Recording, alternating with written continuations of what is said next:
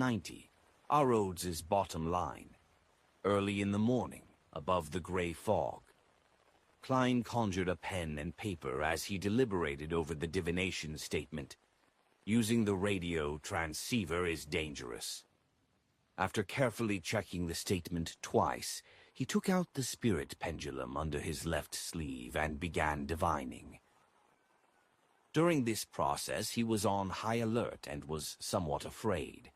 He was like a child covering his ears while lighting firecrackers. If the outcome would involve the true creator or the primordial demoness, then he would encounter danger simply from divining it. If it were any other person, they would only end up losing control or dying.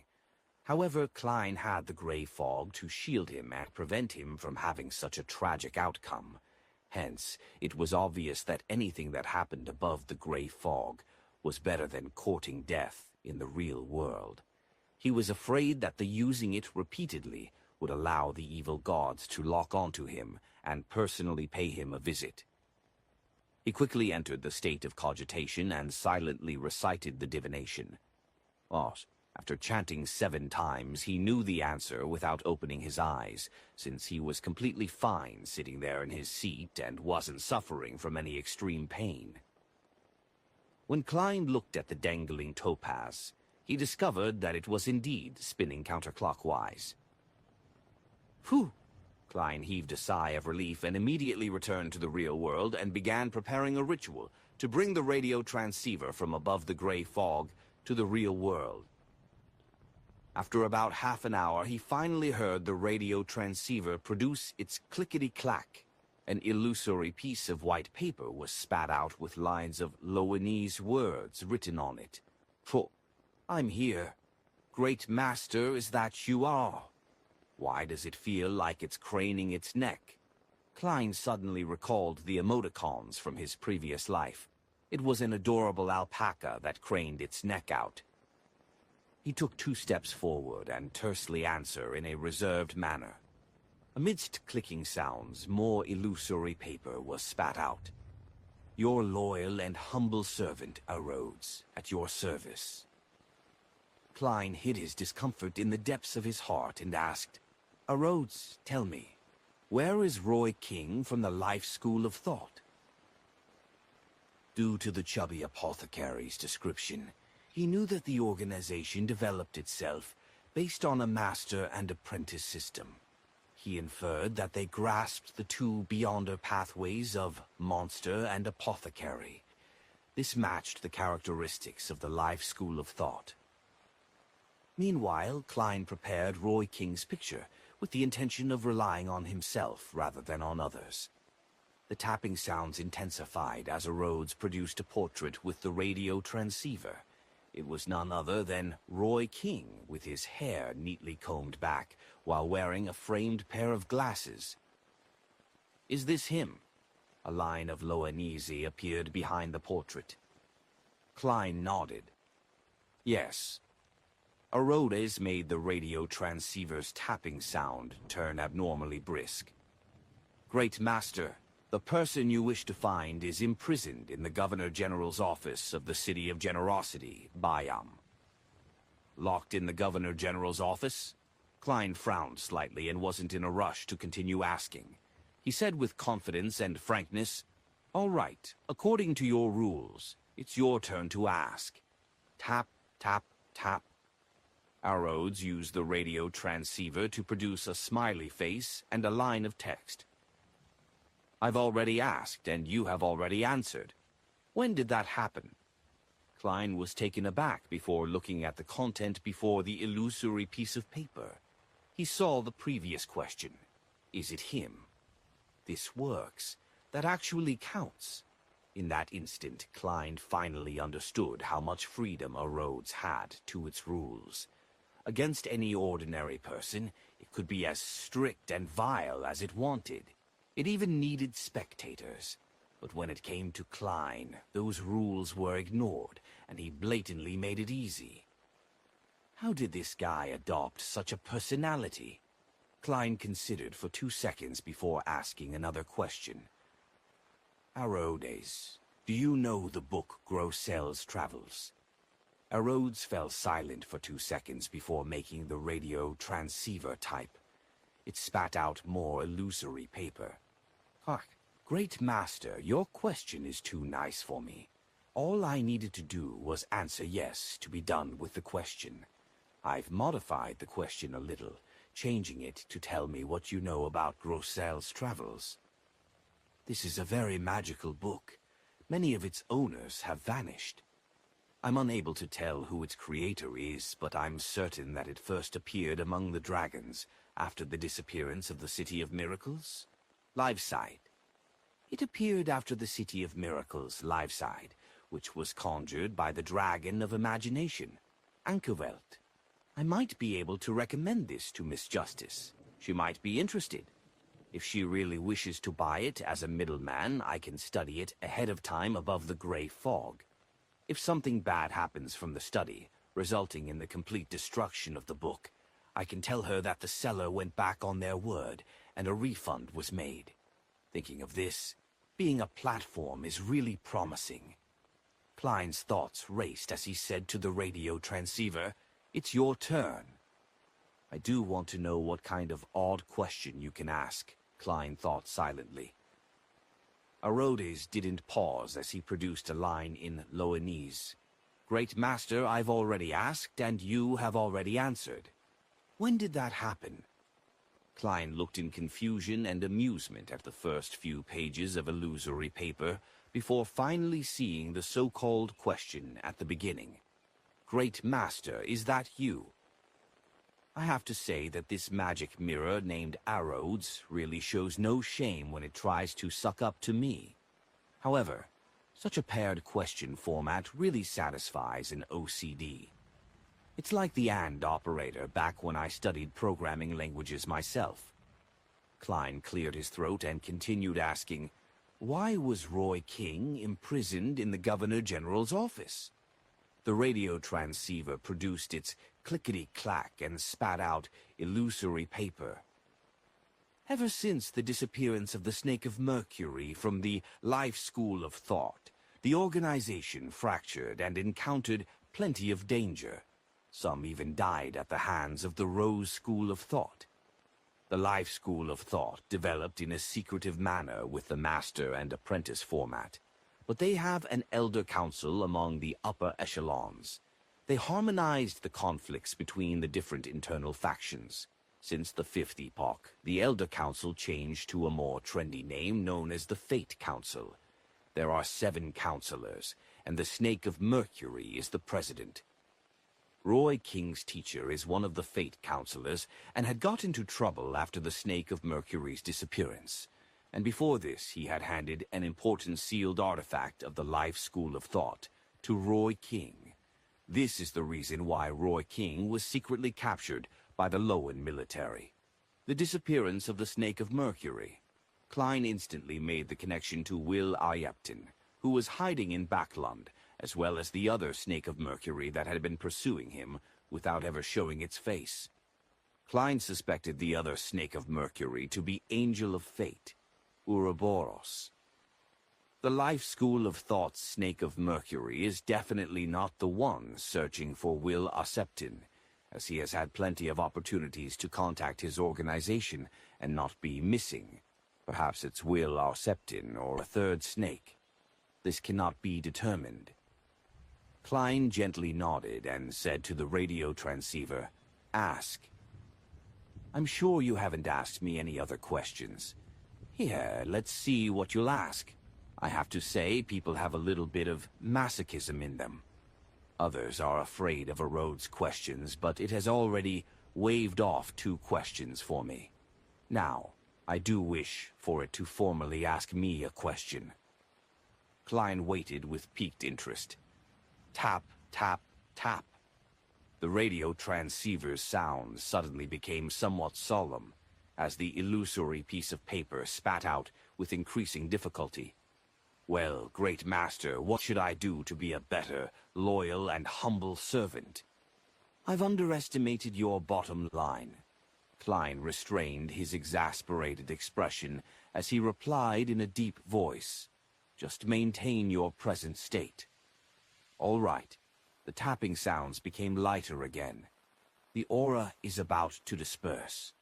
Your loyal and humble servant, Arrodes, awaits to be at your service.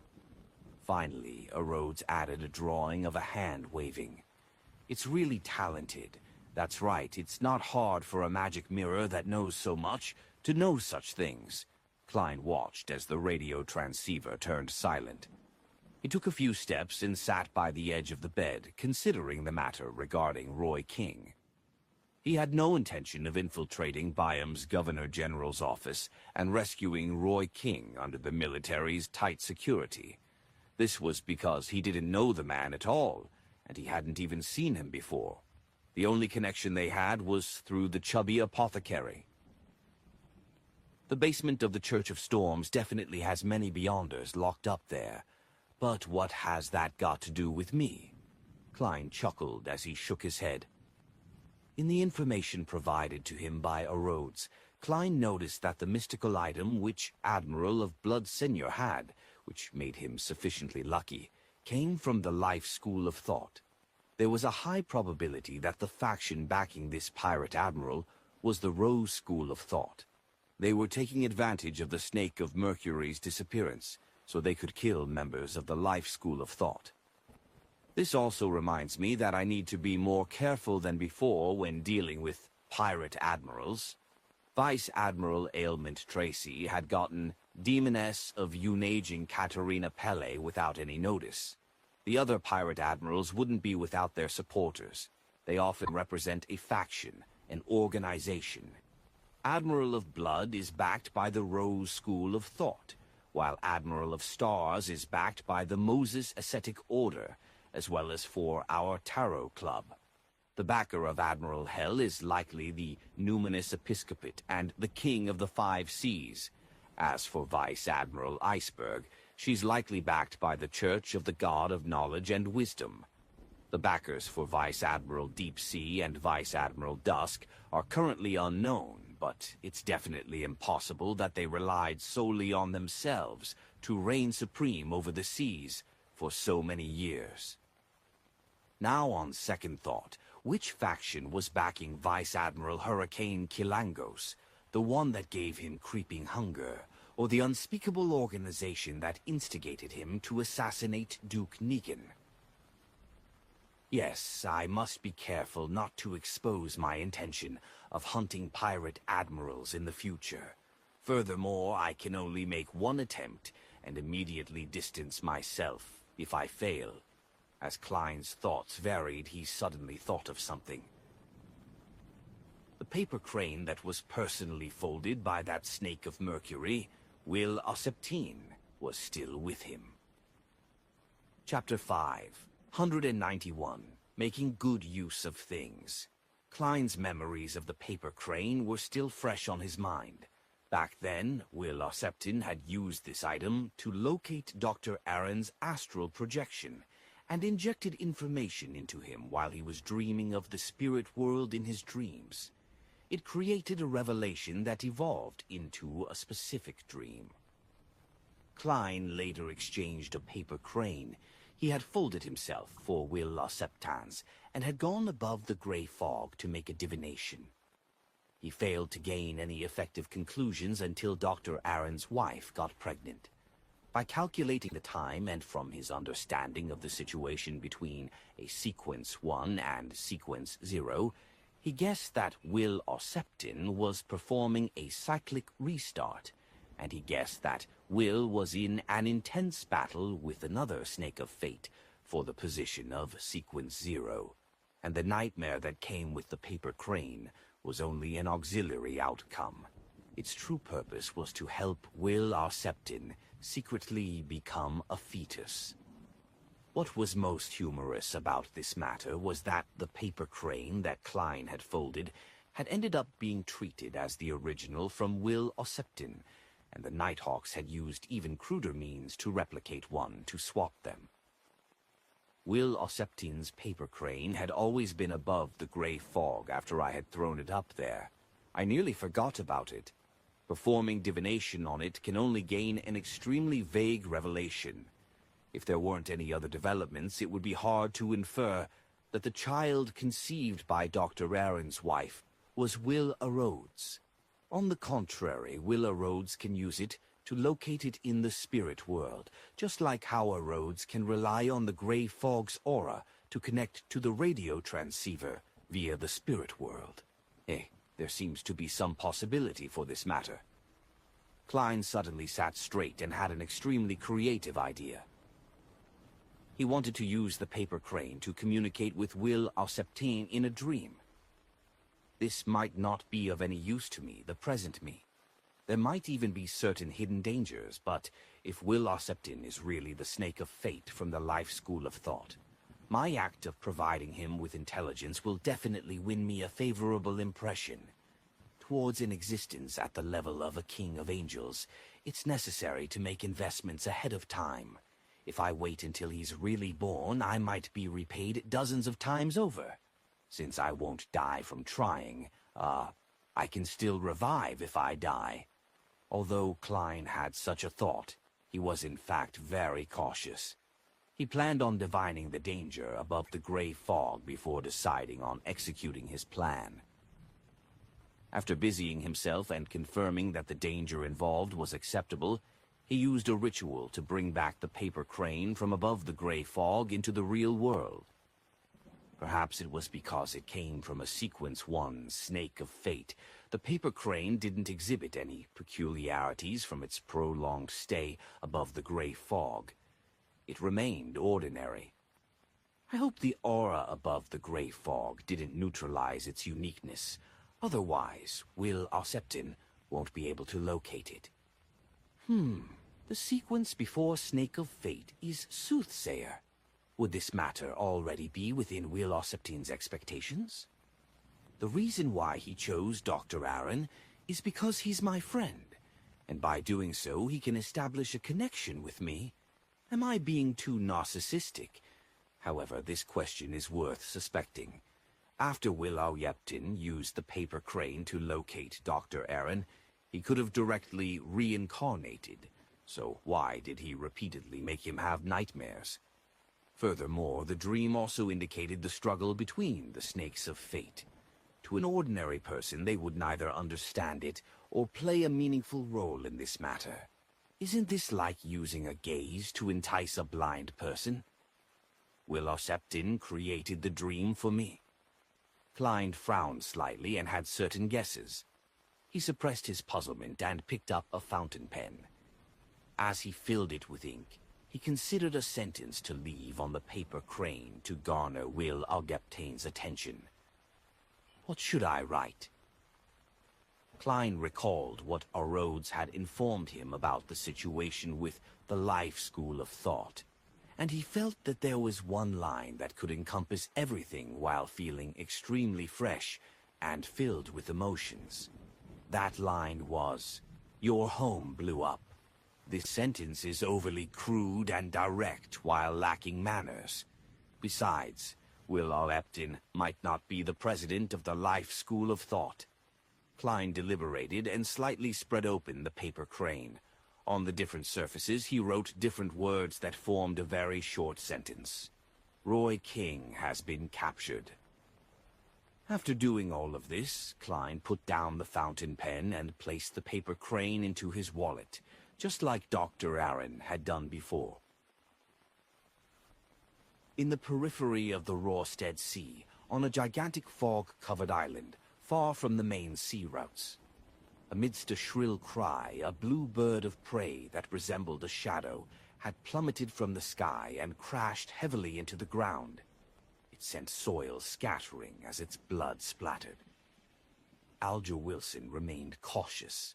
He stood far away and raised his left hand, which had an iron-black ring on his thumb. He pointed it at the terrifying Beyonder creature known as a blue shadow falcon. On the tip of the ring was a spike-like protrusion. It was tainted with old blood, looking ancient and sinister. This was the mystical item he had bought from an artisan, using Steel Mavetti's bounty. He publicly claimed that it cost him 5,200 pounds, despite it actually only costing 3,100 pounds. The ring's name was Whip of Mind. It could deliver irresistible, intense mental damage to an enemy. Apart from that, it could strengthen Alger's mastery of various weapons. Therefore, it wasn't actually very expensive. Back then, the artisan and his friend had two mystical items. One was the Whip of Mind, and the other was the Ring of Witchcraft. The latter had more abilities and high adaptability, while costing almost the same as the former. It was a better choice, but after serious consideration, Alger still chose the Whip of Mind. He believed that without such an item, his hunting of the Blue Shadow Falcon would be several times more difficult. This was because it was a Beyonder creature that could fly, and reality had proven that his judgment was right.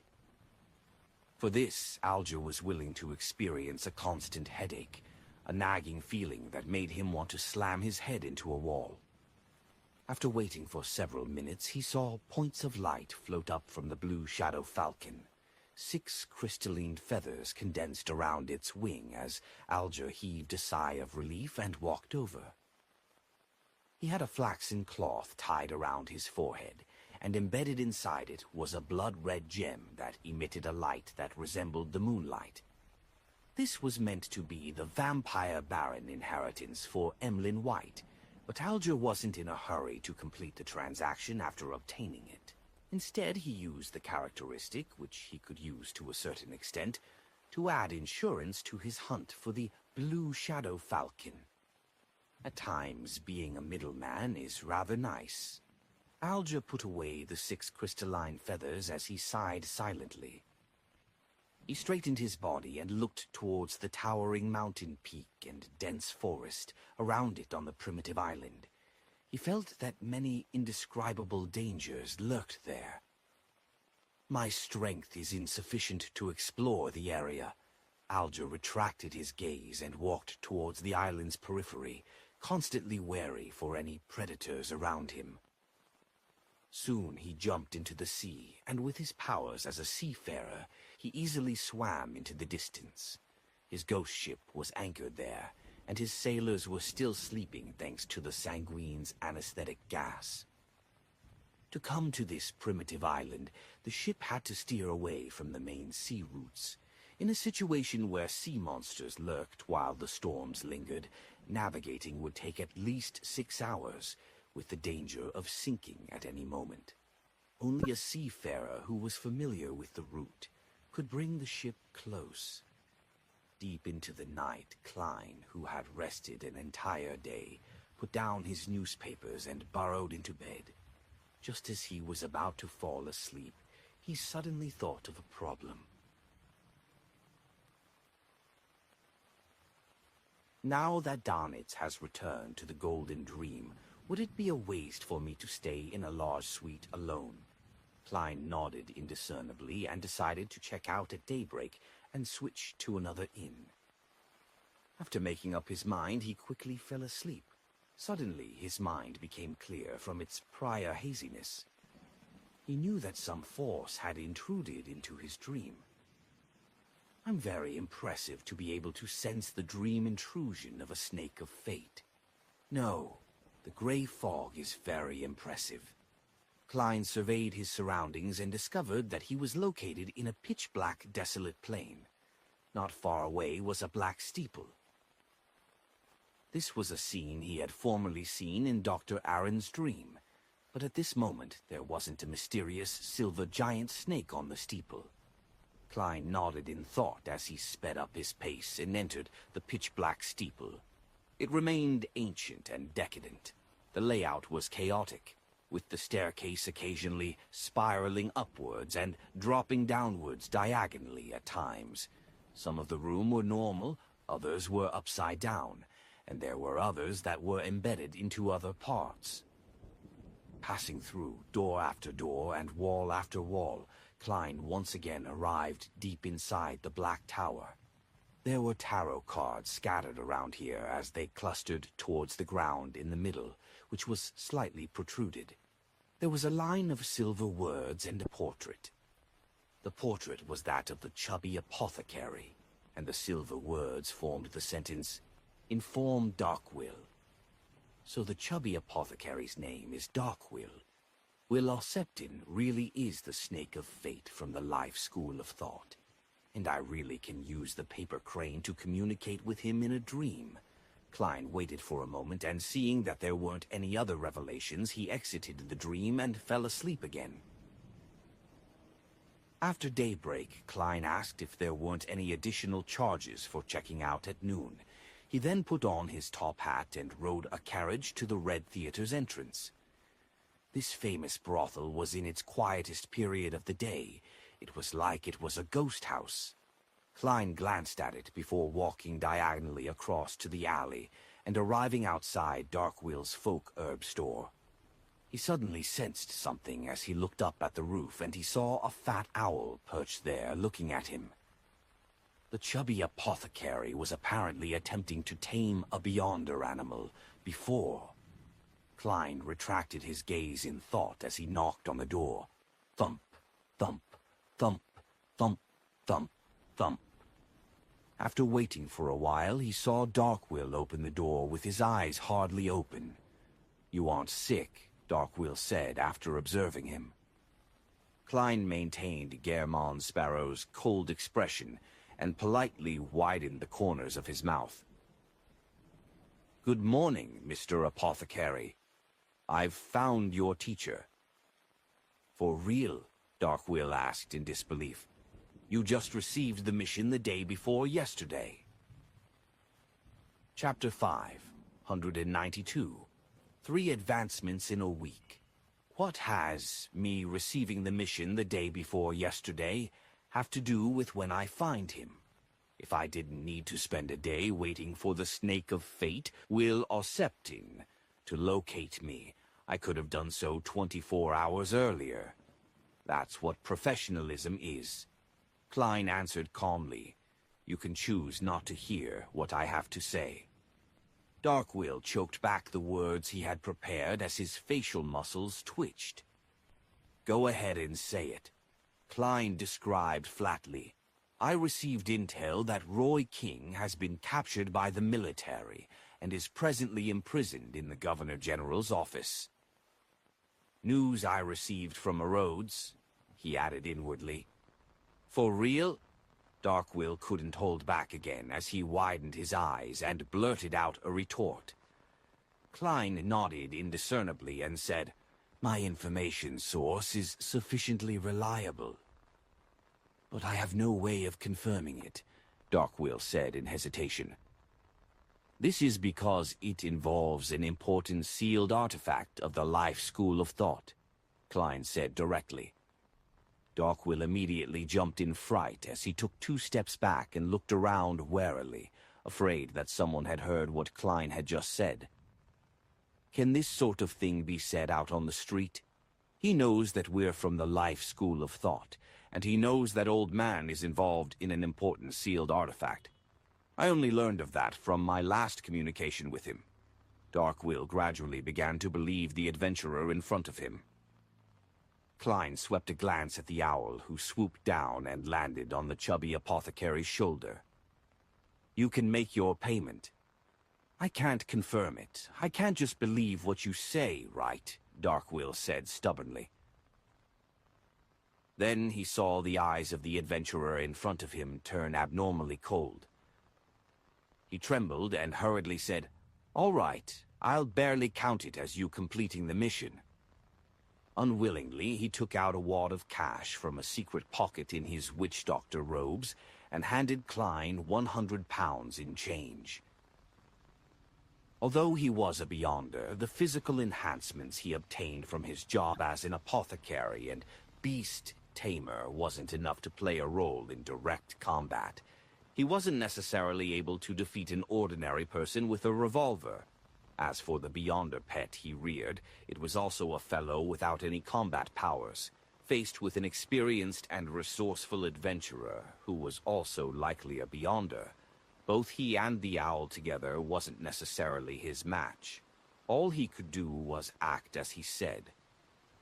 It wasn't easy saving up that amount of money, he lamented inwardly. It was indeed profitable being an apothecary, even more so when out in the colonies. There were pirates, sailors, and adventurers.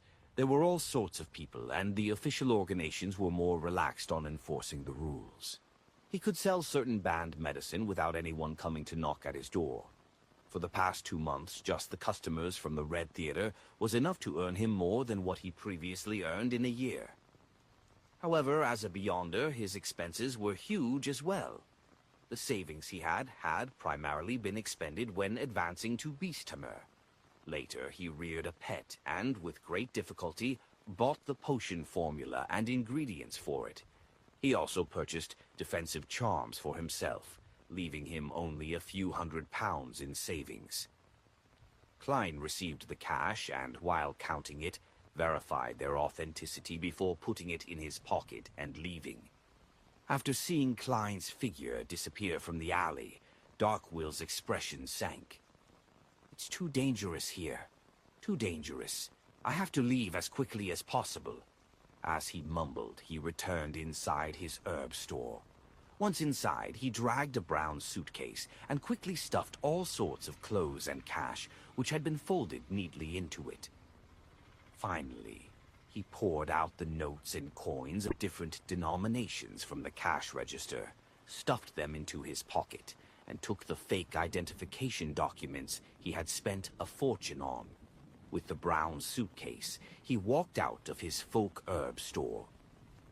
Looking back at the various medicinal ingredients he hadn't finished selling yet, Darkwill's chubby face clearly twitched. He took a breath and locked the door while resisting his aching heart. He went straight for the harbor by getting a rental carriage, heading for Byam's liner ticketing company. "It's too dangerous, way too dangerous. Old man has been caught. He's been caught." He sat in the carriage and repeated himself silently as he trembled. In this state, he finally arrived at the ticketing company, and after paying for the carriage, he rushed into the lobby and queued up for the liner to East Balam. Phew, phew. Darkwill kept taking a few deep breaths as he closely followed the customer ahead of him and shifted forward. "Get me the first ship out of here," he emphasized to himself. As he sporadically inched forward, Darkwill finally calmed down. His expression occasionally turned twisted before quickly calming down. This repeated numerous times.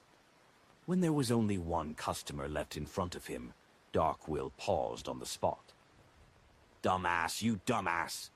He cursed himself and immediately turned around, carried his suitcase, and walked out the ticketing lobby with his identification documents. Klein didn't care how Darkwill was saving his teacher, Roy King. He believed that it wasn't something that needed his concern.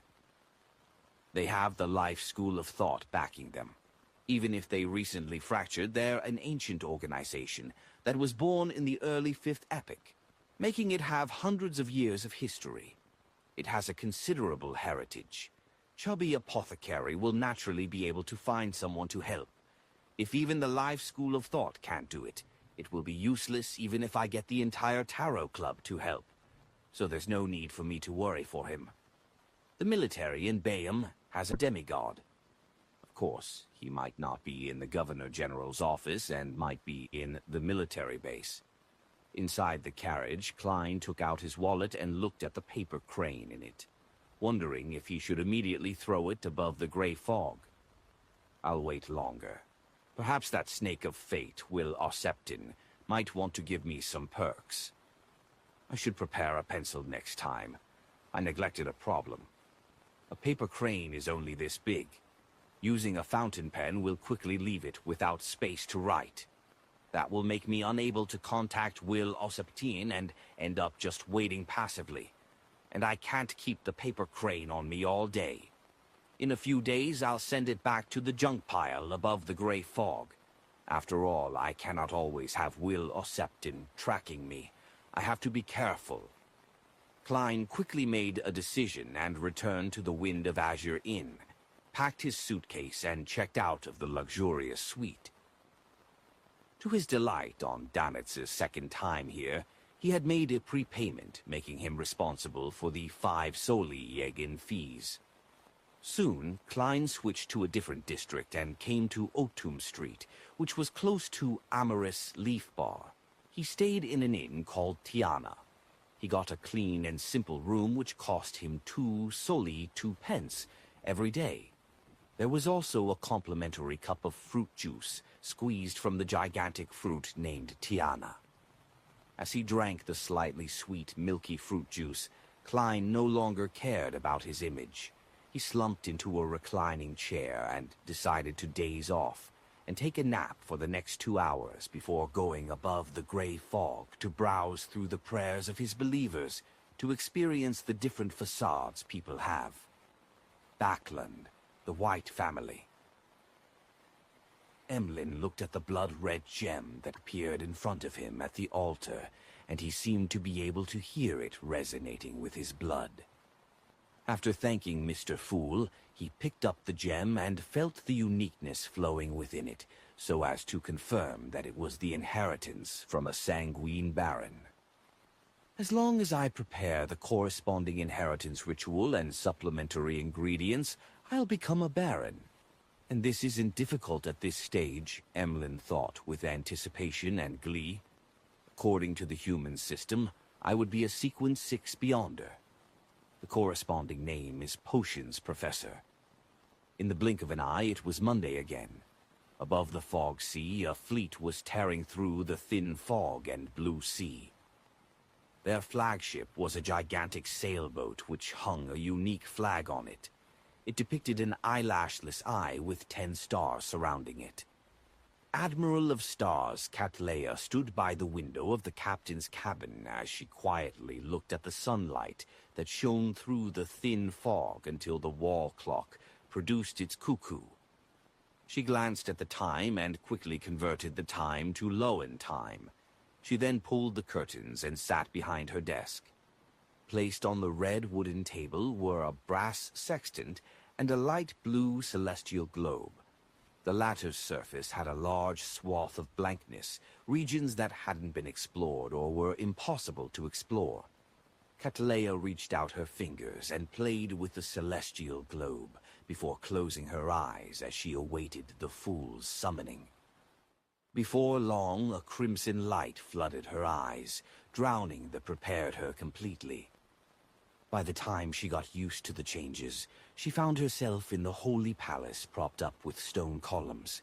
She was before a long, mottled bronze table. While Miss Justice was greeting everyone energetically, Cattleya also expressed her respects to Mr. Fool, who was still covered in the grayish-white fog. She did a simple sweep, and her black eyes with a slight tinge of purple suddenly constricted. She realized that the hanged man, the moon, and the sun, who were sitting opposite her, had slight changes in their outward spirituality. It was different from before. This indicated that they had advanced. This meant that they had advanced in the past few days. In just a week, 3 Tarot Club members have advanced. It's likely that the hanged man and the moon have already reached Sequence 6. Is this a coincidence? They happen to consume the potion this week. In terms of probability, there's a possibility. The moon and the sun were purchasing ingredients last week, but this also serves to show that the Tarot Club members advance very quickly. Otherwise, there wouldn't be such a coincidence. Of course, it's not strange to advance quickly below Sequence 5, once a Beyonder masters the acting method and isn't lacking in resources. From Sequence 6 to Sequence 5, there's a need for a ritual, and the digestion becomes increasingly difficult. It's difficult for such matters to happen again. Cattleya retracted her gaze. Following that, Audrey apologized to Mr. Fool, saying that she hadn't been in contact with the psychology alchemists recently, and wasn't able to provide any Roselle diary pages. Force was in a similar situation. Her teacher was slow in replying to her, and the cold weather outside left her resistant against the idea of heading out. Having just advanced and having many things to settle, Derek wasn't able to produce new ancient myths. Klein could only calmly nod. Upon seeing this, Derek heaved a sigh of relief and turned his head to the other end of the long bronze table. Mr. World, I've obtained the method for separating a Beyonder characteristic from the mental corruption left by a rampager. Don't say it so directly. At the other end of the bronze table, Klein's expression nearly froze. Little son, although you have promised several times in the past, making Miss Justice and Mr. Hanged Man know of this matter, can't you see that Ma'am Hermit just joined? Klein resisted the urge to facepalm. Chapter 5, 193. Solution. The method for separating a rampager's mental corruption from a Beyonder characteristic. The hermit Cattleya shot a glance at the world and guessed that he might have obtained 1 to 2 Beyonder characteristics that a rampager left behind. In addition, one of them likely involved the advancement characteristic for the world, or someone close to him. This was a very easy inference, since if one didn't use a Beyonder characteristic as the main ingredient of a potion, the mental corruption of a rampager in it didn't matter if it was made into a mystical item. At worst, the negative side effects would be extremely strong, making it equivalent to a sealed artifact. But that didn't mean that there was no way of using it. After adjusting his emotions, Klein controlled the world to answer hoarsely. Write it on a piece of paper and pass it to me. With that said, Klein originally wished to encourage Little Son for being a trustworthy person, but upon considering how the world's image was that of a gloomy and reserved person who didn't say anything else unless he had ulterior motives, he instantly fell into a slight dilemma. No, there's an ulterior motive. By letting Little Son maintain his principles, it will make things a lot easier in the future. To put it simply, it will be easier to fleece him. Of course, I'll have to suffer the damage from his honesty and uprightness as a result.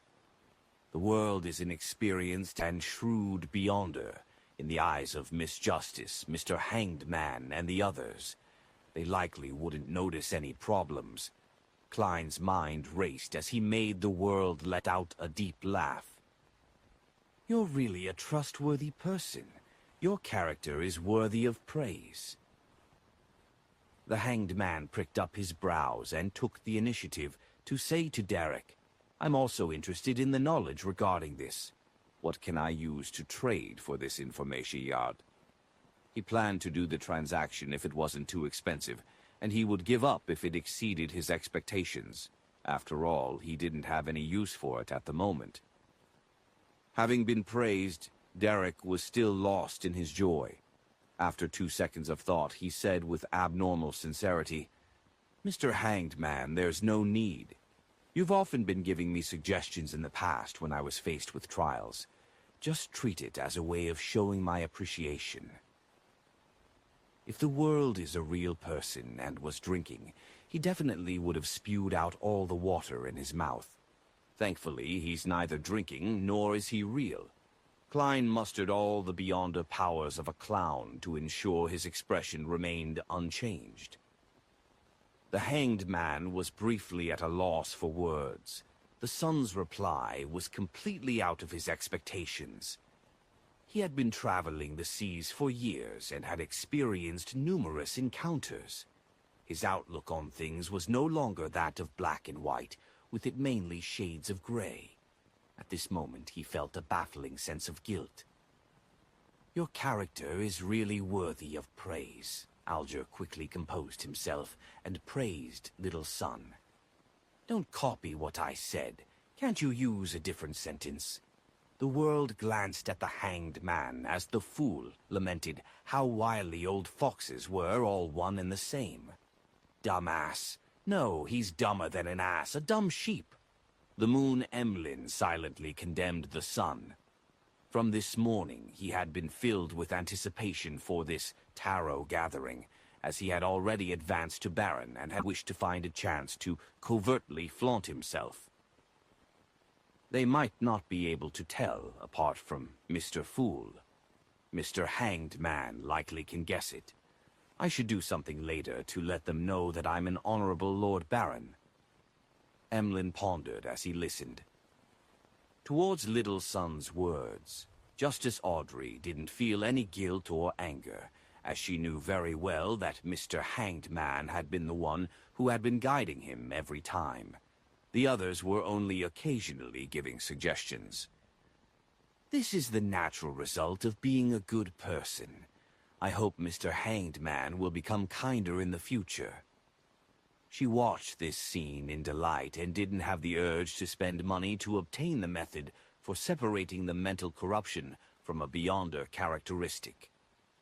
Derek quickly turned around and obtained Mr. Fool's approval and conjured 2 yellowish-brown goatskin parchments. Klein controlled the world and took a piece. He scanned it impatiently. "There are 2 methods.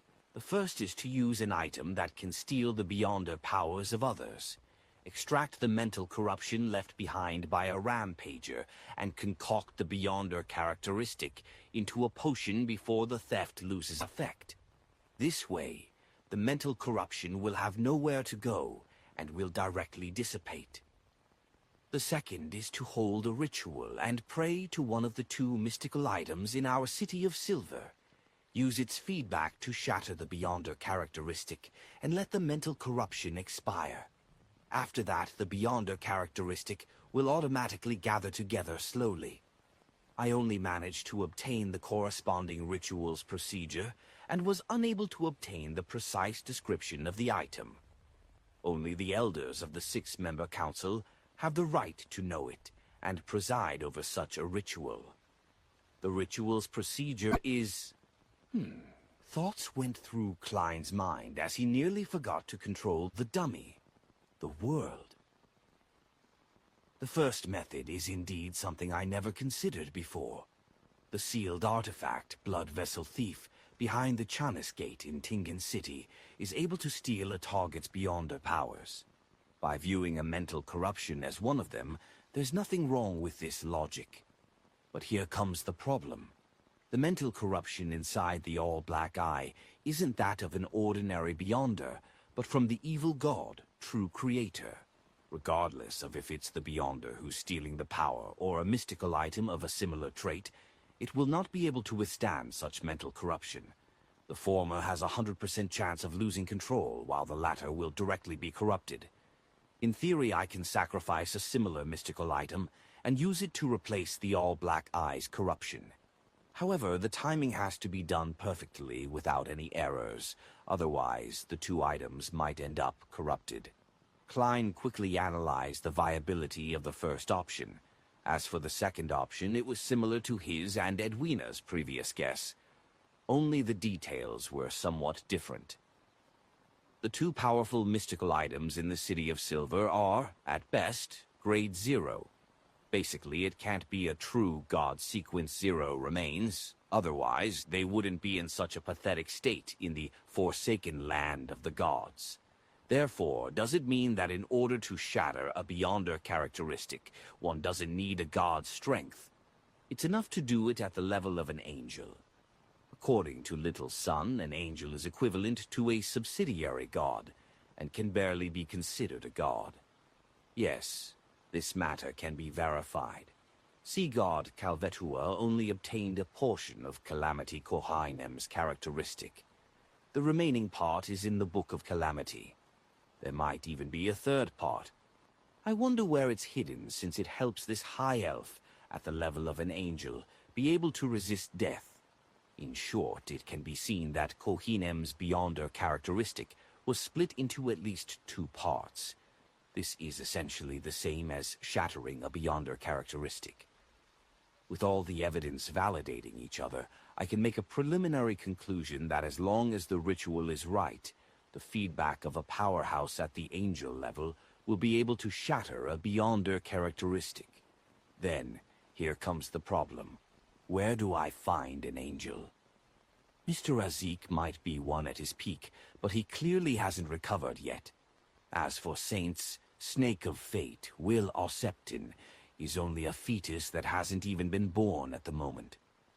Klein didn't spend too much time thinking, deciding to consider how to resolve the problem after the tarot gathering ended.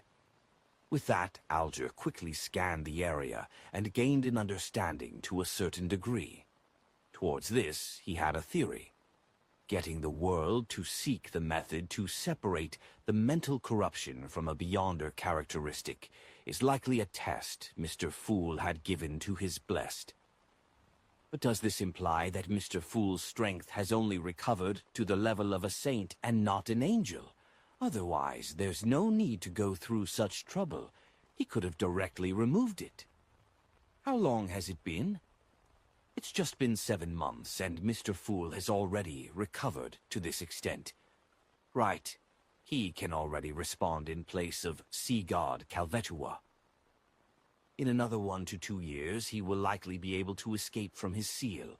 Standing at the pinnacle as an angel, he will just be 1 step short of the ultimate goal.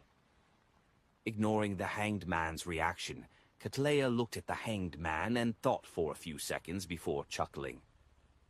I'm not sure if those methods include one of the methods I know of. I can provide it for free. An unshadowed of the sun pathway can directly cleanse away the mental corruption in a beyonder characteristic. Ma'am Hermit is a lot more proactive than the last time. Has she adjusted her state of mind, or does she have a motive? Or could it be that she's discovered that everyone else is a weakling, so there's no need to be too careful?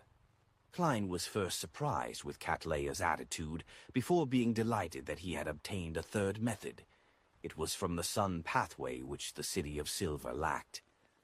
But I can't find the help of an unshadowed, although I do have an incomplete unshadowed potion formula. He controlled the world to deliberate for a moment before having him turn to Cattleya to laugh deeply. Thank you for your generosity, Ma'am Hermit. Following that, he switched to the demeanor of a salesman and asked Derek, Do you know of a book named Grossel's Travels? Derek thought seriously before honestly shaking his head. No.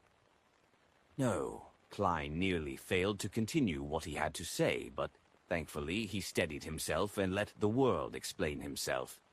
It's a magical book that originates from dragons.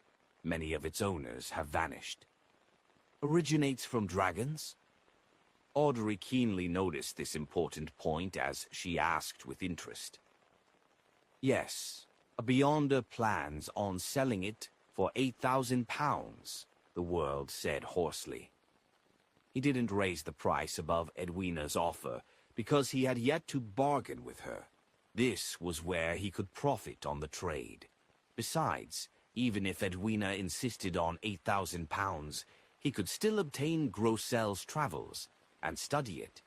It was worth the time he spent closing the deal. Audrey pursed her lips slightly as she darted her eyes around a little and cautiously asked, What's so magical about it? It requires further study. The world chose to be honest. I'll consider it. Oh, Audrey wasn't in a hurry to agree to it, because £8,000 was also a considerable sum of money to her as well. Especially with her having just been reimbursed for lie, it was very difficult for her father, Earl Hall, to accept a book of unknown purpose. And if she were to rely on herself, it would take her at least 3 to 4 months. This was built on the premise that she had already purchased the psychiatrist's beyonder characteristic for Susie. Hence, she turned to ask the world about the psychiatrist beyonder characteristic. I mainly spent this week hunting Vice Admiral Ailment and failed. I didn't find a grazing target to switch to. Klein was instantly left somewhat embarrassed, feeling as though the world's shrewd image had been damaged. Chapter 5, 194, The World's Commission. Thankfully, the world didn't have the ability to blush red. As long as he wasn't controlled, there was no change to his state. He chuckled darkly. Another few more days. Audrey nodded with a reserved attitude and didn't rush him. This was because Susie didn't express any desire in advancing any time soon. After all, she was only a dog. The hanged man, the moon, and the sun had just advanced a few days ago, so they were in the stage of converging their spirituality and practicing their new Beyonder powers. They had no desire to purchase the subsequent potion formulas or corresponding sanguine inheritance. They calmly waited until the transaction phase came to an end. Besides, they didn't have spare cash. Although Alger had lowered the price Emlyn White had to pay for the Sanguine Baron inheritance to £4,300 and £300 in commission, allowing him to earn £1,400, he had spent quite a bit on the Whip of Mind. All he had left was £1,445. After purchasing the Sanguine Baron inheritance, new dolls and doll dresses, he still had £2,300 in savings.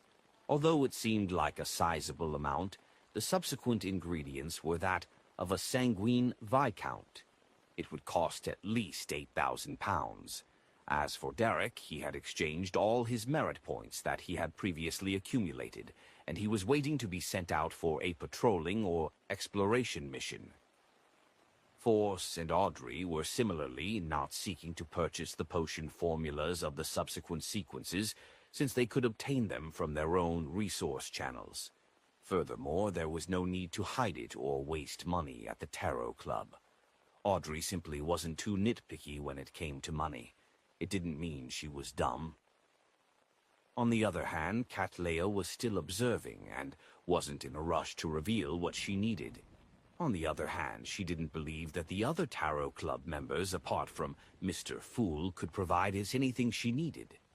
After all, to a pirate admiral who had advanced to Sequence 5 for years, what she desired most was the level of demigod. Therefore, she only looked calmly at the sun and the others, with her slightly dark purple eyes, and without making any attempts at speaking. Klein thought for a moment and controlled the world to add, "Is anyone able to obtain a mystical item with very potent offensive strength?" The target of his question was directed at the hermit. This was because only Admiral of Stars, who had traveled to the seas for so many years, could satisfy his request. Even the Hanged Man and that artisan he knew couldn't do it unless he could provide them with a corresponding Sequence 6 or even a Sequence 5 Beyonder characteristic. Cattleya fell silent for 2 seconds before slowly shaking her head. "If something similar appears at the Beyonder gatherings I participate in, I'll help you take note." All these years she had killed several Beyonders and had indeed obtained a certain number of Beyonder characteristics and mystical items, but they were either rewarded to her pirate subordinates, or she had exchanged them for too powerful items that greatly enhanced her strength and survivability. She didn't have anything to spare. Furthermore, she needed the 2 items and wouldn't sell them before she advanced to the level of demigod. From the looks of it, Admiral of Stars isn't a well-to-do person either. A huge faction implies large expenses. Klein silently sighed and made the world thank her with his hoarse voice. With the transactions quickly coming to an end, he controlled the world to look at Force. "I wish to entrust you with a mission." "Me?" Force was a little surprised. Could it be something like buying a radio transceiver again? She thought as the corners of her mouth twitched slightly. The world nodded. "Go to William Street, which borders Westborough and Empressborough, and circle the place. Do it once every 2 to 3 days. Take note of any abnormalities. If there are any, then inform me immediately." He didn't use Mr. Fool to bring focus on the matter, as everyone was already used to it and experienced. Furthermore, beneath William Street was precisely the location of the Tudor family's ruins, where the evil spirit was lingering. Abnormality. What would be considered abnormal? Force asked, feeling puzzled and cautious. There might be something abnormal about William Street in Backland. Audrey was originally not very interested in the topic, but at that moment she pricked up her ears and paid close attention. She trusted Mr. World's ability to gather intelligence to a great extent. The great smog of Backlund was evidence of his ability. Westborough, Empressborough, sounds like it's located at Lowen's capital, Backlund. Miss Magician is presently in Backlund? Indeed. She looks ordinary, but she isn't in any way.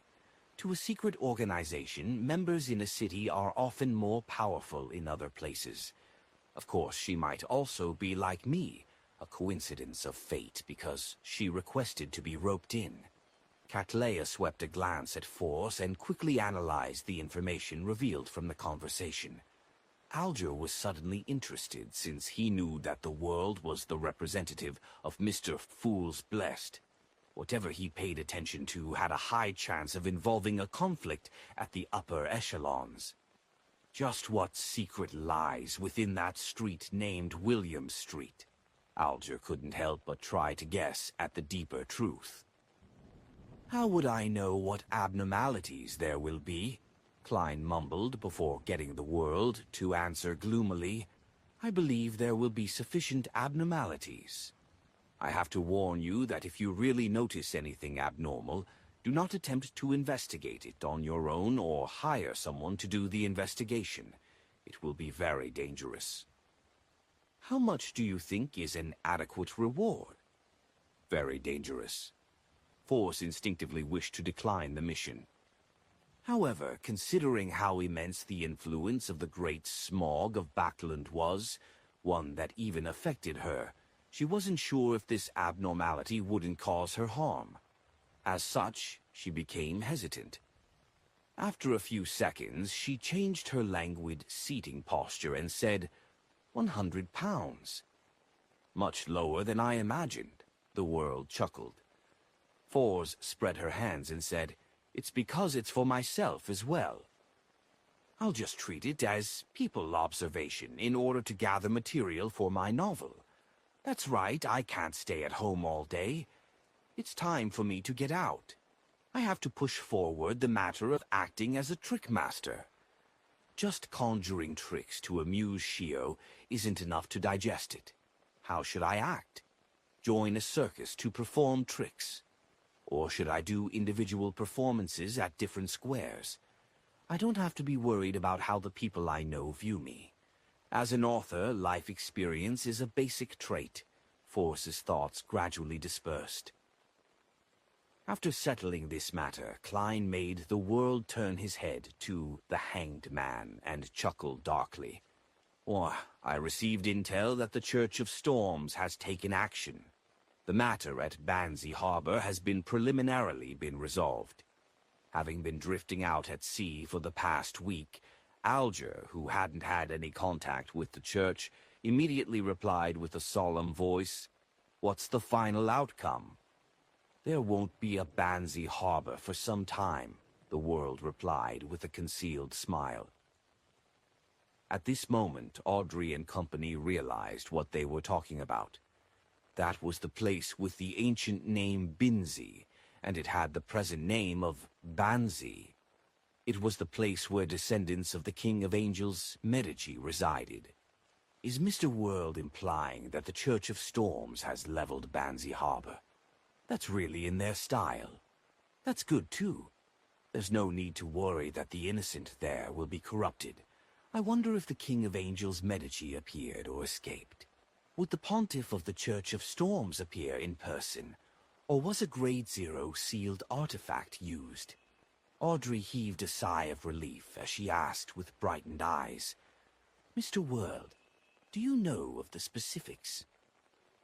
No, no one knows, other than the upper echelons of the Church of Storms. The world stole a glance at the Hanged Man. The Hanged Man fell silent, feeling the burning ambition in his chest once more. I want to become a member of the Church's upper echelons, he emphasized to himself. The hermit Cattleya, who had joined the tarot gathering a second time, basically didn't understand what they were talking about. As a pirate admiral, she was no stranger to Banzi Harbor, but she didn't know what had happened there. She also had no idea why the Church of Storms would destroy the place, and why it would require a long period of time to rebuild it. It should be a very serious matter that deals with the higher-ups. The members of the Tarot Club seems to be aware of the reason. Although their sequences aren't high, they seem to know a lot and are involved in many matters. Apart from the sun. This is the reason why Mr. Fool tacitly agreed to have them establish this gathering. Through the Tarot Club, they will indirectly influence various matters of different organizations. Cattleya once again re-evaluated her understanding of the other members, and was increasingly impressed with them. She still maintained her silence and didn't inquire. This left Audrey, who was waiting to flaunt via answering in response to the Hermit's puzzlement, disappointed. Even for Ma'am Hermit, it's unlikely that she'll be involved in matters regarding a King of Angels. No, she might not even know about the existence of a King of Angels, Audrey thought spontaneously. After talking about the outcome of Banzi Harbor and waiting for a moment, Emlyn White immediately cleared his throat and said, "Thanks to Mr. Hangman's help, I'm already a baron." "I have a question. As a sanguine, do I need to use the acting method like you humans do in order to expedite the so-called digestion after advancing to a baron, so as to better grasp the Beyonder characteristic?" His back was extremely sharp as his neck was slightly elevated while his chin was slightly tipped upwards. "Oh, I'm sorry. Mr. Fool isn't able to answer this question of yours. But in theory, it's required. After all, you are using the inheritance of others." Klein leaned back in his chair and sat amidst the gray fog as he leisurely looked at the other members of the Tarot Club. Cattleya scanned her surroundings and said, "A sanguine baron corresponds to the Sequence 6 potions, Professor?" "Yes," Emlyn replied, unable to hide his smile. He wasn't stupid. From the previous transactions and interactions, he had determined the sequences of the other members apart from the world. He believed that he was one of the strongest members of the Tarot Club. Of course, this was excluding Mr. Fool and the recently recruited Ma'am Hermit. Mr. Moon is already at Sequence 6. Why does he seem more immature than the sun? Audrey pursed her lips. At that moment, Cattleya said, "It requires acting because this pathway only has the name Vampire at Sequence 7. As for you, you were born in that state. There's no need to act, but it's required for the other sequences." "Ma'am Hermit, which pathway does that Sequence 7 belong to?" Audrey blinked her eyes as she curiously asked, before Emlyn White could say a word. Chapter 5, 195, Domain. Without waiting for the Hermit to answer, Audrey added, "If you believe this is an important piece of information and isn't something to be given for free, then I can provide you with some payment." "No, there's no need to. Anyone familiar with the Faina Potter's Church of Earth Mother will have some understanding of this." Cattleya didn't doubt Miss Justice's sincerity when it came to the principle of equal exchange. She believed that Miss Justice was fully capable of satisfying her price in terms of wealth and resources, but she decided to provide the information for free. Firstly, it raised Miss Justice's impression on her and would build a foundation for any future transactions. Secondly, by providing the information, she could observe the reactions of the members and estimate their standing in their own organizations and factions. "I'm very familiar with the Earth Mother's blessed Bishop Utrovsky, but I didn't know anything about that. Of course, I truly am a little scared of him. His height and build are just too intimidating. Every time I'm there, I only seek out Emlyn White." Sitting at the end of the long bronze table, Klein thought in a self-deprecating manner. Cattleya didn't pause as she continued. "Vampire is from the Moon pathway. The corresponding Sequence 9 is Apothecary. Sequence 8 is Beast Tamer. Sequence 6 is Potions Professor. Sequence 5 is Scarlet Scholar. Sequence 4 is Shaman King. I'm not sure about the higher sequences." "Ahem. Emlyn White coughed. Ma'am Hermit, I have to emphasize that it's sanguine, not vampire. Heh! I won't object it if you call those humans who consume the characteristics of my kinsmen vampires. I would even be very agreeable to it.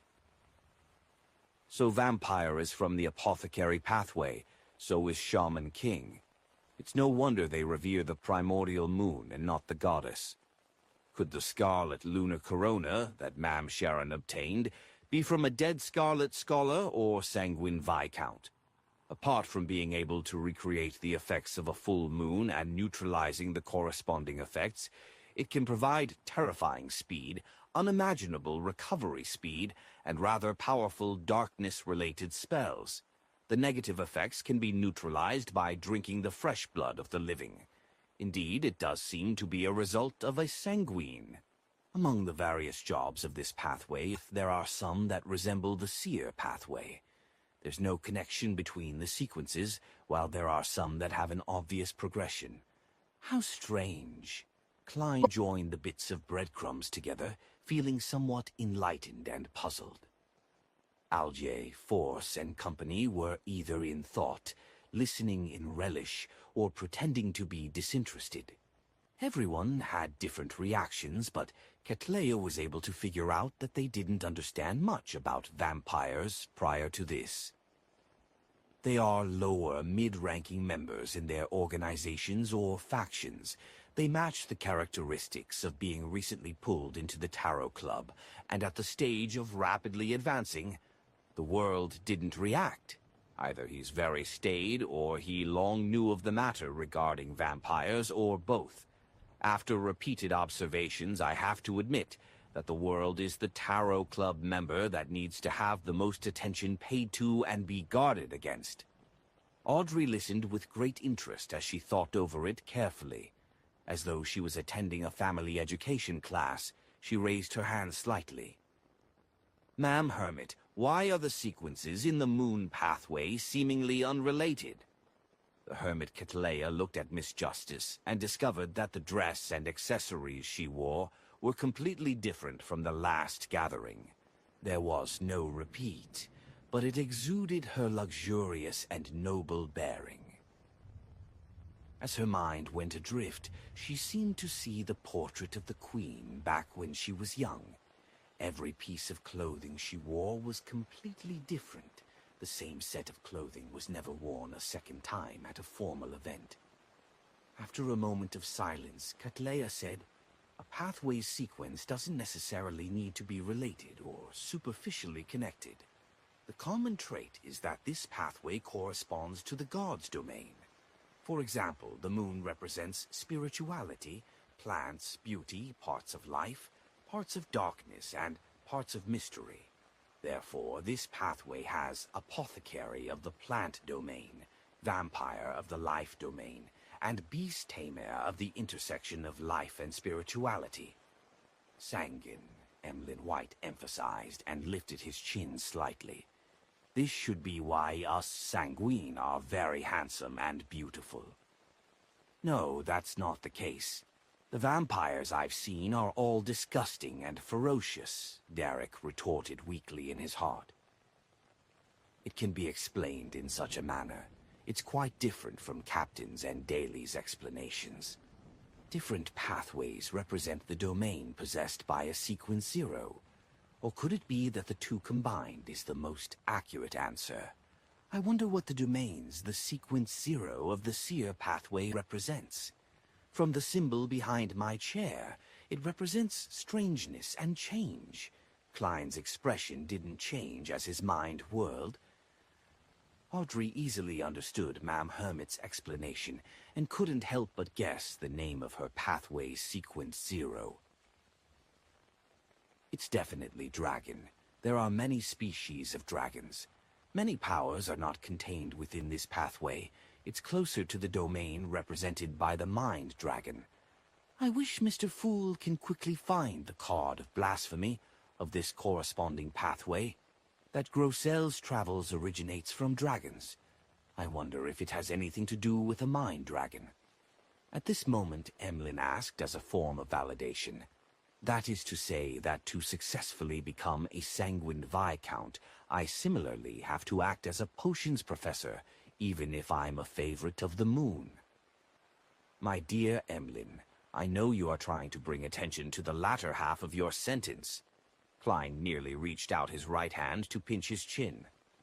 This was also one of the reasons why he had entrusted Miss Magician to check for abnormalities in William Street.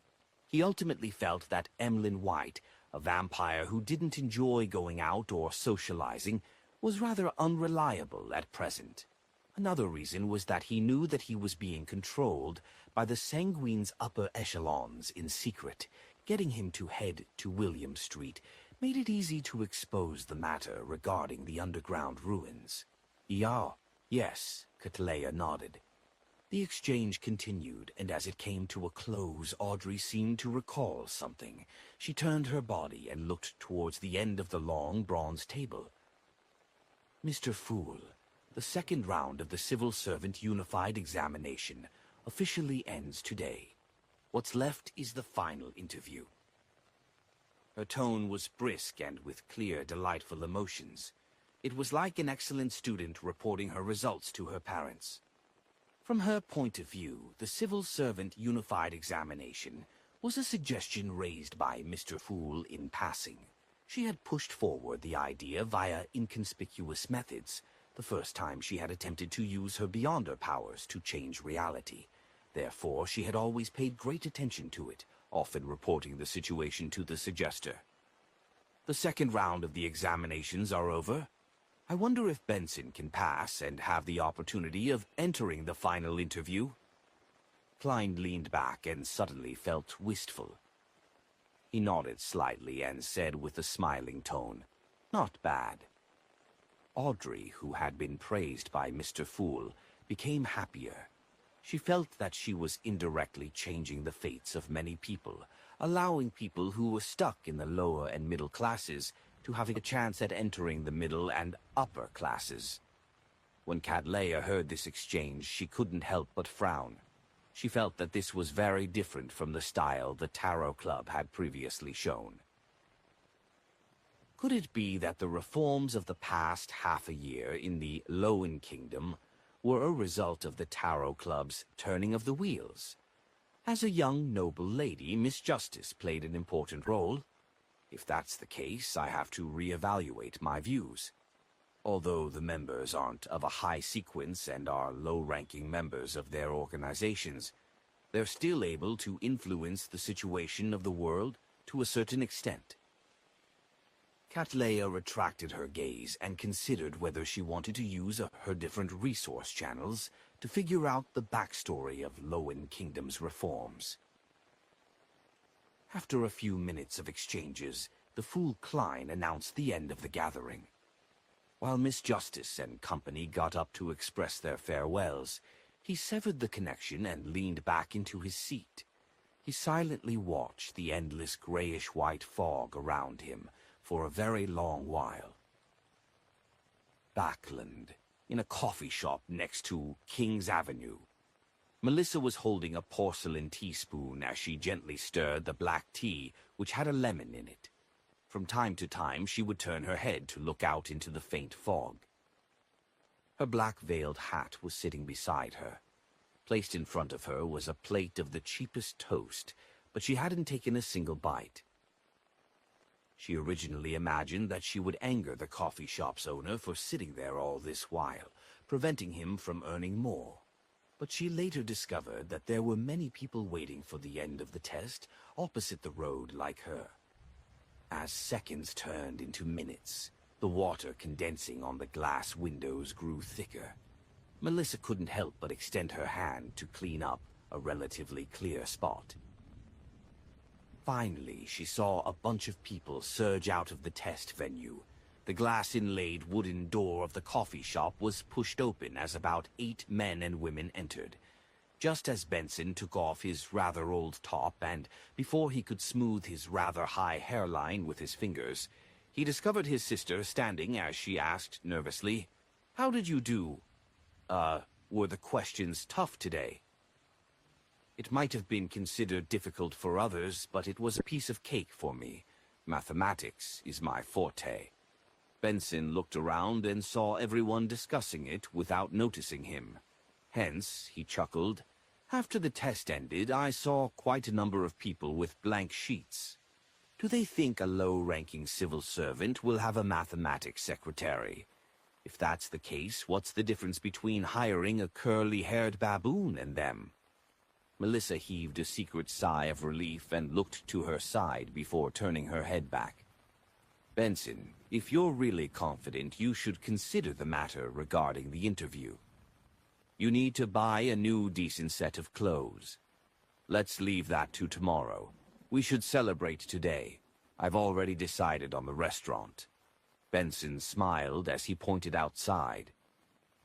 Melissa pursed her lips and looked at her elder brother in an extremely serious manner. I've already bought the meat and vegetables.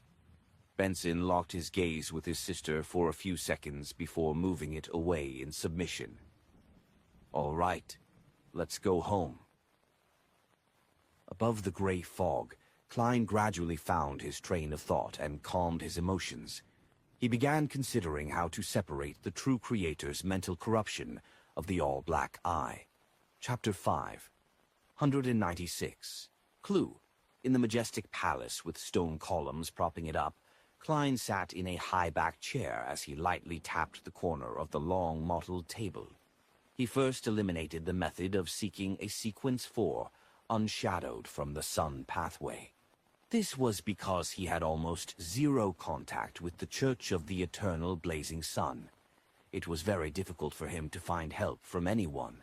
Secondly, he suspected that an unshadowed was unlikely to be capable of cleansing the mental corruption in the all-black eye. After all, the hermit Catleya's suggestion was directed at remnant influences by an ordinary rampager, and not the true creator. Seeking the help of an angel or true God's power isn't realistic either. In theory, I can use the mysterious space above the gray fog to perform a divination on the eternal blazing sun, and use his help to shatter the all-black eye and evaporate the mental corruption. But the problem lies with the fact that an experienced him might be able to use this opportunity to invade this place and take over the gray fog. If that happens, it wouldn't be worth it. And when a power then exceeds my level an unknown number of times instantly comes into effect, there's no delay. It targets me, and I'll have no time to redirect it to the all-black eye.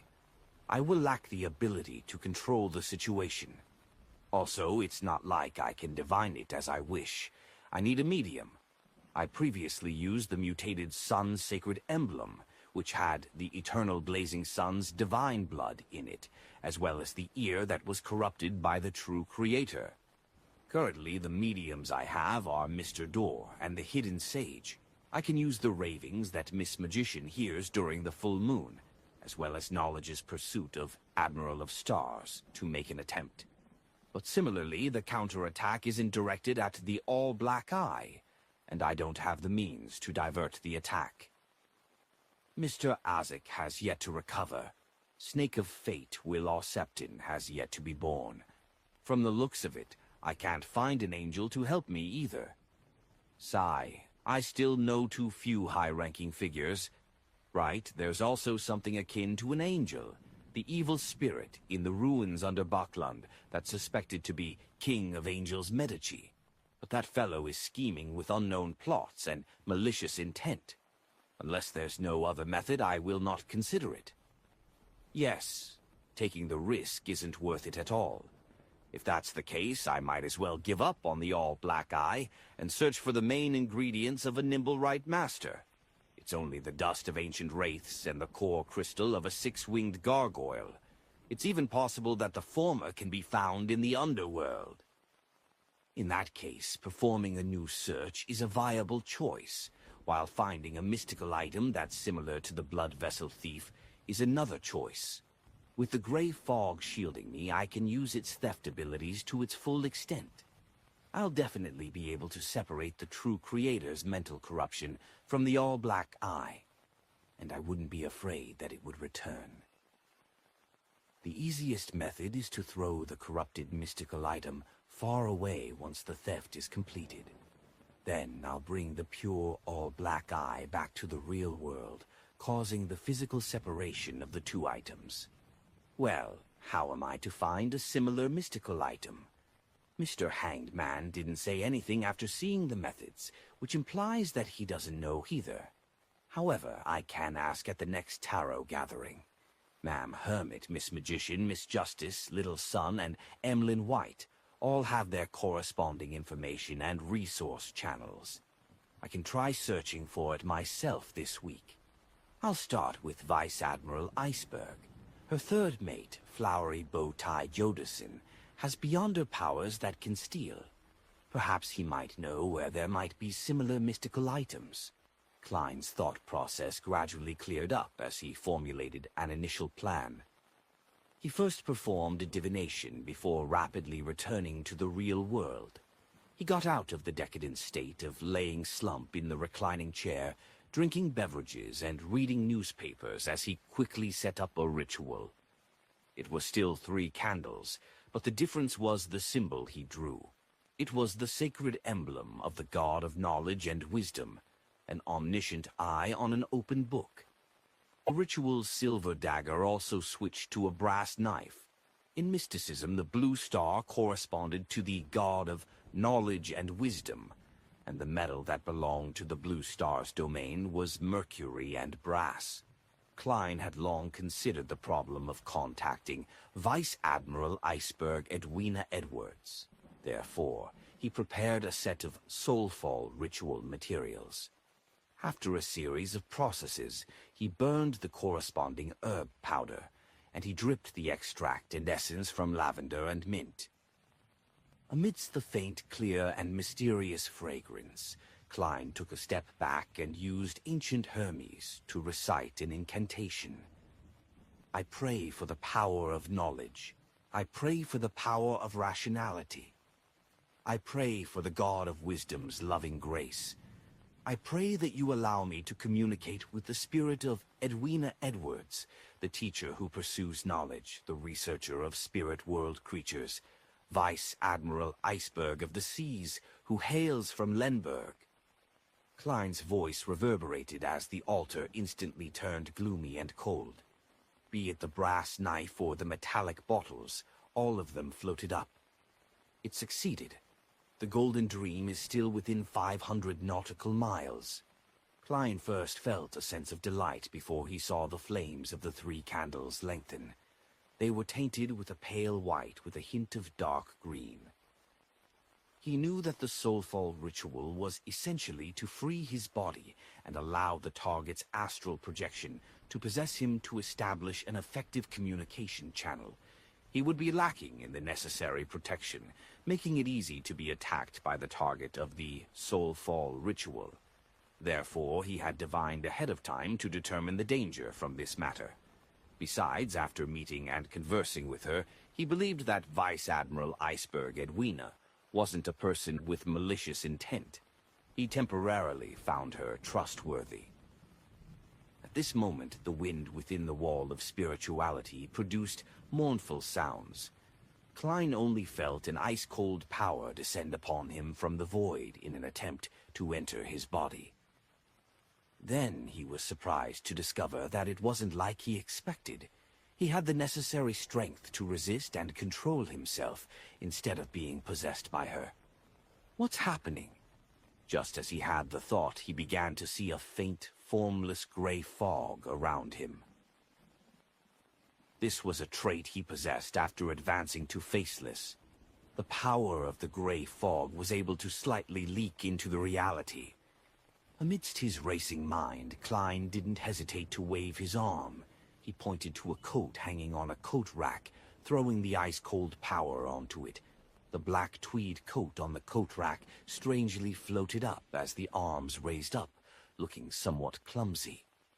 It was as though an invisible person was wearing his coat. The black coat floated 2 meters forward before coming to a pause. The 2 sleeves raised up and formed an... What does that mean?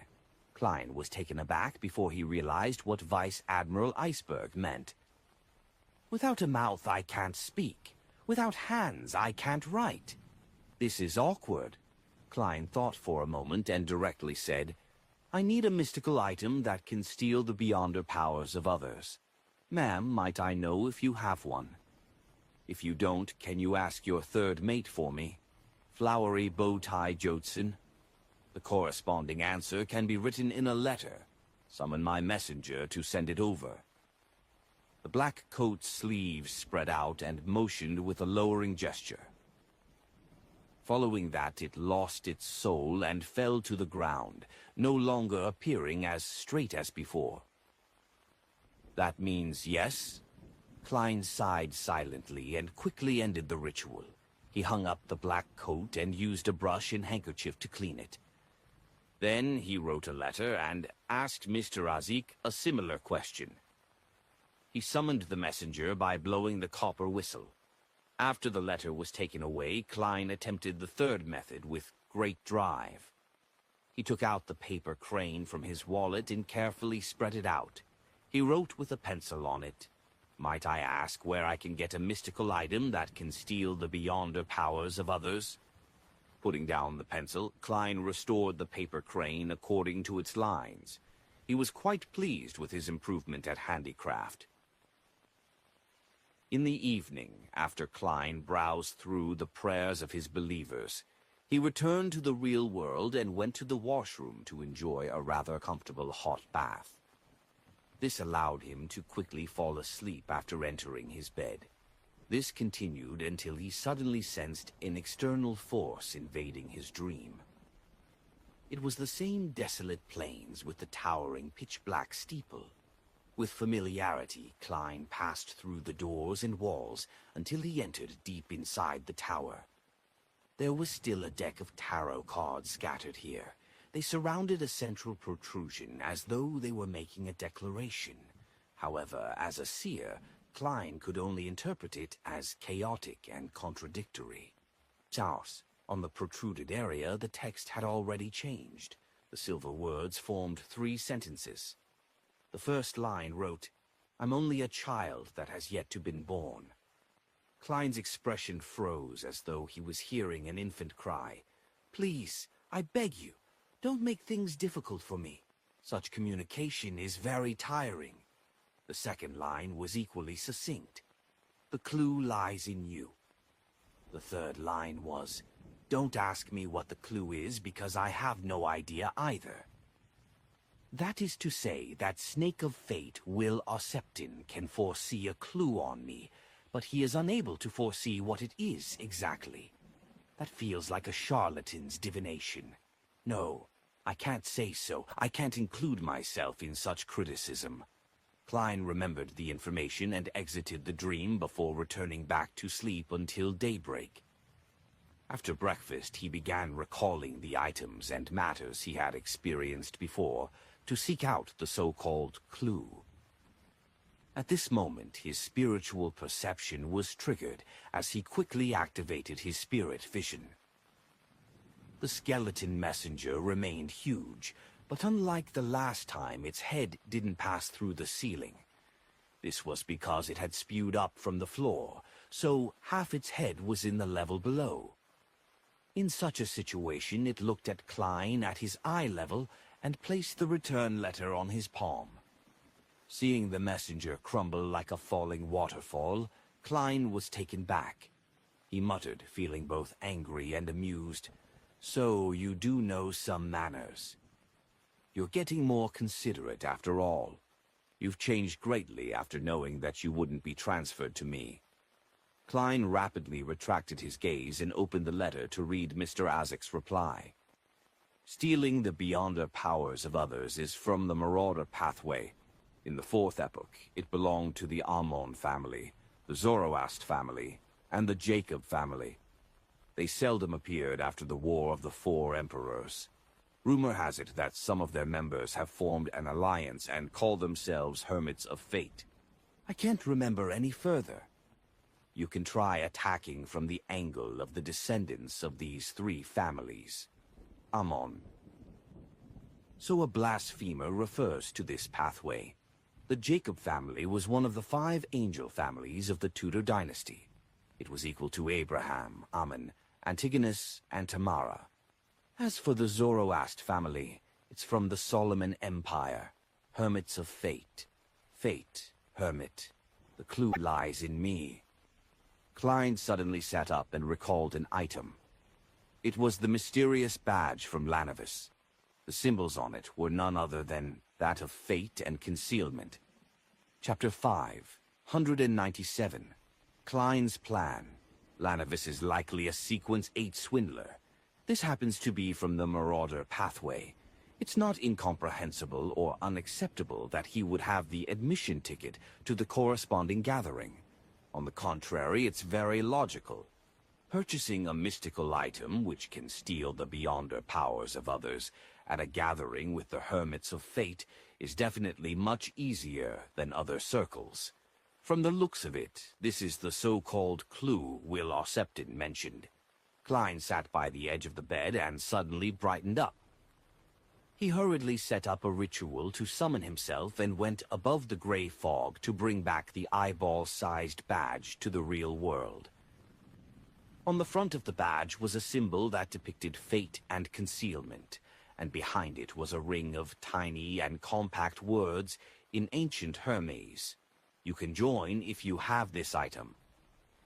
Klein was just about to inject his spirituality to activate the badge and send out the information to synchronize it with the latest gathering time and location, when he suddenly turned hesitant. How careless am I? I actually forgot to divine if doing so will be dangerous. If that gathering has Lanavis's demigod senior and he uses it to lock onto me, that will be troublesome. It's just like how Vice Admiral Ailment Tracy was able to quickly find a demoness of Unaging to help her. I must take precautions. A person should be rash when the time calls for it, and be a coward when necessary. Klein smacked his forehead and cautiously returned to the mysterious space above the gray fog where he used spirit dowsing to perform a divination. After receiving a revelation that there wasn't any danger, he breathed a sigh of relief and left the gray fog. He then sat in the reclining chair in his inn room. With the injection of his spirituality, the badge emitted a blurry luster and quickly condensed into an inconspicuous light beam, shooting out into the air. Before long, the same light beam returned and dispersed, transforming into a palm-sized piece of illusory goatskin parchment. On it was written the words in ancient Faysac, the 6th of June, 1350, 9 p.m. at the Tussock River's estuary. That's another 4 more months. With this much time, it wouldn't be a problem for me to find the Nimblewright Master's main ingredient all over again. The only obstacle is a lack of money, but that's not too difficult. I now have a wealth of 6,945 pounds. I should have more than enough after selling another 1 or 2 beyonder characteristics. Besides, there are so many moving bounties at sea. No, I can't be so conceited. I have to eliminate the 4 kings and the 7 admirals. What kind of clue is this? Klein leaned forward, arched his back, and began thinking hard. As he thought about the gathering of the Hermits of Fate, he suddenly thought of someone. Leonard Mitchell. My dear poet had participated in the Hermits of Fate gathering in Babur Valley.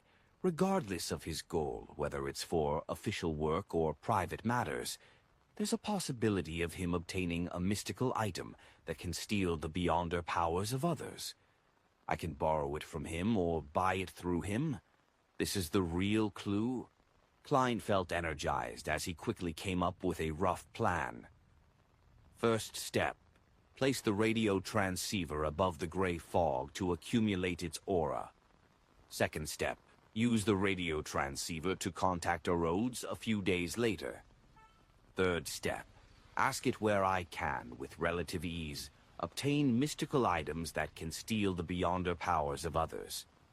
If the answer is very clear, the 4th step will follow what the information says, easily completing my goal. If the answer is vague or fraught with danger, The fourth step can be to ask my dear poet's present location. The fifth step is to get Emlyn White to take this badge to find my dear poet, to see if he has any corresponding items and if it's possible to do a transaction. I won't appear in person, for I might end up being recognized. That will similarly make it very troublesome. As for Emlyn, he's presently considered someone from the Church of Earth Mother. No, considered a ghost of the Church of Earth Mother. To get him to initiate first contact, even if he were reported by my dear poet or ends up captured on the spot, he wouldn't be framed or put up for torture. With the plan on what to do and how to proceed, Klein immediately felt refreshed. In his good mood, he decided to head out to eat a Bayam delicacy, roasted fish. Above the blue sea, the Golden Dream, which was sparkling thanks to the setting sun's golden rays, was silently cruising forward. Receiving his captain's permission, Danitz apprehensively walked into her room with his head up as people stared at him with envy. Bookshelves filled the room, and on top of them were different books. Vice Admiral Iceberg. Edwina stood in front of a desk as she held a black fountain pen in her hand. She quickly wrote the following. I do not have similar items. Same for Jodison. He says he will help you look out for it, but that will require you to be sufficiently lucky. Edwina raised her head and turned her clear, aqueous blue eyes to look at Danitz. You hold the ritual to summon Gehrman Sparrow's messenger. At that moment, Danitz was wondering if he would receive any special treatment from his captain, but when he heard that, he pointed at himself in astonishment. Me? Yes. Edwina folded the letter, straightened her body, and nodded. This can help you familiarize yourself with similar rituals. In the future, I'll be testing you on this. All right. Danitz hid his disappointment as he tried his best to recall the procedure as he slowly set up the ritual that only needed one candle. Finally, under Edwina's watch, he took out a shiny Lowen gold coin and placed it on the altar. After taking the letter, Danitz ran through the subsequent ritual in his mind twice before he dared to do it. He took a step back and said in ancient Hermes, Hi, I summon in my name, the spirit that wanders about the unfounded, the friendly creature that can be subordinated, the messenger that belongs to Gehrman Sparrow. Whoosh! The wind howled in the wall of spirituality, sending Danitz's yellow hair flailing upwards. The flame rapidly burgeoned to the size of a human's head. It was as pale as the letter in Danitz's hand. Soon, Danitz saw long blonde hair, bloodshot eyes, and a gorgeous head appear. Hiss! Gehrman Sparrow's messenger is very unique. How can a spirit world creature look like a human? And it's so beautiful at that. She's just slightly inferior to Captain... Danitz suddenly choked because he discovered that the head didn't have a neck underneath. Furthermore, it was held up by a pigtail with a hand. He looked in a daze as one head after another appeared. He saw the headless figure, dressed in a complicated dress, appear before him.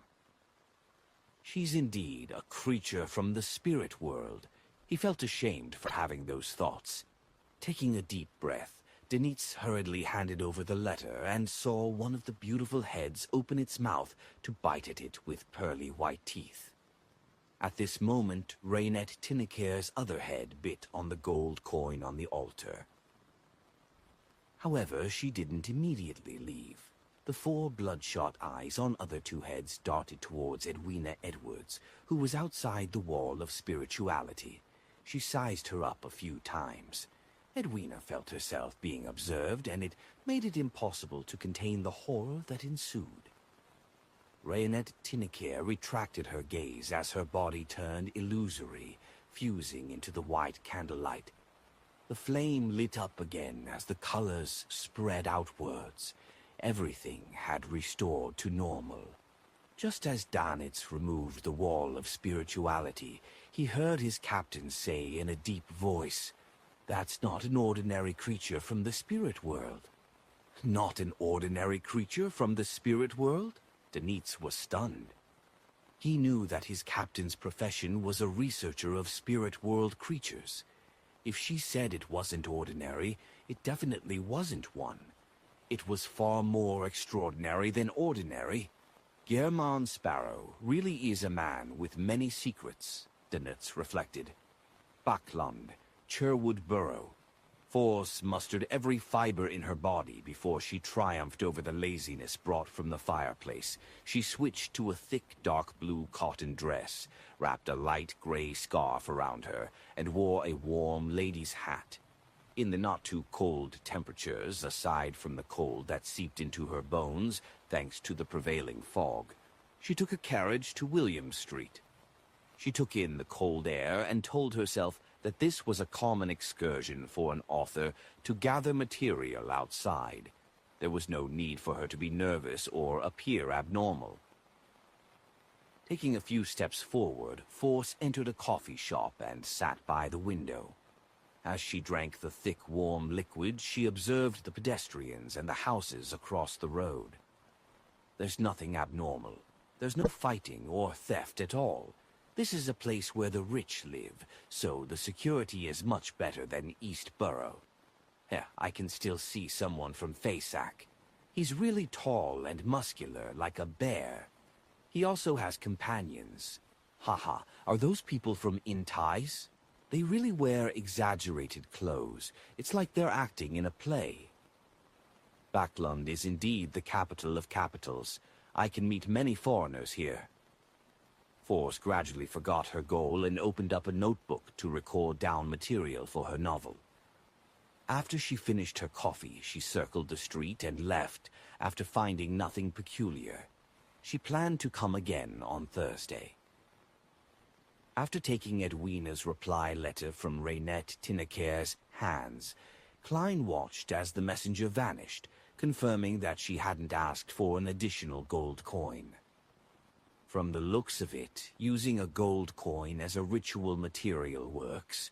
He smiled, feeling pleased with himself as he opened the letter. With a fruitless answer, he planned on going out to walk the streets to find a chance to engage in true acting, so as to conclude the principles. At this moment he heard knocking at the door. It was Captain Elland. Klein silently opened the door and said, "I was just about to look for you." Elland chuckled and said, "There's no need. As long as you register a place with your identity, I'll be able to know where you're staying. The Governor General's office and the military have quite good control on the inns after all." Klein nodded without a word. Elland turned his body halfway and pointed at the corridor. "I'll bring you to see someone." The White Agate is about to return to Pritz Harbor. If you need help or have any information to provide, you can find him. We're often generous when it comes to payment. This was what Klein had previously mentioned to him before. All right. Klein reached out to the coat rack. After wearing his coat, Elland led him straight to the Amiris Leaf Bar and to a corner inside. In the basement of the Amiris Leaf Bar, Wormtongue, Mythor King, looked at strongman Ozil opposite him and asked, "Have you gathered the recent intel about Blazing Danitz?" "Yes," Ozil said with a smile. "Last week, Blue Eyes Meath saw Blazing Danitz with an unknown adventurer. Chapter 5, 198, Windfall, in a corner of the Amiris Leaf Bar. Elland found a man wearing a coffee-colored jacket, patted him on the shoulder and laughed. "Why aren't you drinking Lanti Proof?" The man was in his 30s, having a rather common face. It was obvious that he had Loan blood running through his veins. He had brown hair and eyes with a somewhat high nose bridge. His tipsy appearance instantly vanished as his eyes turned sharp. He swept a glance at Elland and Klein before his eyes turned turbid again. He said, sounding completely intoxicated, "I've already drunk. I'm drinking Zarhar to lessen the effects of the alcohol." Zarhar was a locally produced malt beer. It was cheap and tasted quite good. Ellen chuckled and pointed at Klein. German Sparrow. Then he introduced the man to Klein. Oz Kent, you can call him Kent. Chat amongst yourselves. I'll have to return to make preparations. I'll be setting off early tomorrow morning. He waved his hand and left without any hesitation. Klein pulled over a nearby chair and sat down. He didn't get any alcohol as he expressionlessly looked at Oz Kent. The staring made Kent feel extremely uncomfortable as he downed a mouthful of Zarhar and said, "Find me if there's anything in the future. You'll be paid as long as you provide any intel of value, or if you help us do certain things." He wasn't worried that the drunkards around them would hear their conversation, as many gangs and pirate crews would say the same thing. The words used to rope in informants were usually the same. All right. Klein had the strong urge to ask if he could be reimbursed for dressing up as Helene to assassinate Vice Admiral Ailment, despite it being paid by Danitz. However, it was just a thought. Oz Kent chuckled while appearing completely drunk. I heard Elend mention some things about you, but I have to remind you that one shouldn't be too crazy out at sea. You need to take note and try your best not to provoke the pirates. What I mean is to not fight them head-on. Privately providing us information would be fine. We will keep it a secret for you. This time he had clearly suppressed his voice. Seeing no response from German Sparrow, he added, "Pirates wouldn't bother with any chivalrous code, nor will they abide by the kingdom's laws and rules. Burp, if you have a family at different port cities or some island colony, they'd definitely be capable of attacking your family." Family. Klein fell silent for a second before calmly saying, "I do not have a family." Oz Kent was nearly at a loss for words. All he could do was say, "They will also attack your friends."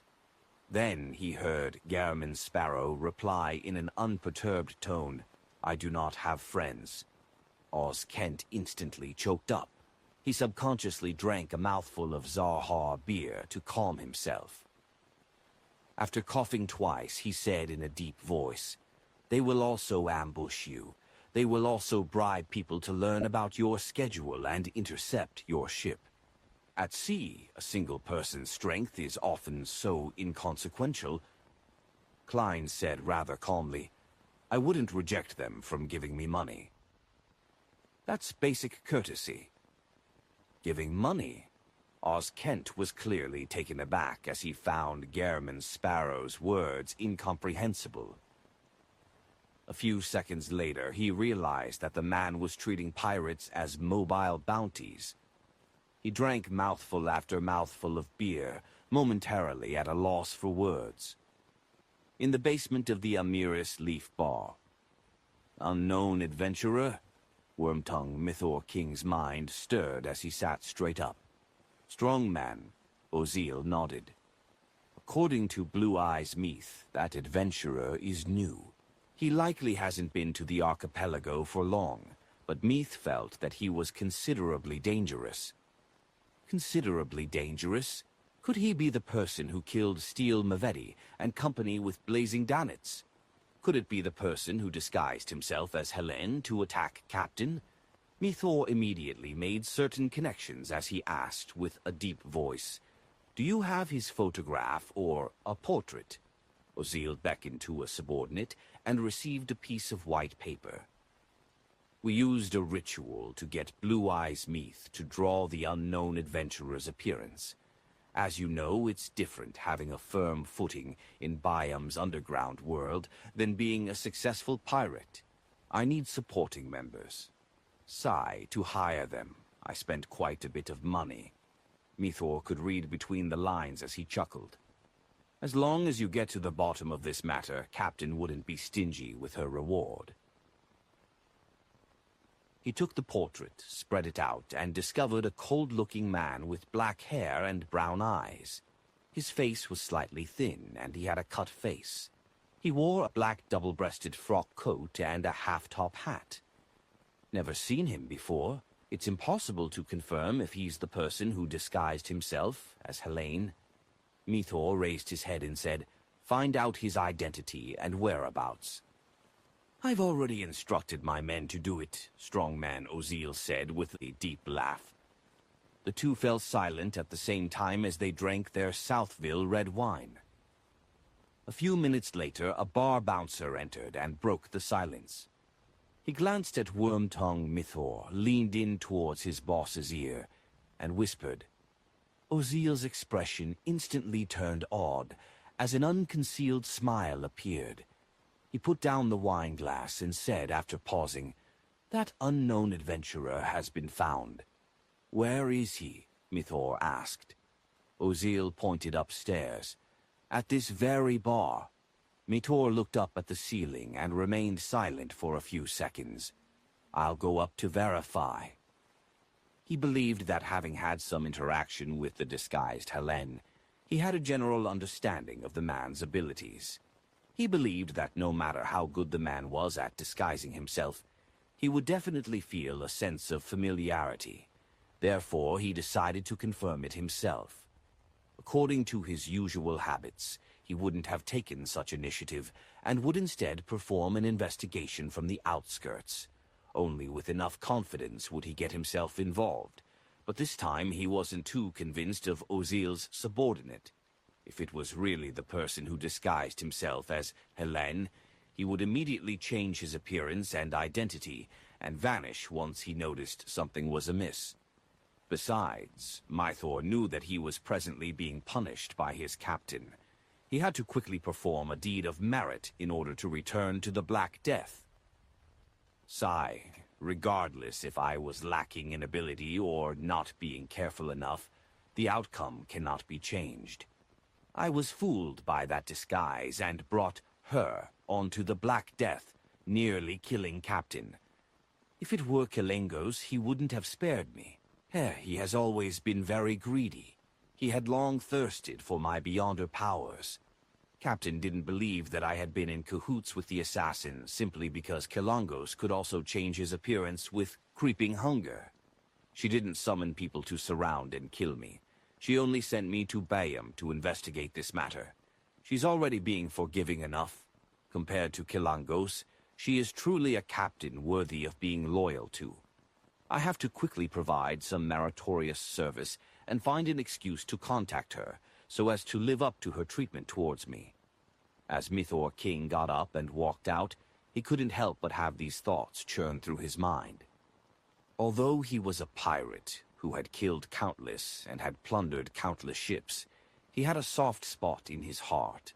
Besides, he didn't notice that he was being constantly mesmerized by Vice Admiral Ailment Tracy via prolonged interactions with her.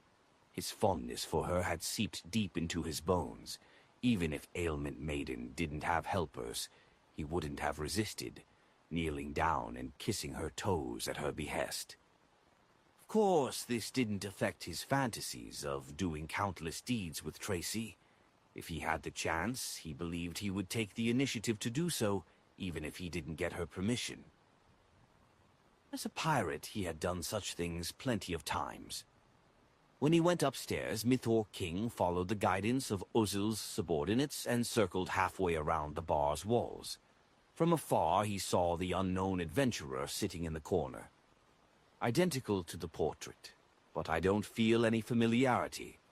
Is it because his disguise is sufficiently good, or is he someone else, for example, Vice Admiral Iceberg Edwina? She can mimic the beyonder powers of those she had seen before.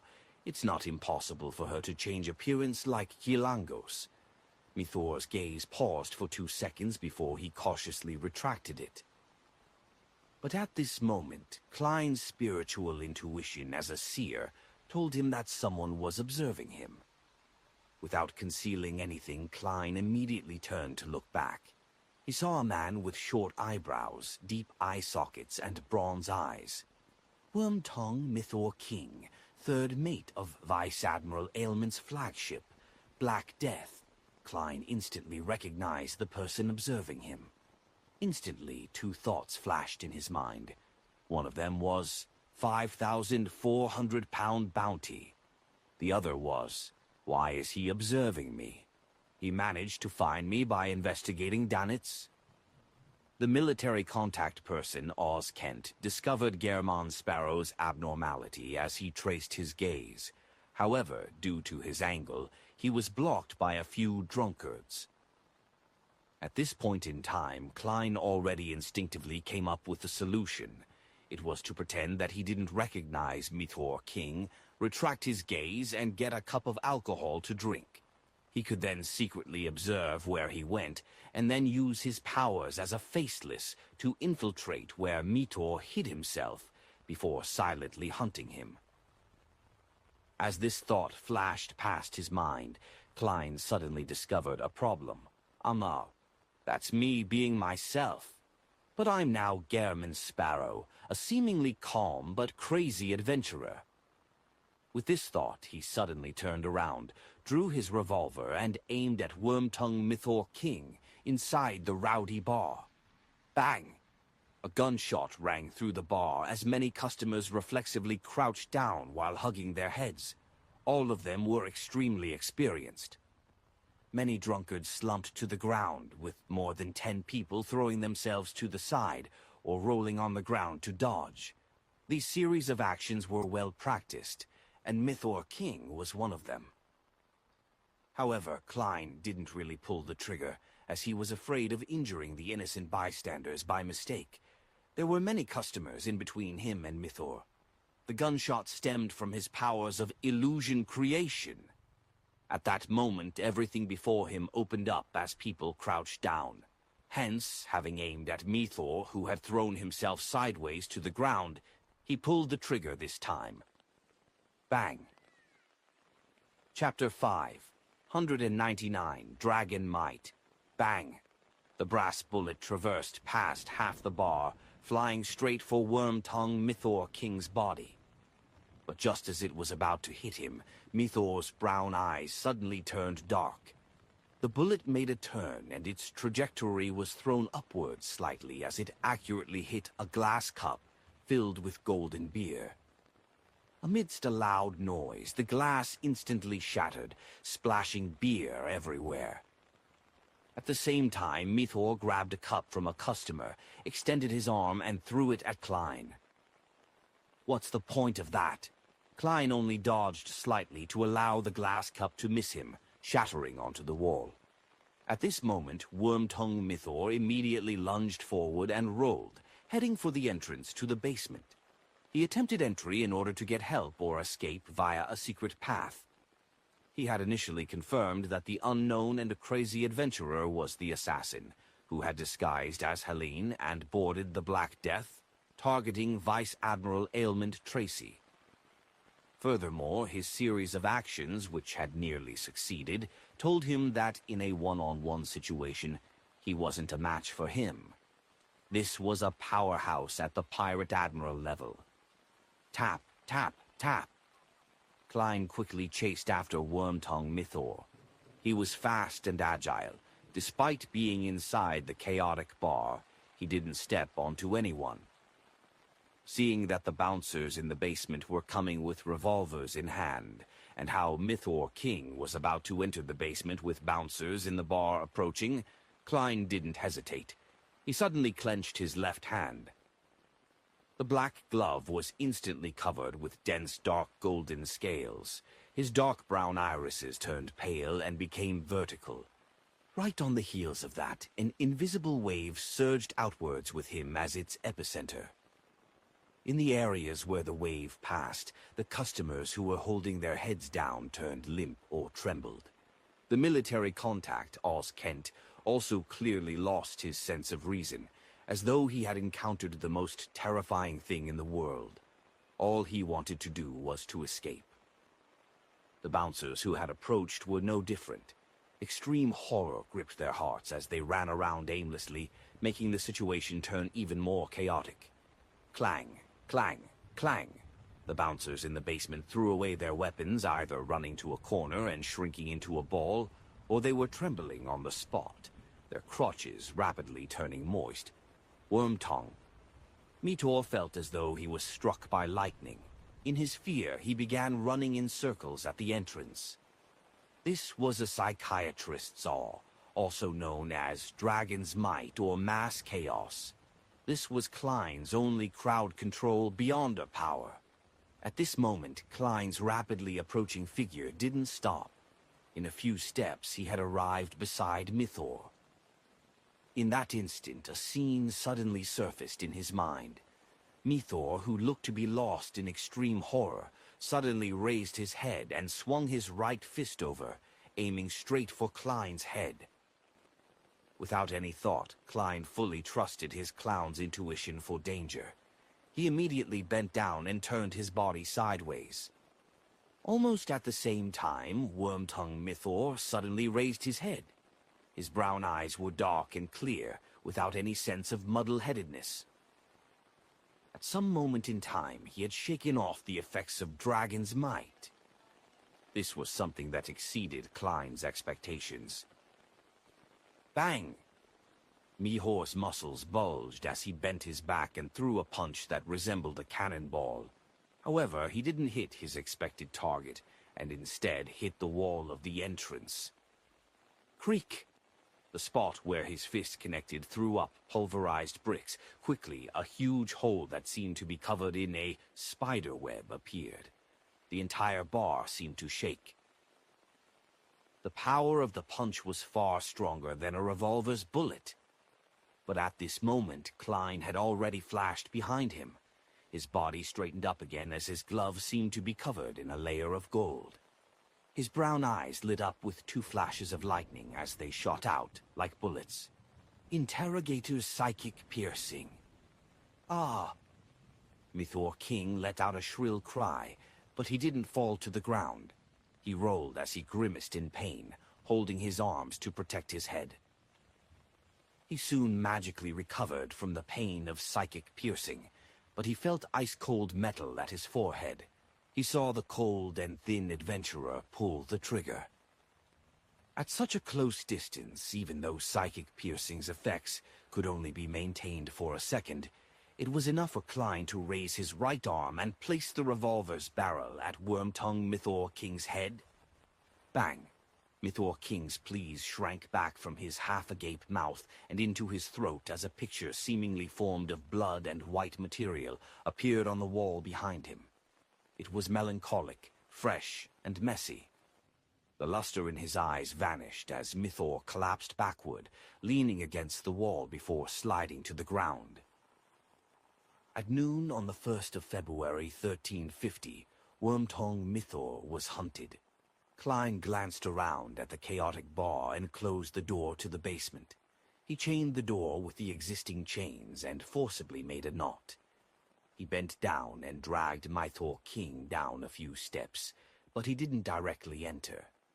As he was wary of enemies who might suddenly charge out from inside, he opened up his palm and aimed it at Wormtongue Mythor's corpse from above.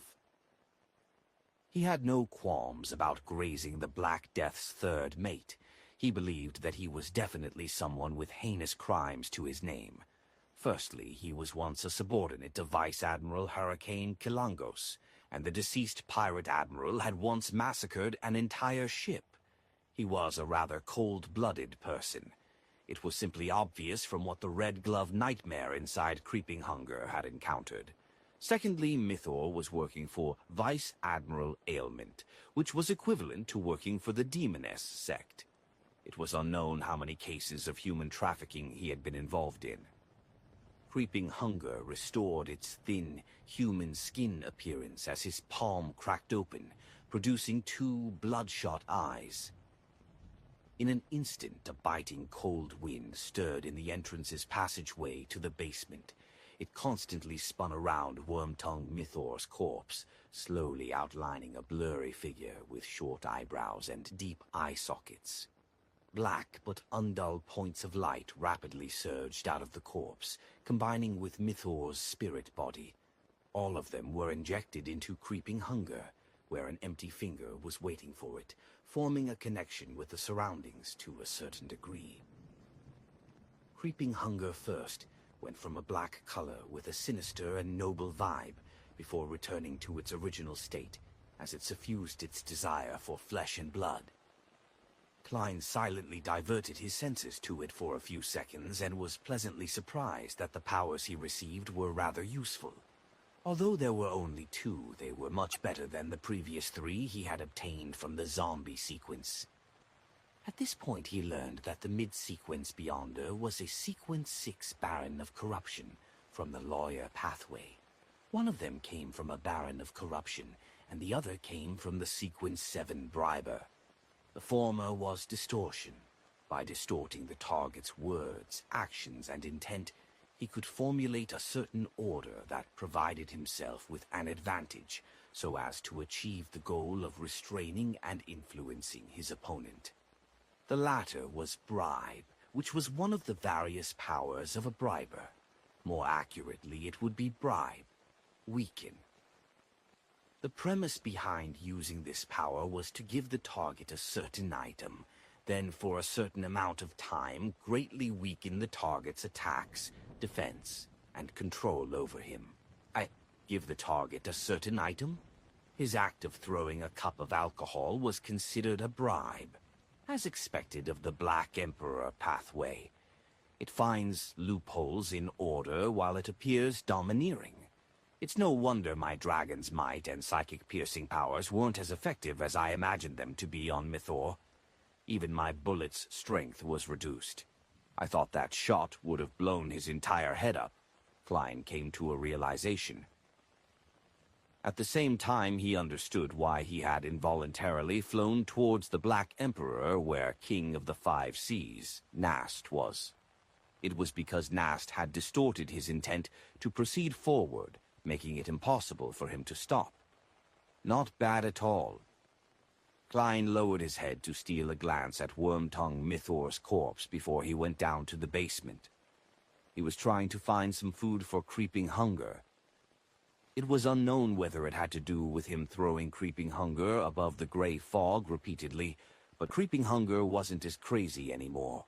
It seemed to be able to bear with its hunger, therefore Klein wasn't in a hurry. He slowly proceeded forward so as to be careful of encountering any accidents. Before long, he saw strongman Ozil leading his subordinates over. There were Beyonders and gunmen, and their numbers were sizable. Klein's expression remained stoic as his black glove was covered in dark, golden scales once again.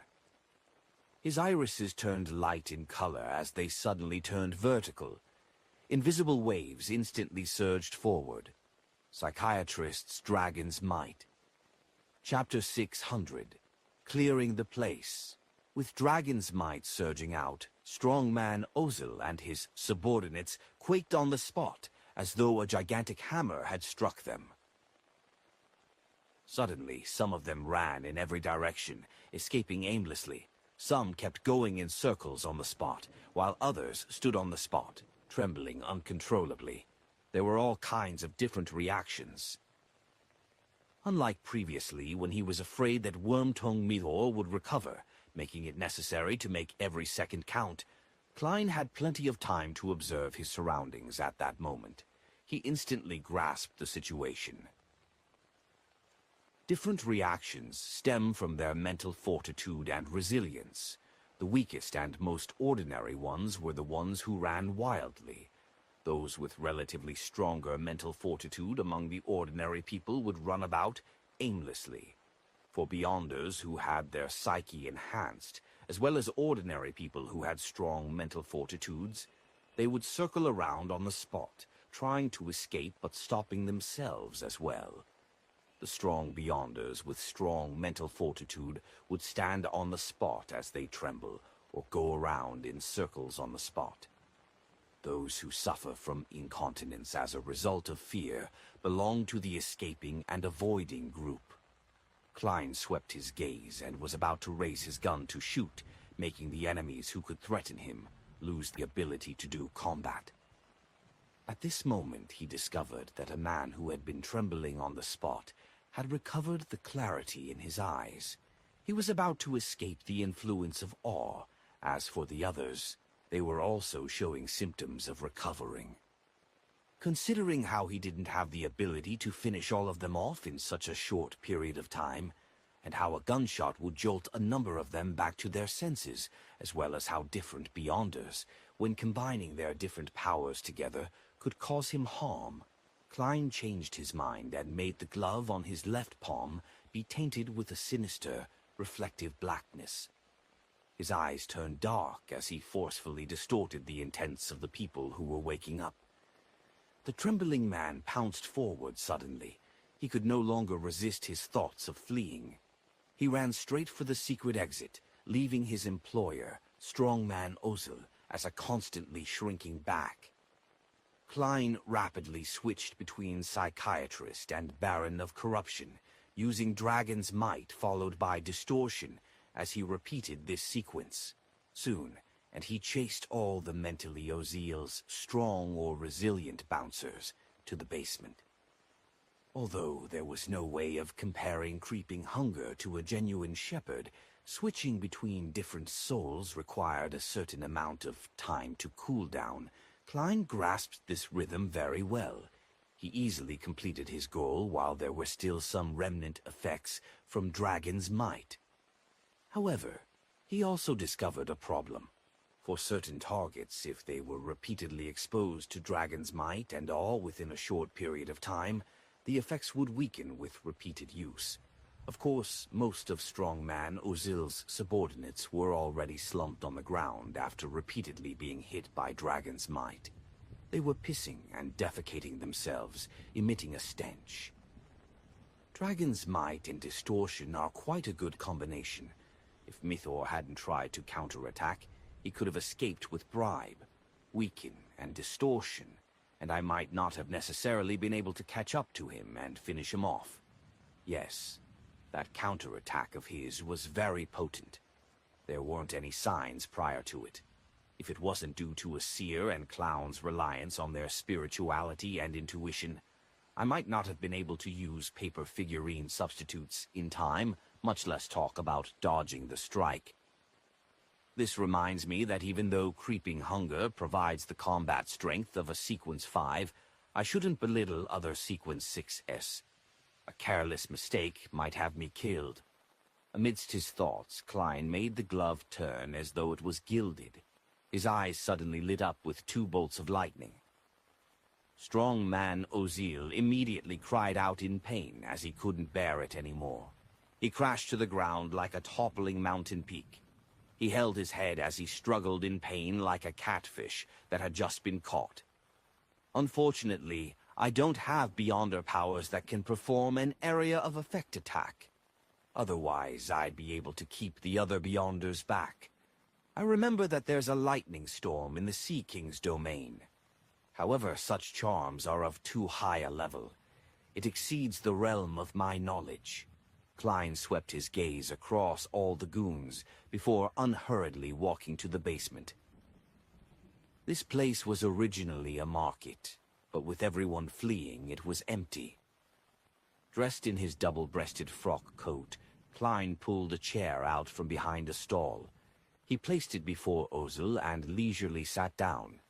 He leaned forward as he observed the boss of the Almiris Leaf Bar without a word. After Ozil tumbled around for a while, he finally recovered from the pain that nearly made him lose control.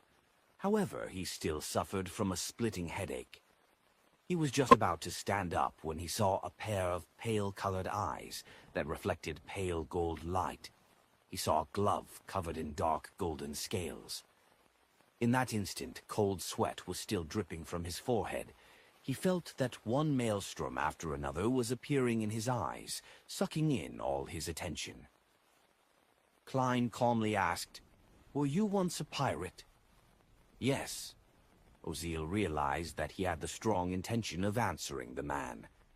This was a psychological cue. Klein asked again without a change in tone, "What deeds have you done in the past that violate the kingdom's laws?" Ozil didn't hide anything from him. He simply explained what he had done as a pirate and as the boss of the Amiris Leaf Bar. It included his plundering of liners, raping female passengers, and killing the innocent. This included striking down competitors and kidnapping their family members, setting ambushes to sink an entire family to the bottom of the ocean. Klein listened to all of this in silence, and the corners of his mouth curled up slowly. He clapped his left palm against his right hand and said, "What a competent pirate and passable gang boss." Amidst his praise, he extended his left hand as a ferocious mouth opened up on the thin human skin. Shrill screams resounded in the basement, but it stopped after a few seconds. All that was left were echoes. Klein sat in his seat, watching silently as the bright points of light slowly gathered in front of him. Around him, all the goons who were suffering from incontinence instinctively distanced themselves from him. As they crawled, they left stains on the ground. Moments later, Klein slowly stood up. He bent down to pick up a pure spherical light that was the size of a baby's fist, as well as the wallet inside Ozil's clothes.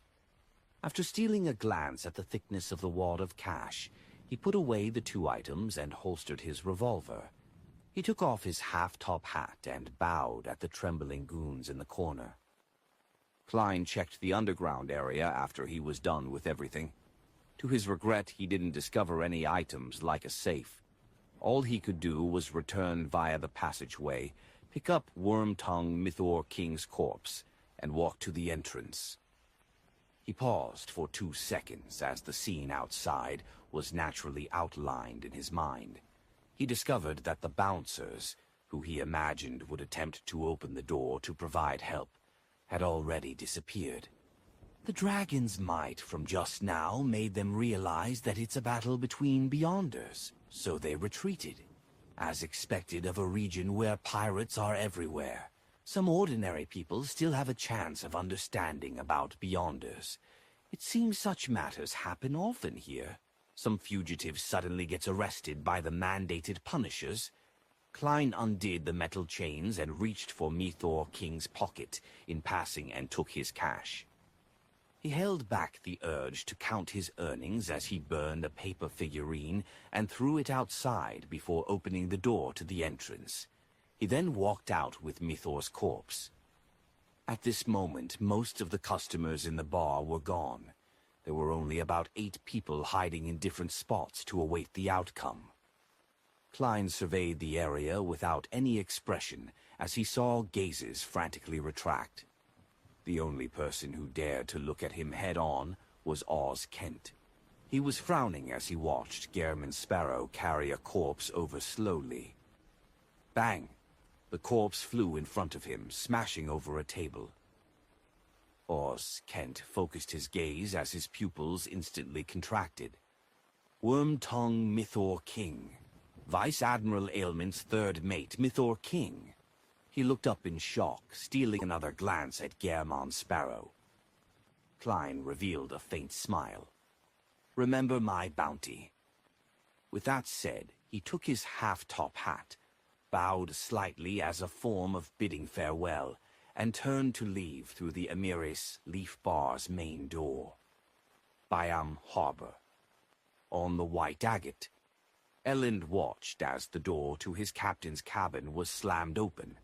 He asked in surprise, "Kent, what happened?" Oz Kent questioned him with a warped expression. "Elend, what kind of monster did you introduce me to?" "Gehrman Sparrow."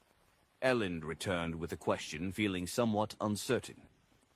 Oz Kent nodded. "He killed Wormtongue and Strongman without batting an eye, right inside Amiris Leaf Bar, right in front of me. It didn't even take him 5 minutes. He felt like he was going crazy." "Mythor King?" Elend asked, but he sounded like he was repeating the name to himself. Then he revealed a rueful smile. "From the looks of it, we have to report to the higher-ups." He didn't mention blazing Damnits, nor steal Mavetti's death. All right. Oz Kent was waiting for him to say that. At 3 in the afternoon, inside a garden building near the Governor General's office.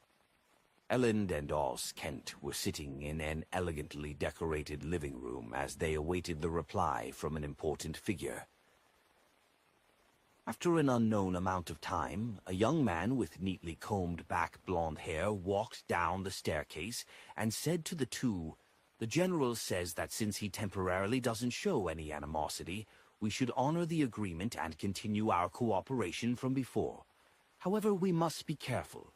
Send a telegram back to Backlund and secretly investigate his true identity and intentions here at sea. Also, spread the news that he killed Mythor King to the pirates." "Yes, Mr. Luan." After receiving clear instructions, Elend and Oz Kent immediately heaved a sigh of relief. Inside the inn, Klein did a divination and counted his cash, confirming that he had received 327 pounds, 9 soli 5 pence, and a Beyonder characteristic from a Sequence 8 pugilist from the Warrior Pathway. This is also an item worth 600 to 700 pounds. Furthermore, there's Mythor's bounty. Even if I deduct the labor fees, there will still be several thousand pounds. Heh. Oz Kent might not dare to take his cut. This is quite a good harvest. It's like a windfall, Klein thought in comfort, before holding a ritual, sending creeping hunger up to the gray fog. To be frank, he felt that Dragon's Might, Frenzy, and Psychological Cue were 3 rather useful Beyonder powers that he couldn't bear to part with. However, since he had already promised Miss Justice, he ultimately chose to abide by his promise. Chapter 601. Scaring Oneself. Above the gray fog, Klein leaned back into his high-backed chair and held creeping hunger. He remained silent for several seconds.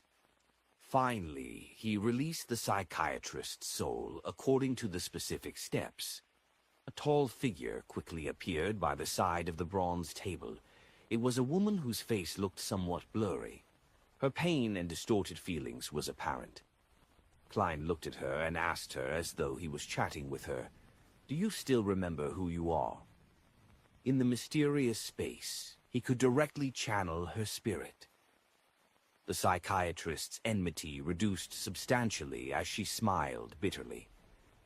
"Of course I remember.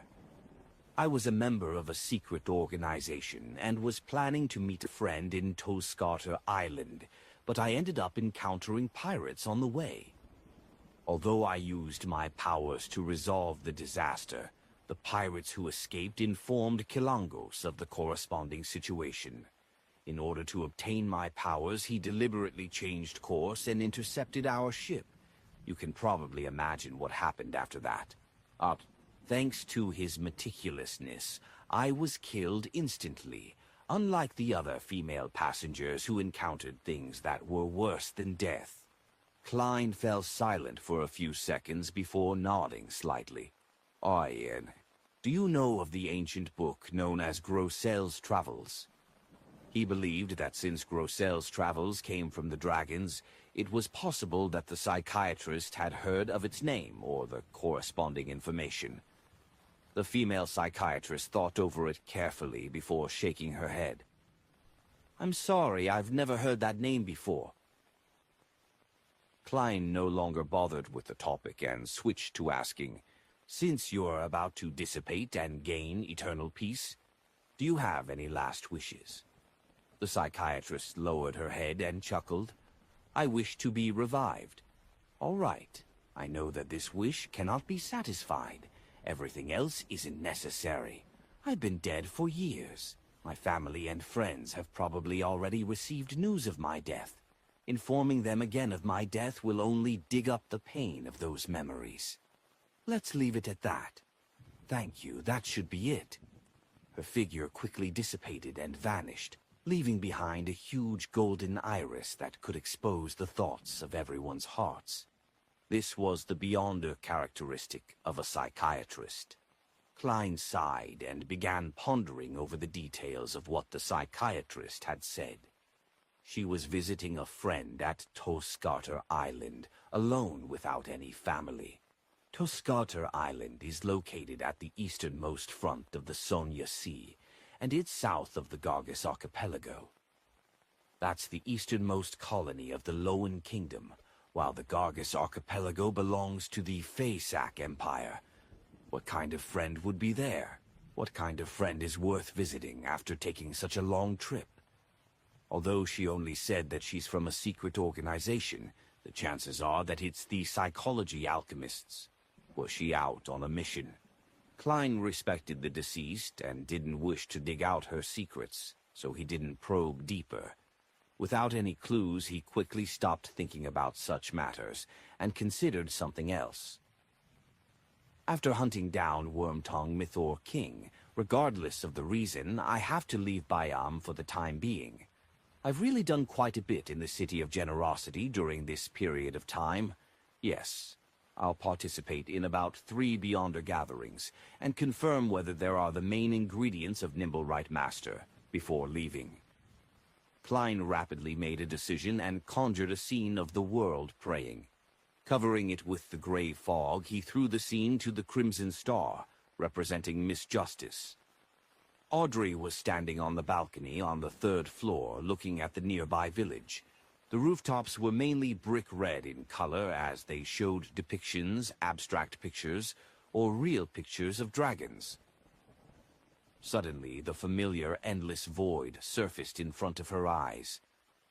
Amidst the gray fog, a blurry figure was standing high above, praying to the god above.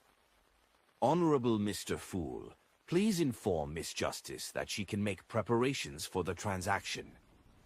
"I can make preparations for the transaction?" He has obtained the Beyonder characteristic of a psychiatrist, but he still didn't have one yesterday. The world's efficiency shocked Audrey as she nearly forgot to thank Mr. Fool. Thankfully, she was no longer the green and naive lady from before. She had been exposed to several major matters and rapidly calmed her mind as she sincerely thanked him.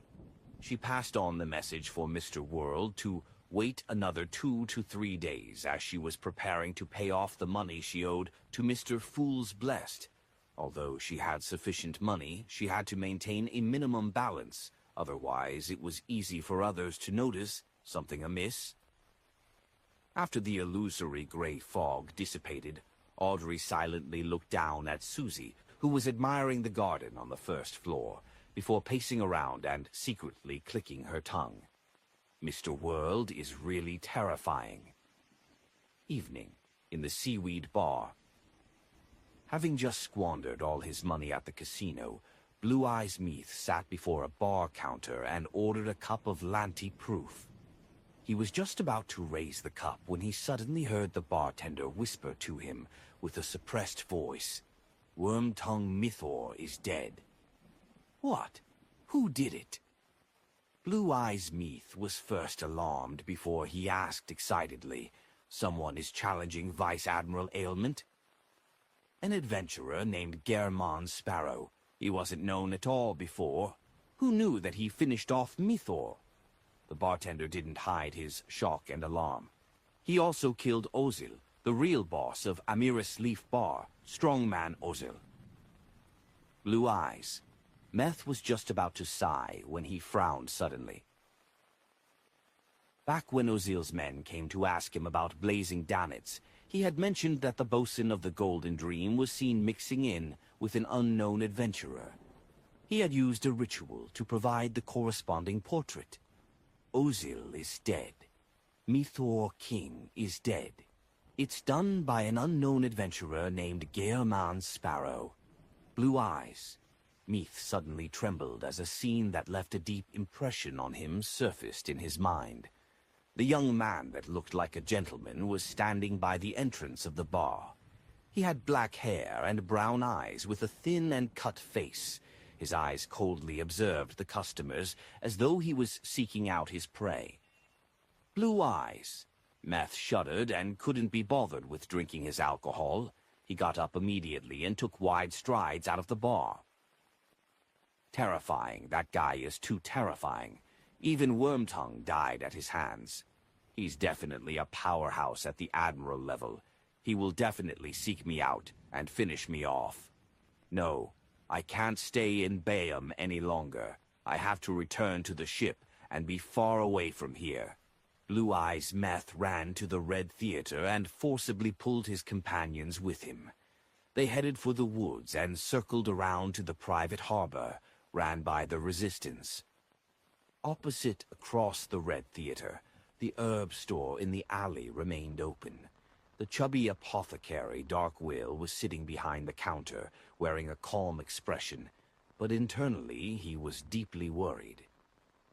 He had already contacted the Life School of Thought members he knew via various methods, and sought their help. However, he had no idea who they were or when they would come. He could only bear with his fear and anxiety as he continued running the store, pretending as though nothing had happened. Darkwill, you're extremely uneasy. The chubby owl flew over from an unknown location and landed on the counter. There's no need for you to remind me. I know my state of mind very well. Darkwill waved his hands impatiently. He could still remember the times when he was still under his teacher's tutelage. He was often warned to be careful of the official Beyonder organizations, and be careful of the true Sanguine.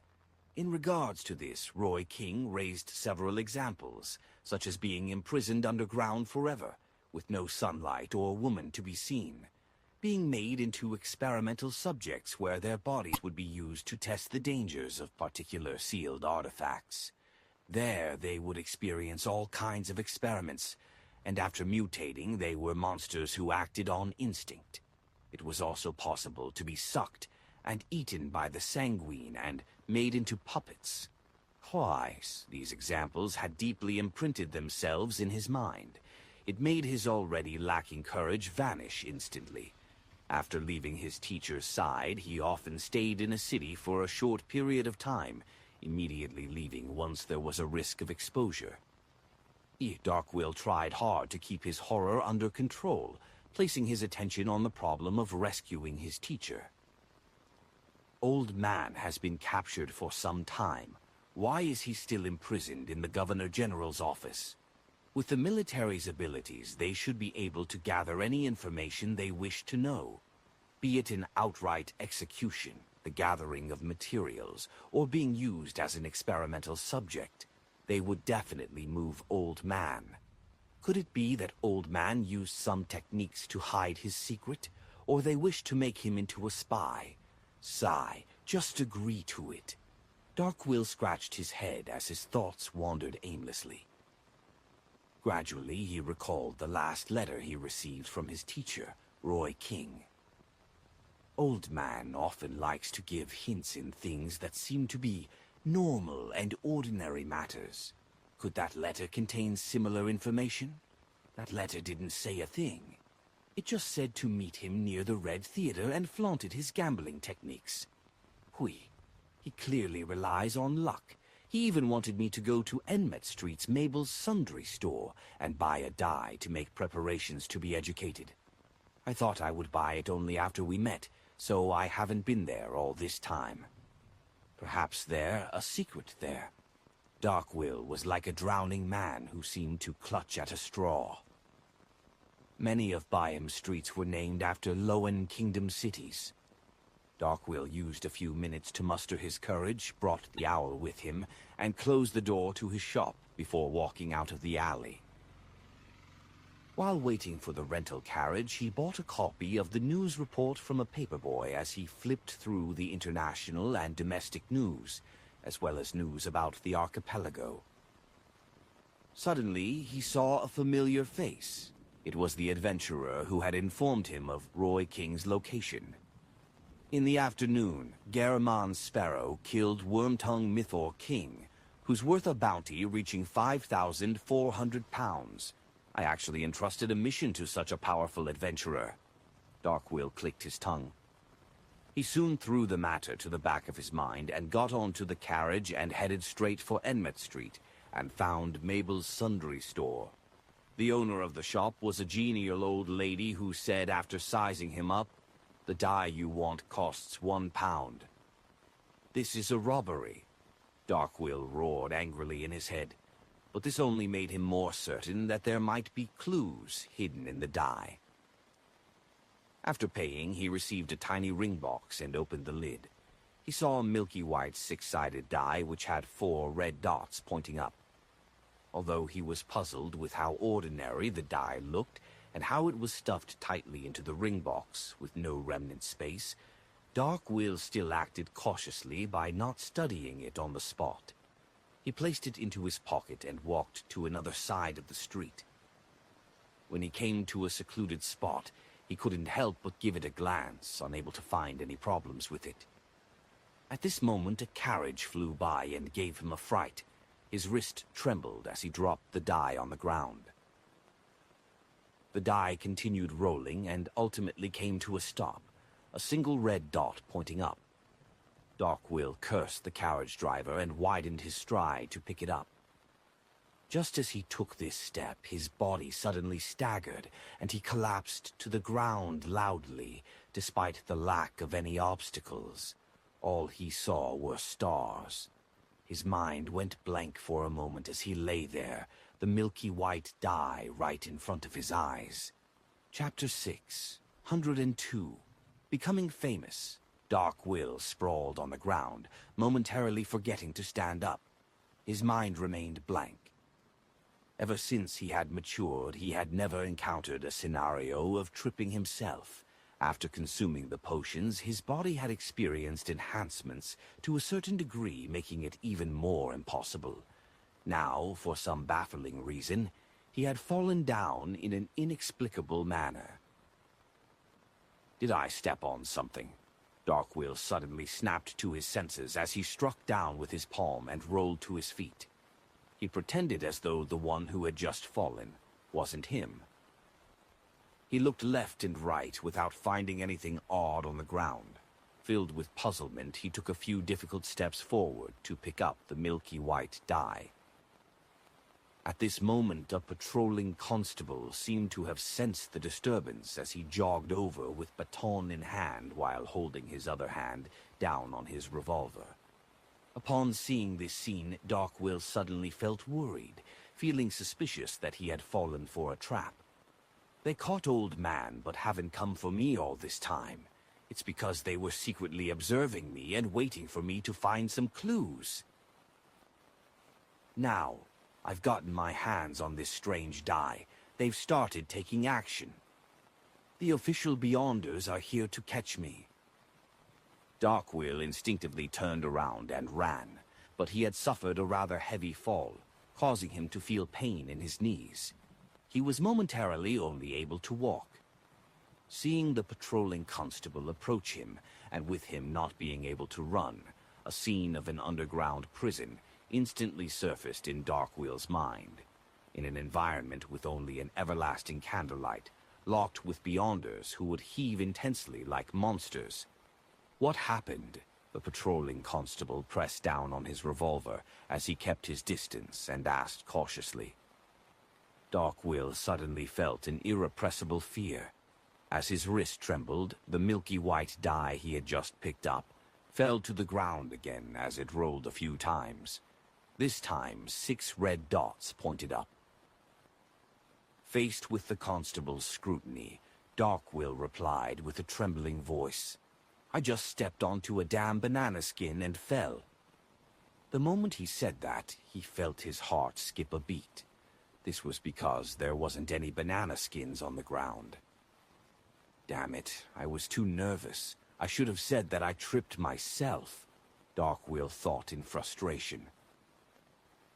He decided to summon the owl perched on the roof opposite him, preparing to make a last stand.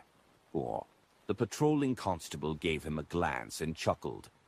"Make sure to watch where you place your feet when walking. I was imagining that you had been robbed." He released his palm on his revolver, raised his baton, and walked away. In a daze, Darkwill looked at the constable's back that was opening up a gap from him. He wasn't sure how the constable had so easily believed his excuse that was filled with mistakes. He retracted his gaze and looked at the milky white die which was sitting on the ground in silence. He slowly frowned. "I'm not pure, Loinis. The constables here don't need to suck up to me. Could it be all thanks to this? Be it my strange fall or my weird way of convincing the constable, it was all because of this. Is this that important sealed artifact which teacher was taking care of?" Darkwill quickly made certain connections as he carefully proceeded forward. He picked up the die again and stuffed it into the extremely tiny ring box. In the box, the die had no room to roll. Signaling to his owl, Darkwill picked up the news report copy, stopped a rental carriage, and hobbled up. His destination, Red Theater. The carriage smoothly proceeded forward. Because dusk was setting in, the street lamps, which were relatively far away, didn't illuminate the area much. He wasn't in a rush to study the ring box or the die inside. He patiently waited until he returned home. After entering the herb store and heading up to the residential area on the second floor, he lit the wall lamp and chased the silly bird out of his room. He sat in front of his desk and repeatedly checked on the ring box and milky white die. Finally, he took out a folded piece of paper about the length of a finger segment from the bottom of the ring box. Darkwill inhaled silently as he quickly spread open the piece of paper and discovered that there were 3 paragraphs written in ancient face-sack. "If I didn't appear 3 days after the appointed time, then I must have been betrayed and have been arrested. Therefore, do not seek out help from the other members of the School of Thought. This is because I'm unable to determine who did it. This will bring you great danger. There is only one thing that you need to do. Bring the die to Oravi Island and hand it to the bellman, Carnot, in the port city. My teacher, Ricciardo, is hidden there. The subsequent matters will be handled by him. Don't worry that I'll divulge this secret. Once I finish writing this letter, all relevant memories would completely disappear. I wouldn't even remember having an apprentice like you until I'm rescued. Remember, try your best not to use the die. It has living characteristics. The more you use it, the easier it is for it to awaken. It will roll itself when you aren't watching it, even without any space. When it's at 1, please trust me when I say that you'll suffer from worse than a direct death. This is because almost everything you do will end in failure, including your bed activities. Indeed, this die is very dangerous. Darkwill subconsciously sighed and immediately realized the dumb act he had done out of goodwill. In order to rescue his teacher, Roy King, he overcame his cowardliness and remained in Bayam, as well as sent out a cry for help to the Life School of Thought members.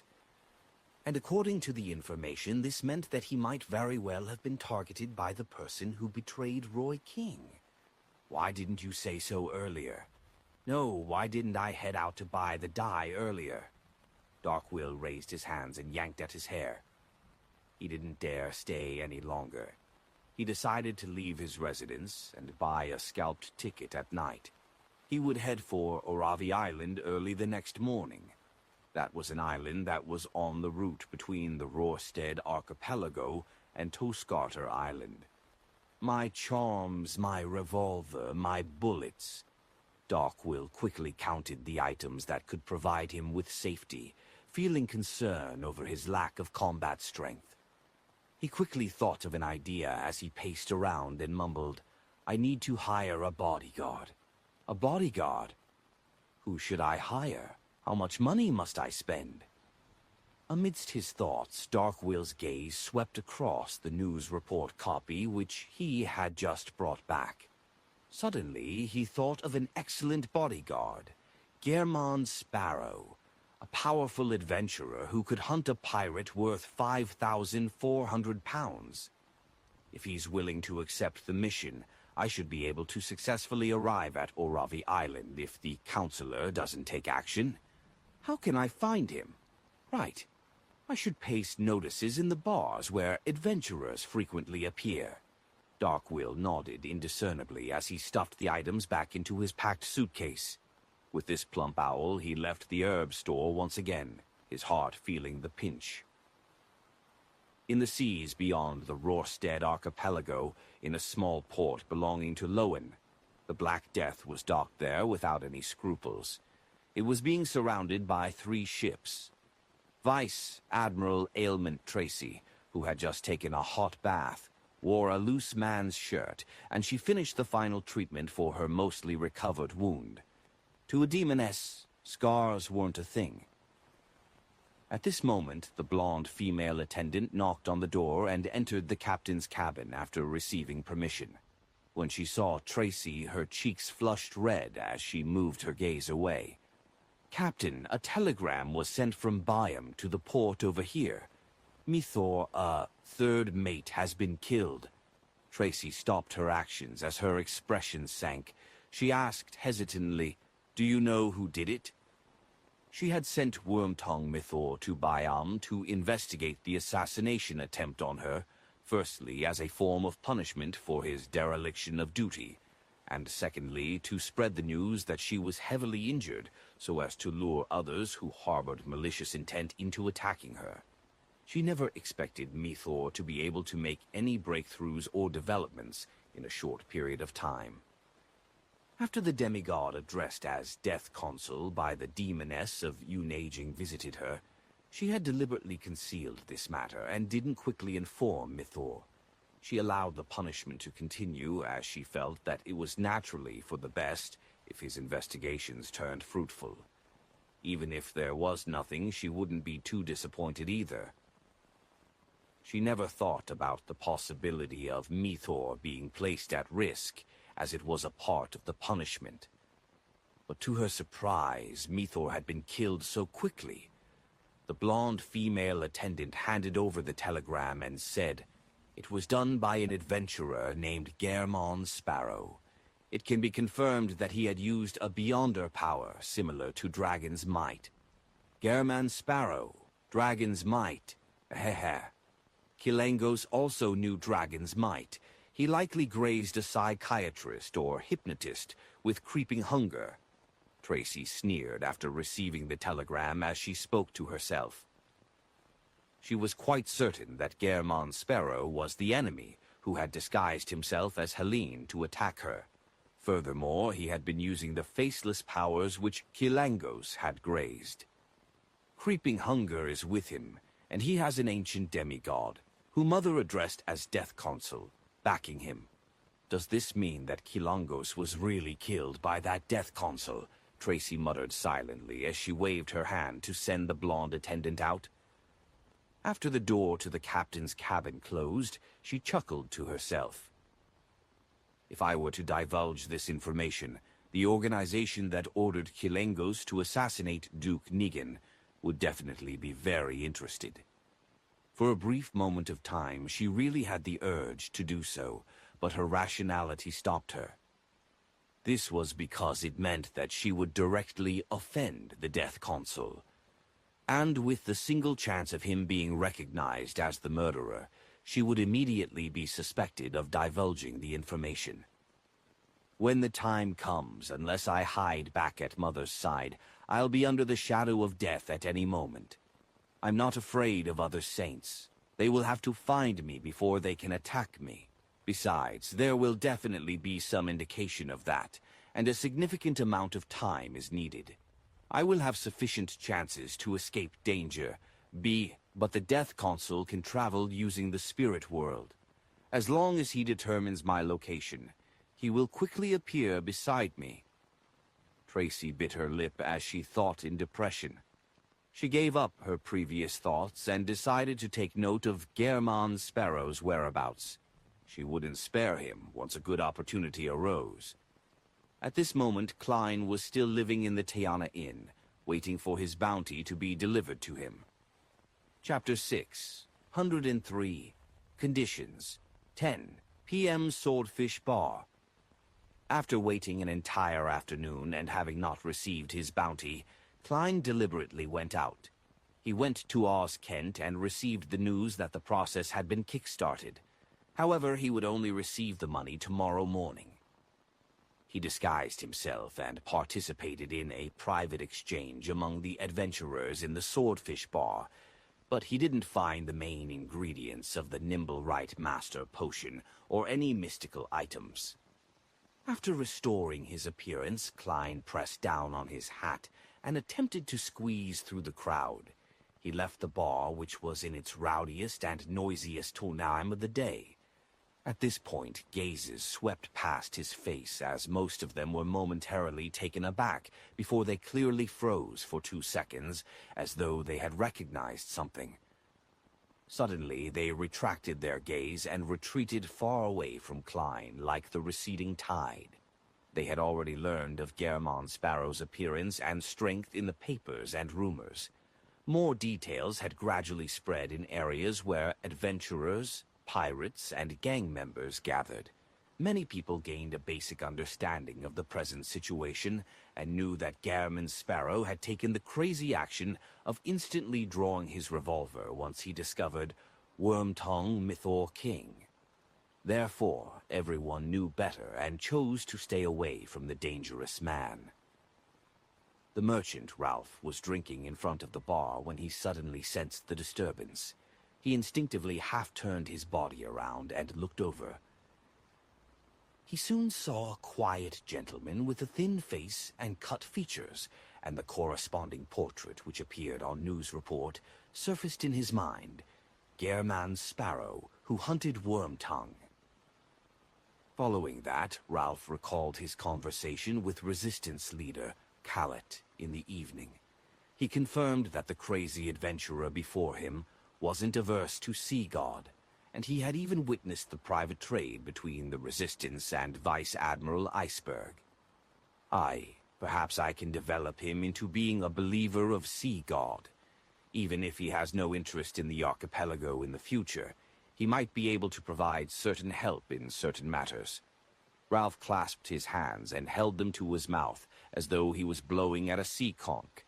This was one of the gestures used to pray to Sea God Calvetua. Then he suddenly got up and walked to Gehrman Sparrow with a beer in hand. At this moment, Klein also noticed Ralph's approach and recognized him. That was a devout believer who was willing to offer up a third of his 20,000 gold pound wealth to Sea God. That was the former pirate and the present merchant who he had convinced to set up a children's charity foundation. Based on the news regarding the charity foundation and his frequent pious praying, he understood Ralph in all aspects. Therefore, he was very puzzled as to why the man would attempt to approach Gehrman Sparrow. He has a job to entrust to me, things that the Resistance isn't able to do for some reason or another. Klein looked at Ralph as he slowed down his pace. Mr. Gehrman Sparrow, Ralph raised the cup of beer in his hand. Klein nodded and maintained his persona by saying, I don't know you. Haha, it's always so simple to get to know each other among adventurers. Perhaps a cup of beer is all it takes. Ralph pointed at the bar counter. Are you interested in a drink? All right. Klein was deeply puzzled as he answered simply. They sat in the corner of the bar as he ordered a cup of Southville beer. As he drank, he looked at Ralph without saying a word. Being stared at silently by a powerhouse at the level of a pirate admiral wasn't a good experience. Ralph drank a mouthful of beer to hide his high-strung nerves and laughed. I've heard about you. Before what you did today, I know that you're a true gentleman that shows no discrimination towards the natives of the colonial lands. Different things to say flashed through Klein's mind as he finally decided on a few sentences that corresponded to his persona. Get to the meat of the issue. Ralph nearly choked as he cleared his throat. Do I have the honor to introduce you to our god, the savior of the archipelago, the blessed of the sea, Calvetua? As you know, the sea is so vast, the storms are that terrifying. It's impossible to guarantee that one can defeat the various difficulties at sea and live on, even for the four kings. We need a god that can respond to you and hold authority over the sea and storm. Introducing me to myself and then getting me to believe in myself. Klein resisted the urge to twitch the corners of his face as he turned to say, I'm more interested in whether you have any mystical items, the kind that has powerful offensive strength. Ralph revealed an honest smile. We don't have any. However, as long as you piously believe in Sea God, there might be a day when you would be bestowed with one. I don't have one. Don't make promises for me. Klein instantly found it amusing and laughable. He felt that he couldn't carry on the conversation. Hence, he downed his half-filled cup of Southfield beer and said, I'll consider it. He was about to leave when the bartender suddenly came over and squeezed a smile. Mr. Gairman Sparrow, someone entrusted you with a mission. What is it? Klein glanced at Ralph. Knowing his place, the latter left his seat with his beer. He was already very pleased with today's outcome. This was because he never had the intention of developing the crazy adventurer into a believer of Sea God in one try. His goal was only to let him know of the possibility and to think about the pros and cons of doing so. After the silence in the corner of the bar resumed, the bar counter immediately said with a smile, He says he's an apothecary, you know. He has a mission to entrust to you. If you're interested, you can wait here for him. We will contact him with the previously established method. An apothecary, I know. The chubby Darkwill. The Darkwill who rears a plump owl. What kind of mission would he have for me? Rescue his teacher, Roy King. That isn't something I will do. The risk is just too high. As his thoughts raced, Klein decided to first figure out the details of the mission. Okay. At nearly 11 p.m., Klein met the apprehensive Darkwill in billiard room 3 of the Swordfish Bar. He had already changed into a rather eye-catching witch doctor robe and was dressed as a native. He was in a Taraba shirt, pantaloons, and a brown jacket. As for this round-faced owl, it was perched silently on his right shoulder, observing the adventurer with his penetrating eyes. It's very similar to the feeling of how Miss Justice observes the other members of the Tarot Club. This owl might really be a beyonder creature. A spectator. Klein made a judgment as he said in a deep tone without a change in expression, What mission is it that you have? It's this. The chubby apothecary kept his left hand in his pocket and clenched the ring box tightly. I'll be making a trip to another island. It will probably take 3 days. Due to certain developments, I might encounter danger. Of course, it might not happen as well. In short, I need a bodyguard, and I think you're the best choice. The way you put it sounds like I'm actually not that impressive. It's just that you know a few people. You aren't rescuing your teacher and had chosen to leave Bayam to seek out helpers. Or he has already been saved and the danger comes from the military's pursuit. Klein pondered over the truth behind the matter as he calmly asked, How great would the danger be?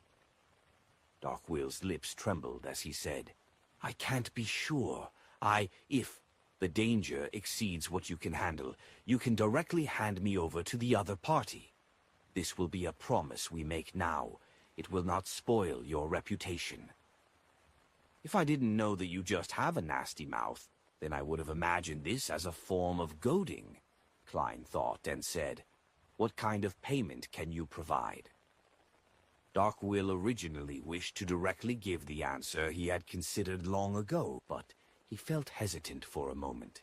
This was because the matter was indeed very dangerous. Without enough chips, he couldn't move Gairman Sparrow into agreeing. He was afraid of the appearance of the counselor and that before the matter reached a level of despair, his bodyguard would give up resisting. This was also the reason why he had to hire a powerhouse. Klein glanced at him and coldly said, "You can first consider it for a moment. I'll use the washroom. Tell me your answer when I'm back." With that said, he turned around and walked to the door. Pulling the handle, he stepped outside. The way he responded made him seem experienced, having the coolness and coldness of an adventurer and bounty hunter. But in fact, he wasn't really giving the chubby apothecary time to think. He was only finding an opportunity to head to the washroom to divine the matter above the gray fog. This was key to whether he accepted the mission. Once, he left the billiard room and arrived in front of a washroom. He got in line before finally getting an empty cubicle. When he entered, he frowned as the dirty environment and disgusting stench left him grossed out. He nearly turned his head and left. He held back his disgust as he pulled the flush lever in contempt. As he sighed at the terrible environment for his divination, he took 4 tiny steps counterclockwise and began the ritual. Inside the billiard room, Darkwill agilely went to close the door after he saw German Sparrow's back completely disappear. He asked the owl on his shoulder, "Will he betray me?" "No," the owl mumbled. "Also, when asking me questions, be polite. Call me Mr. Harry."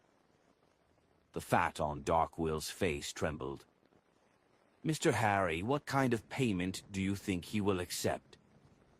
"I can't see through him. He's good at concealing his emotions," the owl said frankly. "Darn Mr. Harry." "No, darn silly bird." Darkwill cursed inwardly as he paced around and considered the chips he could offer. After a while, Klein returned to billiard room 3 and asked, "Have you thought it through?" He had already divined above the gray fog that the mission's danger was acceptable, and he happened to plan on leaving Bayham for the time being. £800 for 3 days, as well as our friendship. I'm referring to the friendship of my teacher and his friends, Darkwill said without confidence. Klein remained silent for a few seconds and said, £1,000 for 3 days.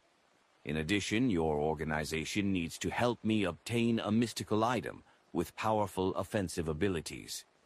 I will pay in cash based on a reasonable price.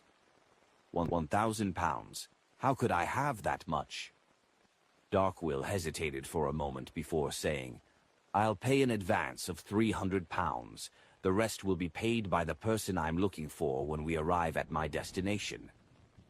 He planned on getting his teacher's teacher to pay the rest.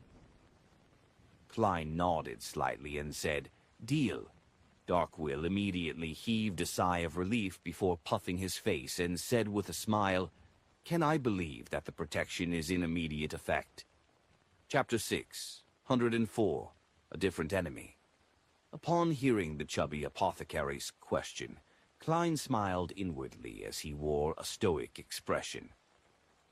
From the moment you make the first payment, Darkwill didn't hesitate to take out a huge wad of cash as he counted it, while his heart pained for the money. Here's £300. You can carry out your promise. Klein received the notes and nodded. That wouldn't be an issue. Darkwill immediately felt relieved, as though he was a drowning person who had finally caught onto a float. Half an hour later, in the Tiana Inn, Darkwill watched in a daze as the powerful adventurer, German Sparrow, said to the reception counter, Switch us to a luxurious suite. With that said, Klein took 2 steps backward as though giving his spot to the chubby apothecary. Darkwill gulped his saliva and asked hesitantly, I'm paying. During the mission, all expenses are borne by the employer. This is the rule adventurers follow, Klein said without a change in expression. I'd be a dumb sis if I believed you. Am I to help you pay if you call for a few Red Theater prostitutes? Darkwill thought as he squeezed out a smile. We can use an ordinary room. This will make the protection job easier. Then you stay by yourself. Klein acted as German Sparrow without any effort. Darkwill laughed and walked to the counter and said without expression, "A luxurious suite." When Darkwill finally checked in and entered the smaller bedroom, he opened the window and left an opening for the owl, Mr. Harry. He took out the ring box in his pocket and checked the situation of the strange die. After confirming that the die was the same as before, with 4 points facing up, Darkwill gradually heaved a sigh of relief. Backland, inside an ordinary house. Insi Zhangwil woke up from his slumber, and the first thing he did was check on his body. This was something he had to repeat every day. This was because he had no idea what kind of story 008 would compose after he slept, bringing about unknown accidents. After confirming that he wasn't injured, Insi Zhangwil wore a pair of bright leather boots and stood up. Without any surprises, he saw 008 silently sitting on his desk as though it was an ordinary quill. However, it had been locked in a metal box that was covered with symbols and magic labels. Insi Zhangwil walked over with a heavy heart and grabbed 008. He flipped open the notebook beside him and discovered that there was another page of text. Insi Zhangwil couldn't recall what he had done last night, but he acutely sensed some problems. He looked into the mirror and found his reflection somewhat unfamiliar, as though his body had given birth to another Insi Zhangwil. He looked down and saw there were obvious abnormalities under his fingernails, but he couldn't recall what he had done the previous night, no matter how hard he tried. After seeing this description, Insi Zhangwil instinctively looked at the full-body mirror in the room. He saw that he was still blind in one eye. His classic chiseled face didn't have a single wrinkle, but there was a smile lingering at the edges of his mouth. It formed a stark contrast with his heavy gaze. At this moment, Insi Zhangwil felt that his face was a little livid. He had eye bags, and it was matched with the smile he couldn't understand. He appeared sinister, vicious, and strange. He lifted his hands, lowered his head, and saw black stain blocks under his fingernails. It was as though he had spent half the night digging up roots in the garden. Although he had switched from the death pathway to the Evernight pathway, and he had become a night watcher, Insi Zhangwil didn't lose the beyonder powers he had from before. He was still a powerful spirit guide, a spirit guide in the domain of dead spirits. Therefore, he immediately planned to communicate with the spirits inside and outside the house to figure out what had happened last night.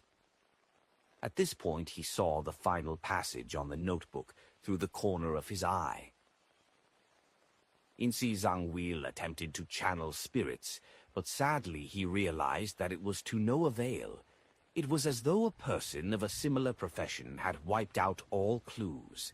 He was very worried, unaware of what he had embroiled himself with the previous night. Zhangwil's expression turned heavy as he attempted to channel spirits. Within his expectations, he didn't receive any outcome, which could be called a pleasant surprise. Wednesday morning outside a Miris leaf bar that had its shadow boss replaced. Klein circled around to a secluded alley and saw Oz Kent carrying a tiny suitcase. "Your bounty." Oz Kent threw the small suitcase over. This actually wasn't the bounty money in the true sense of the word. It was money the military had put forth. The former involved the Governor General's office and the kingdom's finance ministry.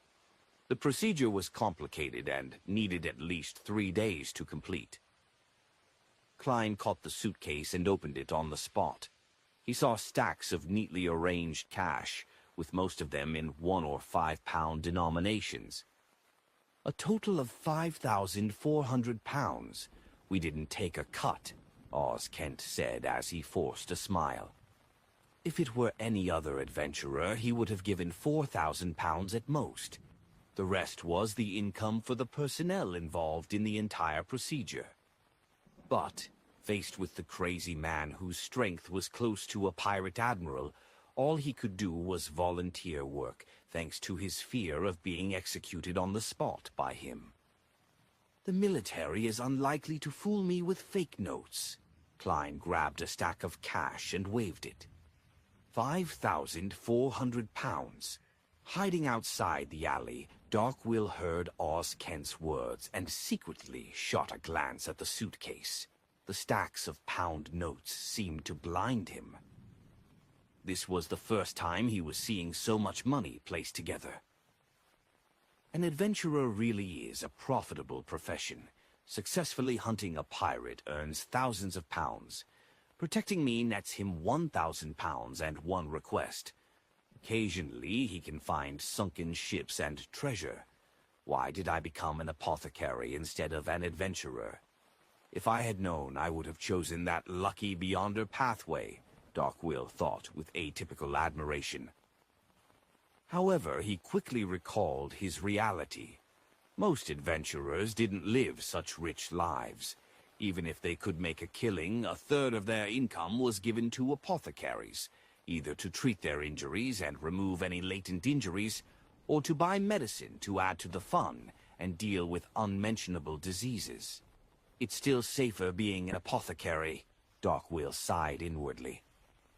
At this moment, Klein, who had only did a rough count of the money, closed the suitcase and said to Oz Kent, "I'll be leaving Bayham for some time if I have any intel. How should I inform you?" "You're leaving Bayham?" Oz Kent asked, finding it odd. Klein nodded slightly and said, "I received a bodyguard mission." Oz Kent was first enlightened before he felt a baffling sense of ease. If this madman were to stay in Bayham for long periods of time, there will ultimately be a day where he causes problems. It's better to drift out at sea and fight those pirates, Oz Kent immediately said with a smile. "You can directly send me a telegram and include my address. We have people planted at the telegraph office." "All right." Dressed in a black tweed coat, Klein didn't speak further. With the suitcase in hand, he turned to leave the alley. He headed for the harbor together with Darkwill and planned to catch the earliest liner to Oravi Island. The owl flew in between the trees and appeared furtively. They had already bought scalped tickets the night before. Half an hour before they boarded the ship, Darkwill reeled with anxiety. He was afraid the person who had betrayed his teacher would suddenly rush over and attack him. This feeling continued until he entered the first-class cabin that belonged to him. As long as the liner went out into the sea, beyonders without flight capabilities or their own ships would find it difficult to intercept him. "Quickly start the ship! Quickly start the ship!" Darkwill looked out the window as he muttered to himself. At this moment, the owl had followed and perched on his left shoulder. Klein sat on a chair in the room, prepared for any possible attacks. At this moment, the sky suddenly turned dark as the wind howled with increasing strength. The air's humidity also clearly climbed. "A storm," Darkwill widened his mouth as he blurted out. This meant that the ship might not set sail at the scheduled time. It might be delayed for hours. And with that, Darkwill wouldn't be able to withstand many of the unnecessary risks. He turned his head to look at Germont Sparrow and forced a smile. "Do you have any solutions?" "I do have one. For example, you can immediately pray to Sea God Calvatua, and I'll immediately answer your prayer above the gray fog. I'll disperse the storm. But it's without a doubt that in minutes, or maybe seconds, Sea King Jan Kotman will rush over, and his attacks will arrive earlier." Klein looked at the chubby apothecary and said calmly, "I'm only an adventurer." Darkwill knew that he shouldn't have had any expectations. He cursed the weather silently and turned around, looking out the window to check on the exact situation. Boom! A silver bolt of lightning struck Darkwill before Klein could even react. Darkwill immediately collapsed, convulsing as smoke emitted from his body. His skin was charred as snakes of lightning buzzed. Klein nearly fell into a shock. This was the first time he was seeing someone getting struck by lightning during a storm. That's way too unlucky, right? He briefly forgot to rescue Darkwill. The owl, Mr. Harry, was similarly stunned for a few seconds before it screamed, "Quick! Quick! There's a bottle of medicine in the second secret pocket on his left. Feed it to him." This owl can talk. Klein pricked up his brows, took a few steps forward, bent down, and found a bottle of blood-red medicine. Then he poured it down Darkwill's throat. After a few minutes, Darkwill finally regained his senses. As charred black skin peeled off, he stood up with great difficulty. I'll deal with my wounds." He staggered to his room and locked the door. After doing all of that, he took out the ring box and opened it with a solemn look. In the ring box, with almost no room to roll, the milky white die had already changed at some point in time. 2 red dots were facing up. In the living room outside, Klein stood on the spot and recalled everything that had happened before, frowning. At this moment in time, he had a baffling feeling that the enemies he would face during this bodyguard mission was probably going to be different from the enemies he encountered in the past.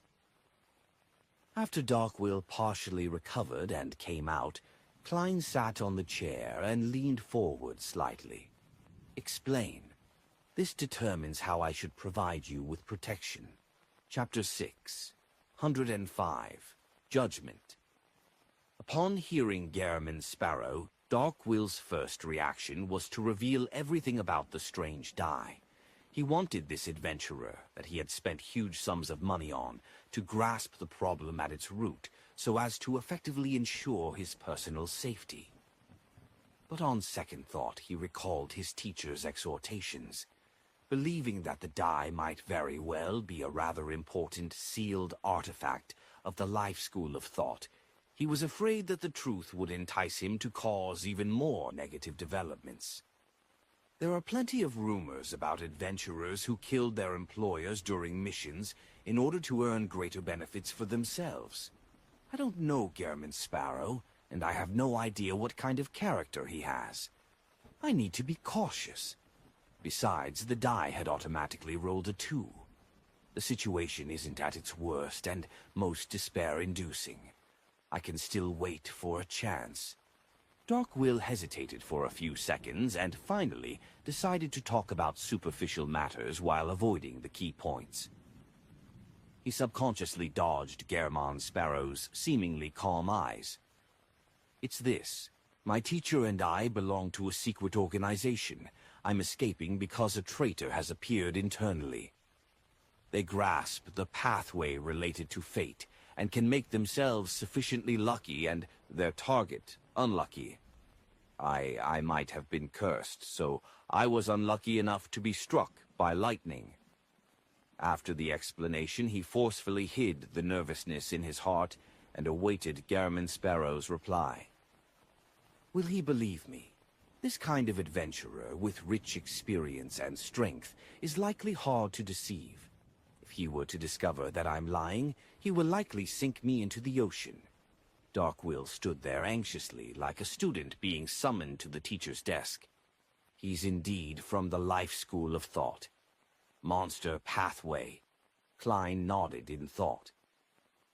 I understand. Try to do as little as possible. I will consider how I'll deal with your bad luck. Darkwill was taken aback, completely unable to believe that Gehrman Sparrow would so easily accept a lie he fabricated on the spot. He forced a smile and quickly expressed his gratitude. Then he returned to his room, leaning his back against the door as he took out the ring box. "Pa!" His hand trembled as he opened the lid, only to discover that the milky white die had already strangely rolled itself to have the 6th side facing up. Does this mean that I was lucky enough to successfully fool Gehrman Sparrow? Darkwill thought in enlightenment. Mr. Harry swooped down and didn't choose to perch on the chubby apothecary's shoulder. Apparently, it was still somewhat worried about how it could have also been implicated when Darkwill was nearly struck by lightning. It stood on a wooden desk and stared ahead with its round eyes. "Darkwill, you're very nervous." "You don't have to tell me that," Darkwill said in frustration. The owl spread its wings and said, "All right, I'll use a different explanation. I believe I should consider changing owners. Gehrman Sparrow seems to be a pretty good choice." "Then what about me?" Darkwill asked in surprise, momentarily forgetting his anger. Mr. Harry tisked and said, "Don't you sense the concern and fear in your heart? You're already suspecting whether you can see tomorrow's sun. That strange die is really, really dangerous. If I were you, I would have thrown it out the window and into the sea and get your teacher's teacher to fish it out himself." "How do you know about my teacher's teacher?" Darkwill blurted out the question. Mr. Harry proudly lifted its head and said, "Don't doubt an owl's vision." Darkwill fell into thought and didn't faze himself with its answer. "No, that won't work. Throwing the die into the sea wouldn't resolve all my problems. According to Old Man, even if it's buried out at sea, any powerful person will be able to find it in days. That will mean that I'll really lose it. Silly bird. You lack general knowledge in mysticism, and you don't know how some important sealed artifacts are just like the most popular prostitutes in Red Theater. They'll always be able to attract hungry men." "Including you," Harry calmly replied. "As for the problem of being lacking in general knowledge in mysticism, I believe a famous quote can explain it. Emperor Roselle once said that if a child doesn't receive a good education, then it's the father's fault. This sentence can also be used to describe problems between a pet and its owner. All right, Darkwill, regardless, I believe you need to discuss the die with Gehrman Sparrow. Otherwise, there will only be greater danger." "Let me wait and see a little longer. Perhaps it will be fixed at 6, Darkwill said with some hesitation. He sat on the edge of the bed before lying down. At this moment, the storm that had been howling had gradually calmed down. The sky began to turn calm as the liner blew its horn, indicating that it was setting sail.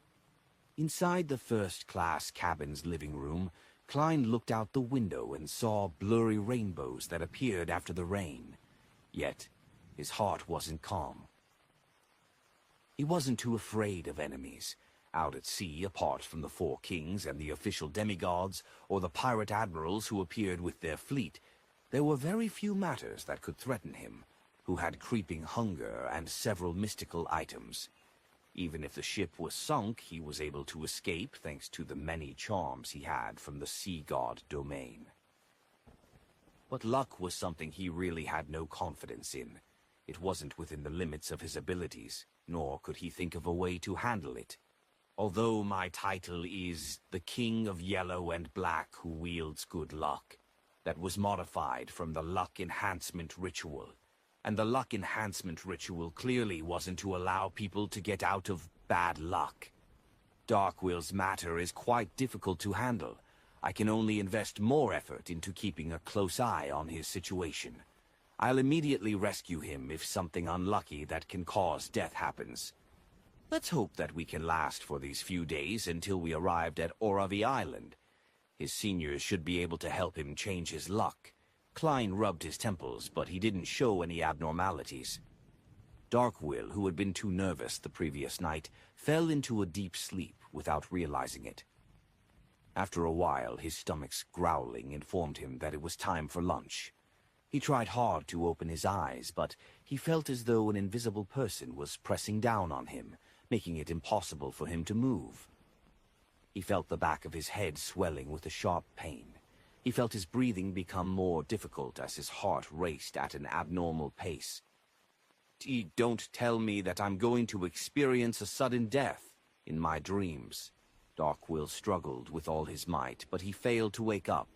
He became weaker and weaker with time. At this moment, his mouth was opened up by a sharp object as an ice-cold liquid was poured in. The liquid also flowed down his face, wetting his chin and neck. Darkwill's body recovered as he finally managed to open his eyes. He saw two bright, round, gold-like eyes nearly slamming into his head. Rearing a Beyonder pet can be quite effective sometimes. Darkwill first felt wistful before he rapidly sat up and took out the ring box. Inside, the die had rolled to another side. 1 point. So unlucky that I almost died in my sleep? No, I don't think it's that simple. It seems to magnify certain probabilities, such as the chances of being hit by lightning or the chances of experiencing sudden death while asleep. No, this can't carry on. If this continues, I'll definitely die, Darkwill thought in hysteria. Horror quickly overwhelmed his thoughts as he spurred his hand to hold on to the ring box and rushed to the door. Perhaps as a result of nearly suffering a sudden death, he was lacking in strength. He could hardly twist the handle. "Help! Help!" Mr. Harry screamed sharply. Bang! The door was opened, slamming into Darkwill's head. If Klein hadn't controlled his strength, the chubby apothecary's head probably would have cracked open with blood spewing out everywhere. Without even rubbing his bruise, Darkwill frantically shouted, "It's this! It's this! It's this die that gives me bad luck. When it's at 1 point, I'll fail at everything I do." He had already decided to inform Gehrman Sparrow of the whole truth, and he looked forward to the powerful adventurer giving him some effective suggestions. He didn't eliminate the possibility of him killing him out of greed, but he had weighed the matter. If he had to make a choice, he definitely chose the one which wasn't as terrible. Telling Gehrman Sparrow might lead to death, but not telling him would spell certain death. This choice was no longer something that needed consideration. "I don't care if the die is lost. My life is more important," Darkwill thought with righteous indignation. Then he saw a smile appear across Gehrman Sparrow's mouth. "Thank you for your humor. The joke isn't too bad." "It's not a joke." Darkwill looked down at the ring box and saw that there were no changes to the blood-red single point on the die. "See, could it be that even an explanation with plenty of logic will fail?" The chubby apothecary suddenly fell into despair. "It's real. He's speaking the truth." Harry flapped its wings. Darkwill, who felt hope arise in him, heard Gehrman Sparrow say in a deep voice, "Then why don't you throw it into the ocean?" With that said, Klein politely closed the door and returned to the living room. This fellow must be hiding a secret. I mustn't be fooled by such a clumsy excuse. Klein sat in his chair and waited for Darkwill to describe the situation in detail. Darkwill sat down, depressed. He sat there motionless, afraid of encountering another failure. He didn't notice that the die had already switched its face again to a 3. Before lunch, Klein entered the washroom to clean out his digestive system. After washing his hands, he went above the gray fog in passing, preparing to browse through the prayers of the sea god believers. Just as he sat at the high-backed chair of the fool, he suddenly recalled many details as his eyes widened. How could I believe such a weak explanation? Why do I think that it's because of that die? In the past 2 events, it felt like my mind had been clouded. No, it's not that. Darkwill's explanation happened to match certain theories of mine. Therefore, I instinctively believed it to be real and fake. Klein's eyes constricted as he thought about it. At that moment, he had already made a judgment. That die is indeed problematic. Chapter 606, Intimidation, above the gray fog, inside the palace that looked like a giant's residence. Klein tapped the edge of the model table as his thoughts revolved around the strange die. It can influence me without me realizing it. This is already somewhat similar to 0. 08 from back then. It's just that one is right in front of me while the other is hidden. It's definitely a sealed artifact, and it's the kind that exists at the very pinnacle. Even if it's not a Grade 0, it has to be a very special existence among Grade 1s. I'm temporarily unable to interfere with matters regarding fate, but I can't just passively face it. With the passage of time, objects at the level of sealed artifacts will often cause more severe damage. It might begin to affect people around the chubby apothecary, such as me or all the passengers on the ship. Klein thought over the matter seriously without any solutions in mind. He decided to immediately return to the real world. He didn't know how to seal the die or how to reduce its influence, but he knew someone had a clue. It was the Snake of Mercury, Will Auceptin, who was still inside his mother's womb as a fetus. Entering the master bedroom, he took out the paper crane in his wallet and placed it on the table. Klein took a look at the surface, which still had signs of being erased. He picked up a pencil and wrote a simple question. How do I deal with that die? He folded the paper crane back to its original form, stuffed it in his wallet, and went to the door of the servants' room before knocking on it twice. This wasn't in violation of Gehrman Sparrow's persona, because he was a gentlemanly madman. Of course, Klein was mainly afraid of bashing Darkwill to death by rashly opening the door. This was something that he had learned from the movie franchise, Final Destination. In addition, Klein was also worried about witnessing something disgusting or unpleasant. With the preferences Darkwill has exhibited, when he realizes that he's in extreme danger and unable to extricate himself from it, with waiting for death being the only option available to him, there's a non-zero chance of him pleasuring himself to climax one last time. Klein lampooned as he heard the chubby apothecary's weak reply. What's the matter? It's good that you aren't dead yet. Klein carefully opened the door and leaned his body a little forward, looking at Darkwill and the opened ring box, which was sitting in front of him. He calmly asked, What's the score? Can't you check it from the papers yourself? Sports section. Darkwill remained listless. I'm asking about the die, Klein simply added. It's still at 3 points, Darkwill first answered instinctively, before turning his head and jumping up. You believe me? Klein didn't reply so as to prevent him from recalling how Gehrman Sparrow had been fooled by the die. He turned around and said in an unperturbed tone, Bring the die outside. All right, Darkwill and Harry cried out in joy almost at the same time. They either raise their arms or wings. After the chubby apothecary carefully carried the ring box out, Klein pointed at the coffee table and said, Put it on there. As he said, he sat on the sofa beside it. He placed his arms on his thigh and leaned forward to observe the strange die. On the surface, the die didn't seem strange in any way when it came to mysticism. The only difference from an ordinary die was that it was dyed in red, even for 3 points. Klein didn't touch it out of caution. He slightly straightened his body and looked at Darkwill, who was seated across him on a chair, as well as the fat owl, Harry, who was perched on the chair's back. Describe the exact situation. Darkwill didn't hide the matter any further, as he said with a smile which looked worse than crying, This is an important sealed artifact in our organization. My mission is to send it to a particular person in Oravi Island. But, as you can see, it's extremely dangerous.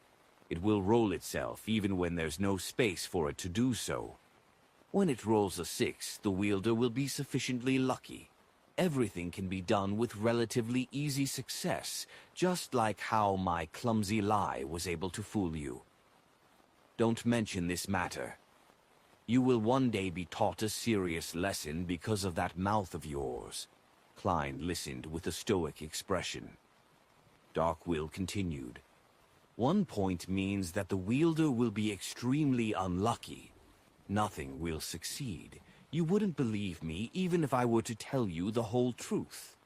2 points should be bad luck of a lesser degree, but as for why it would cause me to be struck by lightning, it's inexplicable. 3 points and 4 points are normal levels of bad luck and good luck. This can be confirmed. 5 points is the opposite of 2 points. You aren't considered unlucky enough, otherwise I would have already beaten you up, Klein thought and calmly instructed. From this moment forth, both of you will take turns to monitor this die. Once it drops below 3 points, you are to inform me immediately. Both of us. Darkwill wore a blank look for a moment. Including me. The owl perched on the edge of the chair's back raised its right wing. Klein leaned back into the sofa and crossed his right leg as he said calmly, "This will help in maintaining focus and energy." With that said, he gestured at the owl with his chin. "You're up first." "My name is Harry," the owl grumbled. "Harry." Klein resisted the urge to laugh as he said to Darkwill, "Pull the bell and get an attendant here. From this moment forth, we will choose to have room service for our meals. Before reaching Oravi Island, you have to be in the living room at all times. You are not to go anywhere. Even if you wish to use the washroom, it will be when it's at 3 or 4. If you really can't hold it in, I'll give you a bucket." Upon hearing Gehrman Sparrow give instructions with regularity and thoroughness, Darkwill calmed down a little at a time.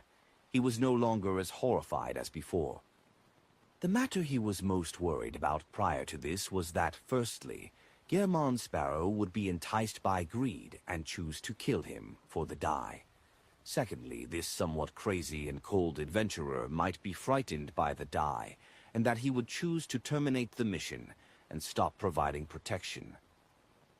And now, Gehrman Sparrow didn't show any fear, and he even seemed very confident. Darkwill secretly sighed in relief and thought his performance was really professional. He isn't afraid at all. He can even escape the influence of the die and accept my explanation. He lives up to his name of being the powerful adventurer who easily hunted Wormtongue. He's definitely a powerhouse at the pirate admiral level. Darkwill stood up and walked to the door to pull the service bell. Just as he returned to the sofa, he heard Harry's sharp screech. "Oh, it has changed, it has changed. 2 points." Suddenly, Klein exerted strength in his legs as he rose up from the sofa without warning and rushed to Darkwill's side. Bang!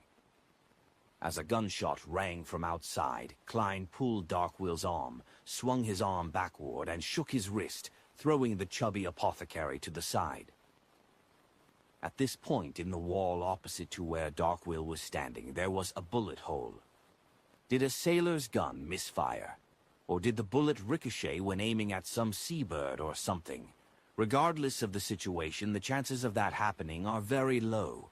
Yet, Klein turned his head to the chubby apothecary. "Are you injured?" Darkwill shook his head with a lingering sense of fear. "I'm fine." In the time that followed, Klein resolved more than 10 accidents, one after another.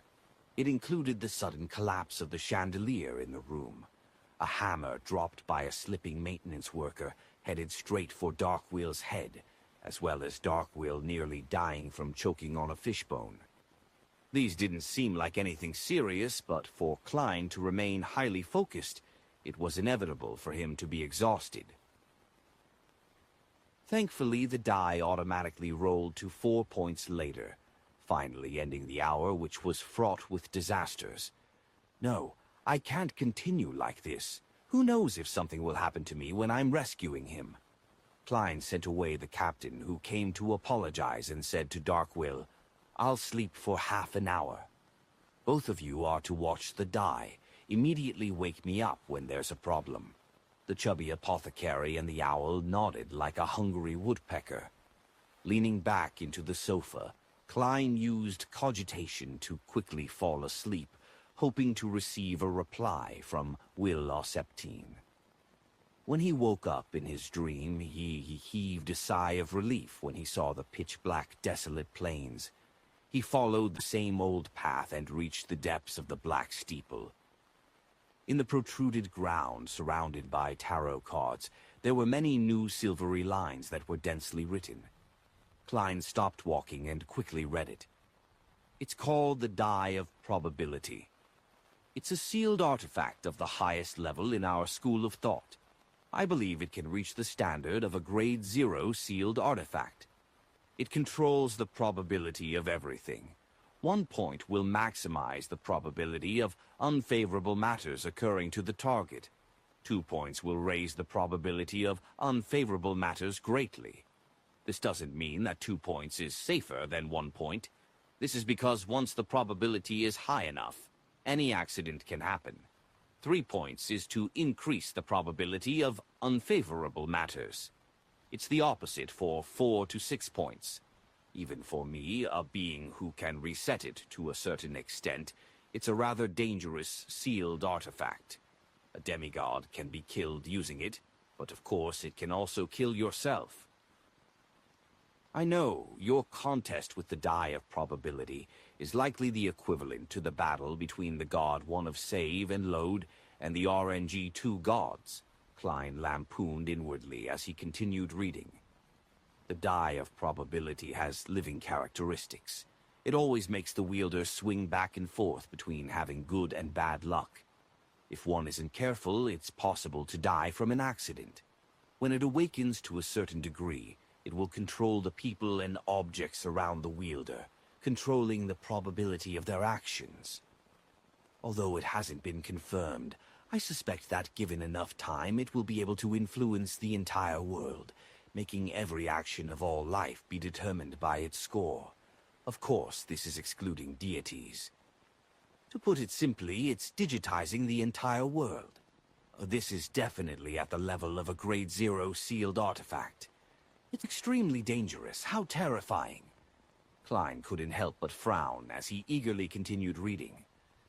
To truly seal the Die of Probability is rather complicated.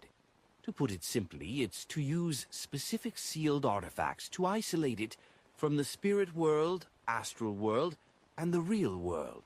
You can give it a try. Haha, I'll reveal my cards. I have long discovered that you can resist my prophetic senses. Perhaps you can use it to seal it. There's another way, but it can only briefly reduce its influence. However, this should be enough to send the Die of Probability to the hands of someone who can seal it. That method is to use the fact that it has living characteristics. Use an effective method to intimidate it. That way it will behave, calm down for a period of time. It will last about 12 hours before continuing. After repeated acts of intimidation, the influence it receives will decrease. After a week, it will mock you and madly control your probabilities. Finally, thank you for your help. Sincerely yours, Will Ahapten. As expected of a snake of fate. He has indeed discovered my uniqueness. Throwing the Die of Probability above the gray fog should be able to seal it. But the problem is that a grade 0 sealed artifact with living characteristics might influence the space above the gray fog and chase me away, making itself the owner. Such matters cannot be answered with divination. It will definitely be able to resist, just like 008. Klein rejected the idea of using the gray fog. As the thoughts whirled in his mind, he suddenly had an idea. Klein quickly left his dream and woke up. He said to Dark Will, I have a method of suppressing its influence. What is it? Dark Will asked in pleasant surprise. Klein didn't answer and picked up the Die of Probability, which had 4 points facing up, before entering the washroom. What does he want to do? I remember that in some folklore, the way they treat evil objects is to throw Shastarisk. Dark Will didn't wish to think further. After entering the washroom and locking the door, Klein immediately set up a ritual to summon himself. Following that, he went above the gray fog and brought out the iron cigar case. Then he picked up the die of probability and opened the cigar case. Inside the cigar case was the all-black eye which came from the Nimblewright Master. Under the darkness, Klein's face was cloaked in the shadows, and he watched with a deep and gloomy gaze as he brought the die of probability close to the strange eye.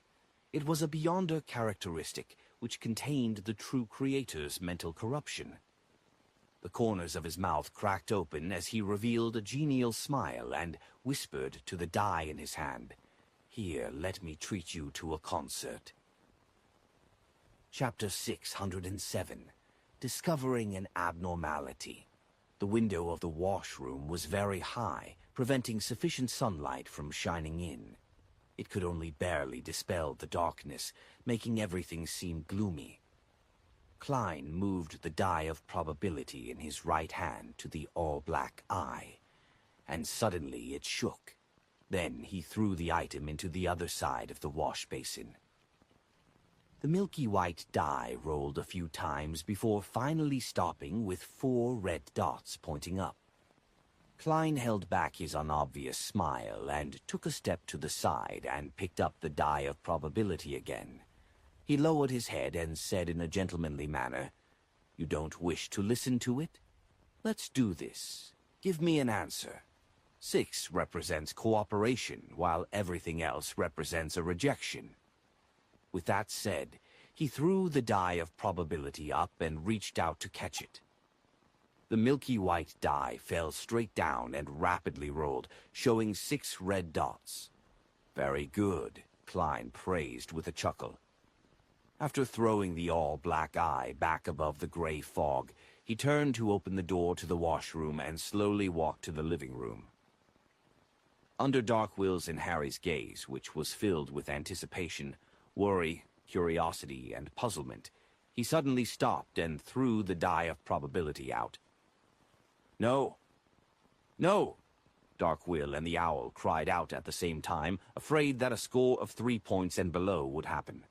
The latter subconsciously flew up to distance itself from the fatty who might be struck by lightning.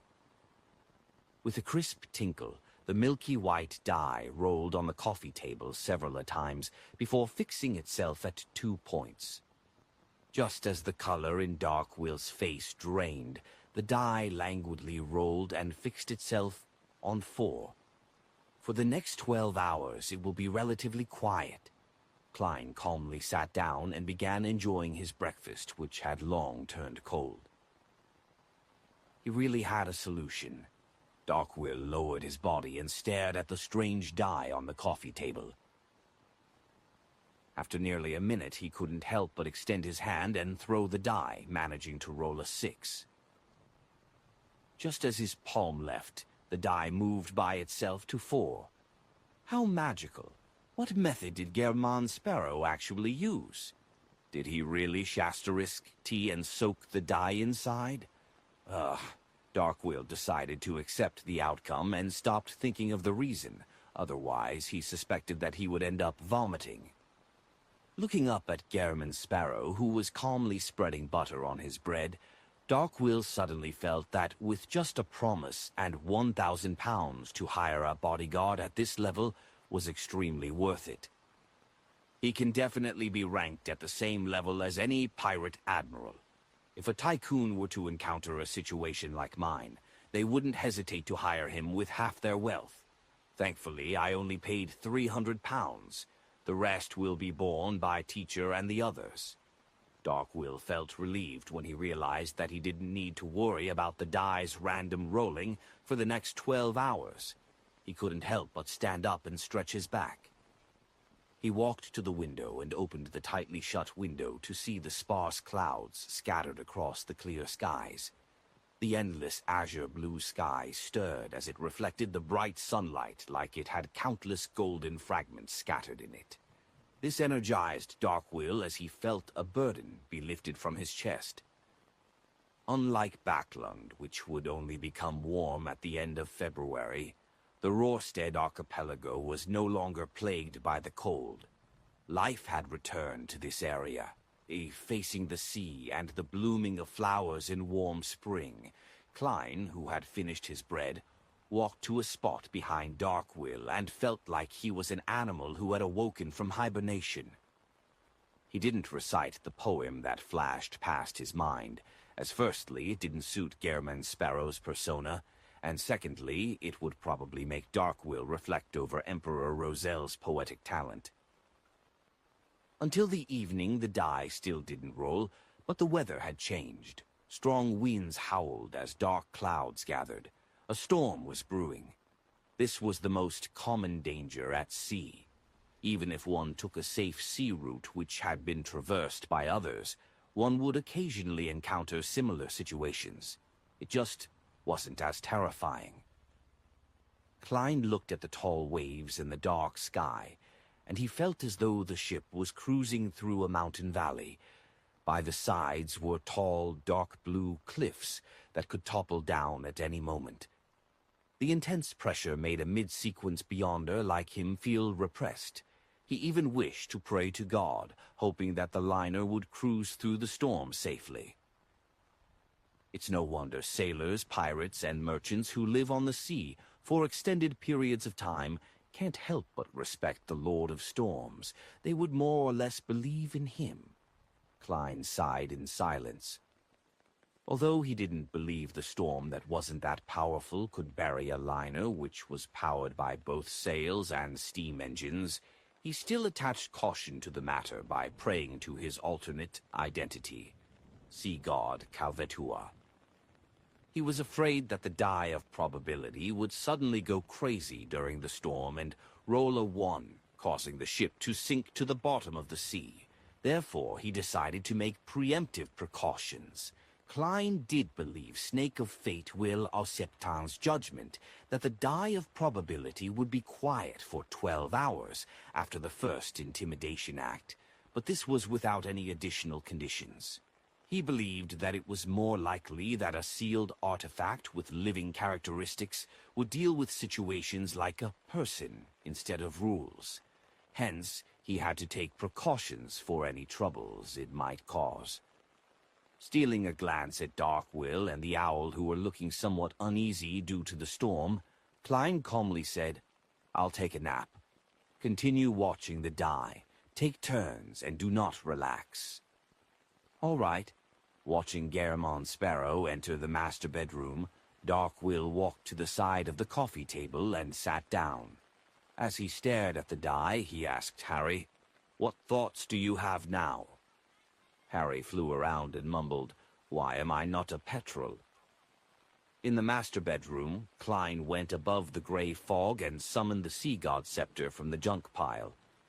He held the scepter with blue gems embedded at the top, and quickly replied to his prayer.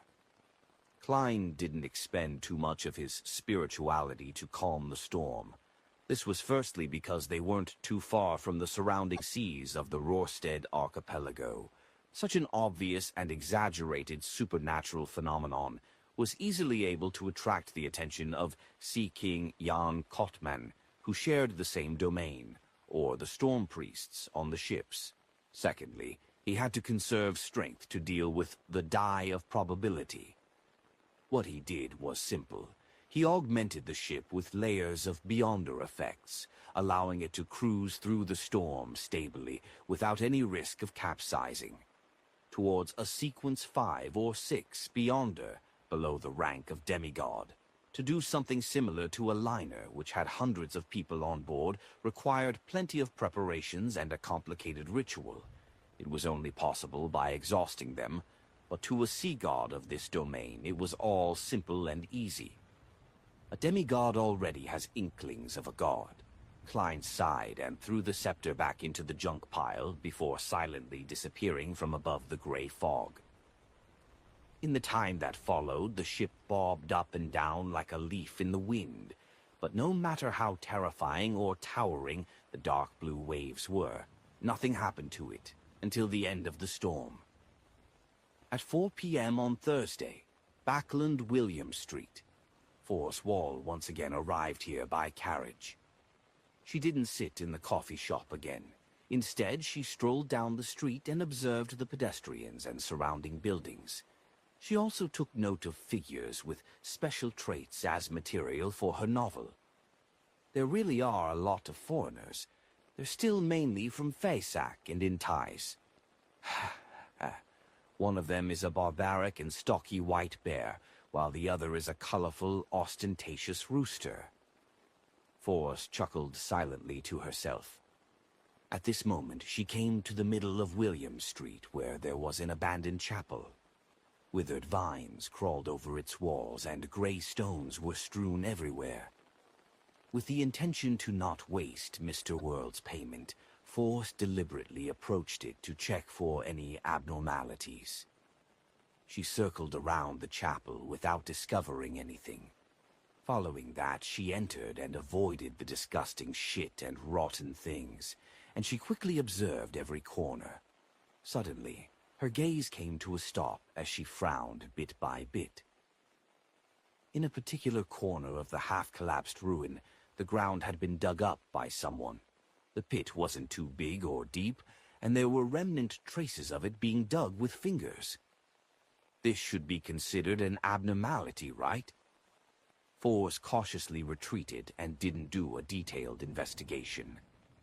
After walking through all of William Street, she immediately returned home and organized the abnormality and material she jotted down together. She then sacrificed it to Mr. Fool and asked him to hand it over to the world. Forrest didn't conceal anything she saw, even if they didn't seem to have any superficial problems. This was because she knew very well that any abnormality would be judged by the world, and not by herself, who didn't understand the situation. In the ancient palace above the fog, Klein immediately began reading the report Miss Magician had submitted. That abandoned chapel has signs of being dug up. The previous digging attempts had been dealt with by me and Miss Sharon. Who would dig it up again? Rafter Pound, that descendant of the Tudor family. He nearly died from the evil spirit's possession. Without any helpers, it's unlikely he would take further risks. Who could it be? Klein thought for a moment, but he couldn't lock onto a suspect. All he could do was continue reading. While he read the notes written in a beautiful language, he acutely noticed a point. There are many foreigners on this street. They are mainly from Faysac and Intais. It wasn't like that back when I went to William Street. Did a Faysac or Inties company recently open there? Faysac, Inties. Klein ruminated over the two countries' names when he suddenly recalled something. The royal family of the Faysac Einhorn, the Einhorn family, and Inti's former royal family, the Sauron family, are both in control of the Hunter pathway, which is also the Red Priest pathway. It was two of the blood types which the evil spirit had designated as being capable of removing the seal. Together with the Medici family's descendants, which had been destroyed at Banzi Harbor, the three factions which held control over the Red Priest pathway are involved. Banzi Harbor was destroyed, causing the Medici family's Beyonder characteristic to use some magical connection to contact the evil spirit who's suspected to be Red Angel. Hence, the members of the Einhorn and Sauron families were attracted. No, that's not realistic. If the Church of Storms didn't discover any Beyonder characteristics, they definitely would have noticed a problem in this. Another reason. The evil spirit is using another method to attract people from the Einhorn and Sauron families. What or who did it go through in order to do so? The number of people who know of the evil spirit's existence is only a handful. Me, Miss Sharon, as well as... Amidst his racing thoughts, Klein suddenly thought of a possibility. It was Rafter Pound, the descendant of the Tudor family who had previously been possessed by the evil spirit. He had unknowingly become a slave of the evil spirit. He had secretly helped it spread the news. And the evil spirit had sought me and Miss Sharon's help to numb us into thinking that we are the only ones who can rescue it. For this, it didn't mind betraying its descendants. Klein was alarmed as he felt like he had been fooled by the evil spirit. Chapter 6, 108.